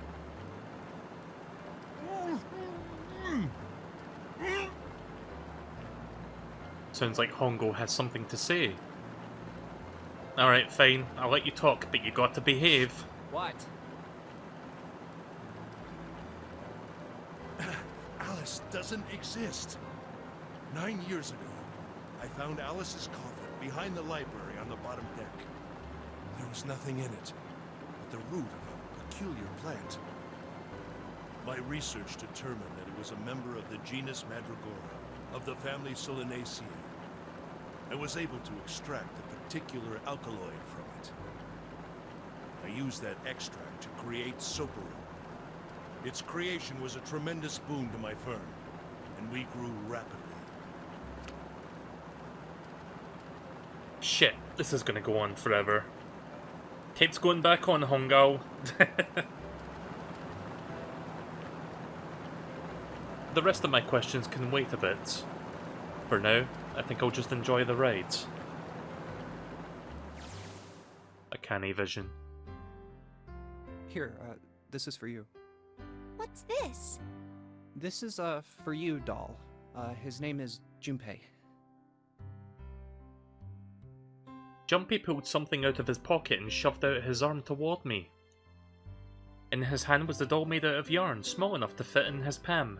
Jumpy, are you sure it's, for you, doll? Huh? Yeah, the lady at the shop said so, so that means it's for you, right? Are you sure it's not a voodoo doll? Well. Wait, what? That's... Oh, man. Oh, man. Well, it sure looks like a voodoo doll. I mean, you do know what a voodoo doll is used for, right? Yeah, I guess calling it Junpei isn't a very good idea then. Why are you giving me this anyway? It just seems really sudden. You know how after June, we aren't gonna get to see each other too much? I mean, we're gonna be in different schools, and I just thought I'd, Oh, okay, well, how about we call it June then? Okay. So, I wanted to give you this. You sound like some sort of tribal chief in a bad movie. Yes. I, head of tribe. This doll, traditional charm of tribe. So I give this, it me. So we always together.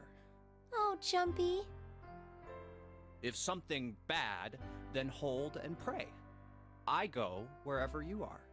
So here, take. I reached my hand out and picked up the doll gently. Thank you. Thank you so much, Jumpy. Before I knew it, I was crying. Tears streamed down my face and fell onto June's tiny yarn body. Oh, Jumpy. I'll never forget you. Be careful where those tears drop, because they might make him a little bit wet down there. Oh, sorry. Sorry, I couldn't resist.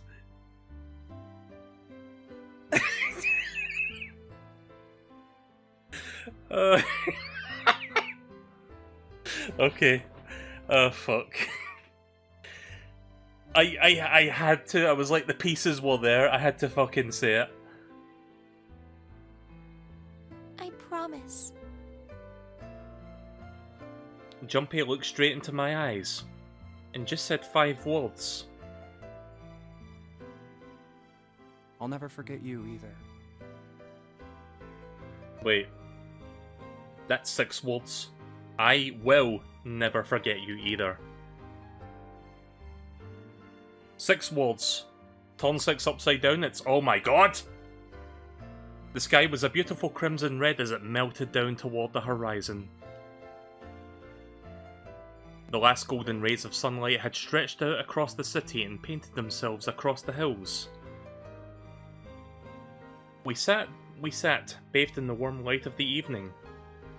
Just the 2 of us, leaning gently into one another, shoulder to shoulder. The sun set, and we still didn't leave. We watched in silence as the darkness deepened, and one by one, the lights of the town began to flicker on.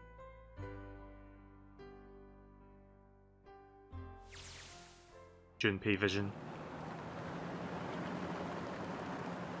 There's still one thing I don't get. To be honest, it's the biggest mystery as far as I'm concerned, and I'm also the only one that's really important. It has to do with June and Akane. 9 years ago, she died in the incinerator on the Gigantic. But she's still alive now, as June. But how? Yeah, that's what I'm kinda wondering about. Was it because I tapped into the morphic field set and saved her 9 years ago?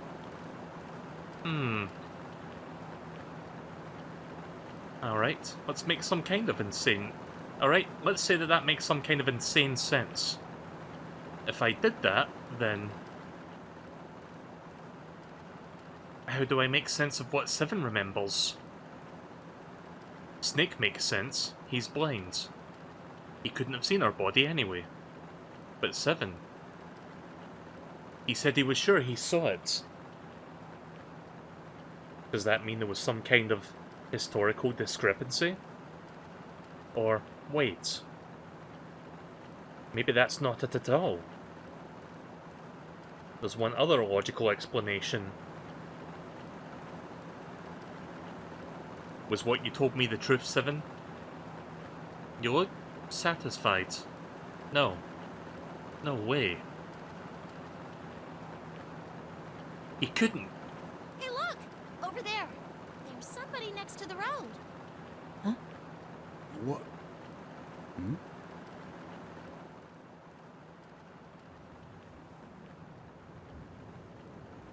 Oh?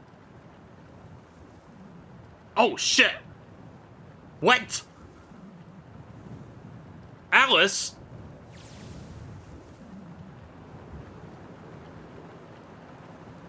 The burning gaze of Nevada sun pounded down on her head.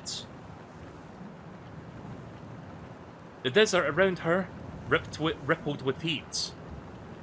Standing there on that shimmering plain was a woman with her arm out and her thumb up. It would not be long before Junpei realized who she was.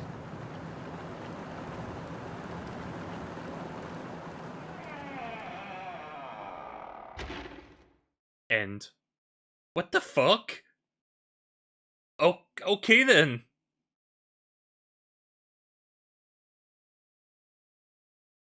Yeah, she was naked this That wasn't the first thing that came to mind though, but yeah, that was also something that happened there. It was just I was just more curious as to why she just shows up at the end, but okay.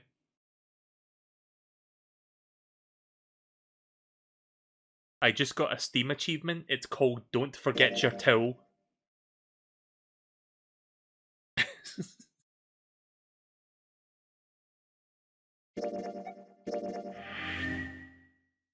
The final ending is the Akane ending.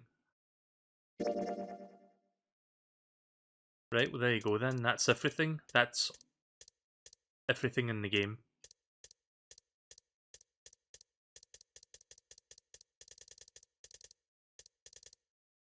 Anything else worth checking out, or is that it? There's nothing else to look at?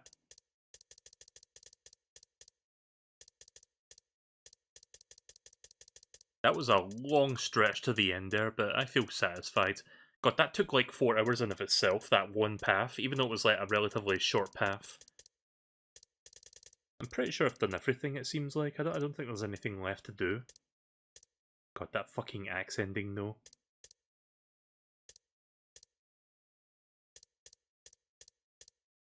You've pretty much experienced everything. Okay then. So, like I said, this was a really fun experience. Like, I've never played this game before, and I would say for the most part, I really enjoyed it. Like, there was a couple, like, you know, nitpicks here and there, but overall, that was a really fun game to play, and obviously, this was something that I was thinking about doing for Halloween, and I mean, it's not strictly a spooky game, but it's just like, you know, a psychological horror kind of game, which kind of fits in with this time of year, rather. And yeah, I'd say I really, I'd say I really enjoyed the experience overall. It was really good, and there are like other Zero Escape games. I've heard they're not as good as the Nonary games or the 999, whatever you call it, 9999 persons 9 whatever. But I do have the other Zero Escape games, and maybe I'll check them out at some point. I don't know.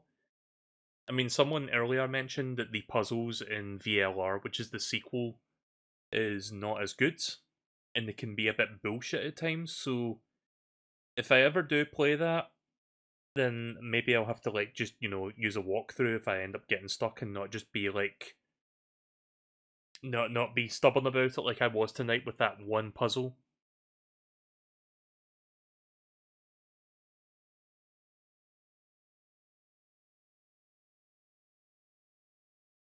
I'd highly recommend playing the future games sometime soon.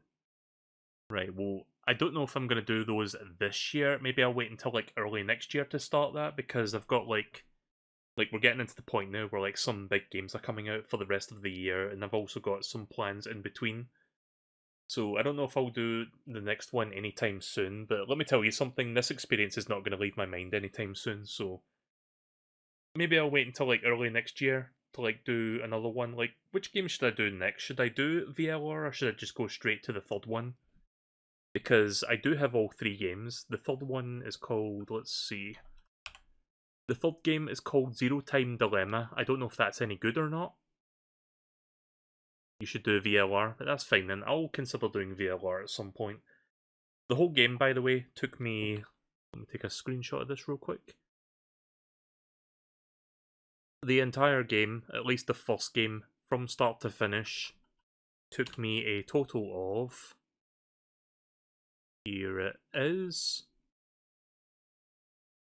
Took me a total of 23 hours to get through the first game.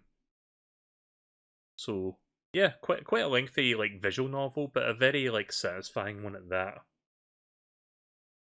I have mentioned in passing during this playthrough that I would also like to do the Danganronpa games, which I will also probably do at some point next year. So, you have that to look forward to.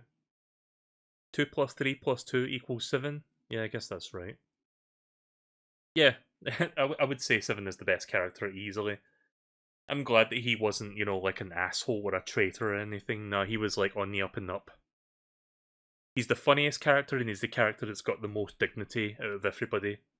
And like the best, like he's the most like dignified, I guess. Like he was, you know, doing things for the right reason. And if it wasn't for him, then I think we would all have been fucked during this whole story. He was pretty much MVP. Two hot orphans. Were you surprised that Akane was 0? Yeah, I actually did not see that one coming. So this story is like so fucking insane. It's like I don't even know what to believe in anymore. It really takes you like around like so many corners and like twists and turns, and when you think you're done with them, there's like another 20 of them ahead of you.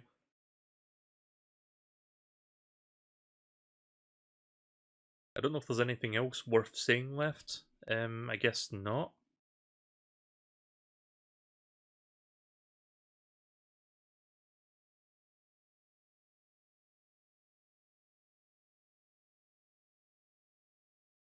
So, answer me this. Virtue's Last Reward, the second game in this series, was that game ever on the DS, or was that PC exclusive? Because I don't know if that was like originally a handheld game. Because I know the first one is, but I don't know about the second one. Like I said, I own all 3 of the Zero Escape games. VLR is much more recent. Right, okay then. I'm guessing that was also on the DS. Maybe. Oh, it was the 3DS. Right, okay then, so I guess that makes sense.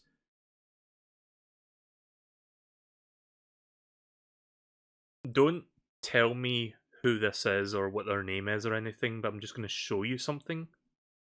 Because I'm looking at Steam, like my Steam game, like the first 2 games come in a single package called the Nonary games. The third game is a separate game entirely.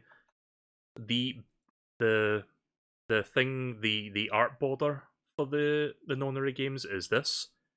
So I'm guessing this is the antagonist, the protagonist, sorry, of the second game.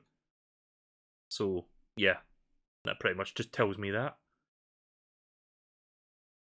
Right, so I don't have much else to say. Let me have a quick look at the... There's like a bunch of achievements for this game that I did not get. How many achievements does this game have? I have no idea. How do you check achievements on Steam?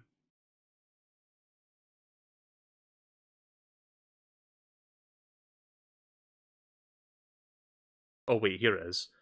You want to know how many achievements I unlocked? Let me take a screenshot of this.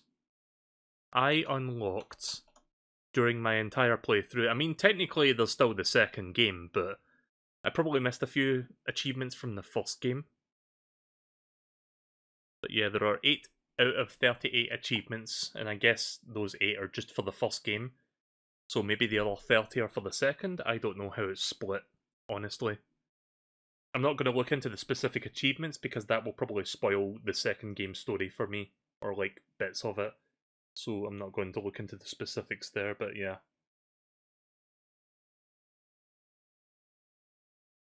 The majority of them are all for VLR, right? So I'm guessing the ones that I did are just for the first game then. There's nothing I missed in the first game.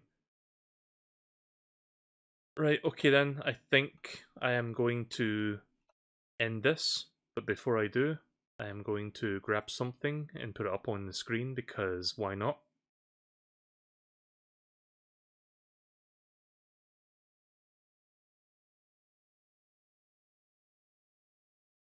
Guess this is the best way to end things, just this whole shebang with the phone Rimpa. Just gonna put that there as well. This fucking image. I like how he's like kind of hunched over at it. He's just like, my precious. Here's another. There's a phone-a-ream pillow. And of course, your move. I still have these fucking images saved from when I played this game like a few streams ago. I think that's pretty much it. Yeah, that's also, for those that didn't see it, this was the literal first 5 minutes of my experience with this game. Like, this fucking artwork, this was by Chod, by the way, he doodled this up for me. So yeah, if you didn't see this before, then there you go. That is pretty much my opening like experience with this game. Just making jokes about ladders and drowning in the water trying to solve the first puzzle because I was overthinking it. Right, okay then, that's going to do it for me. That is going to do it for the Nonary games as well, for now. Just waiting for the game to let me stop. Stop. Stop.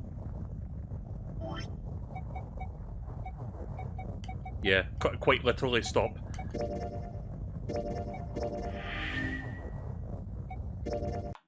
Alright then, well there you go, that was 9 persons, 9 hours, 9 persons, 9 doors, 999. What an experience, I really enjoyed that. Such a fucking mind-blowing story as well.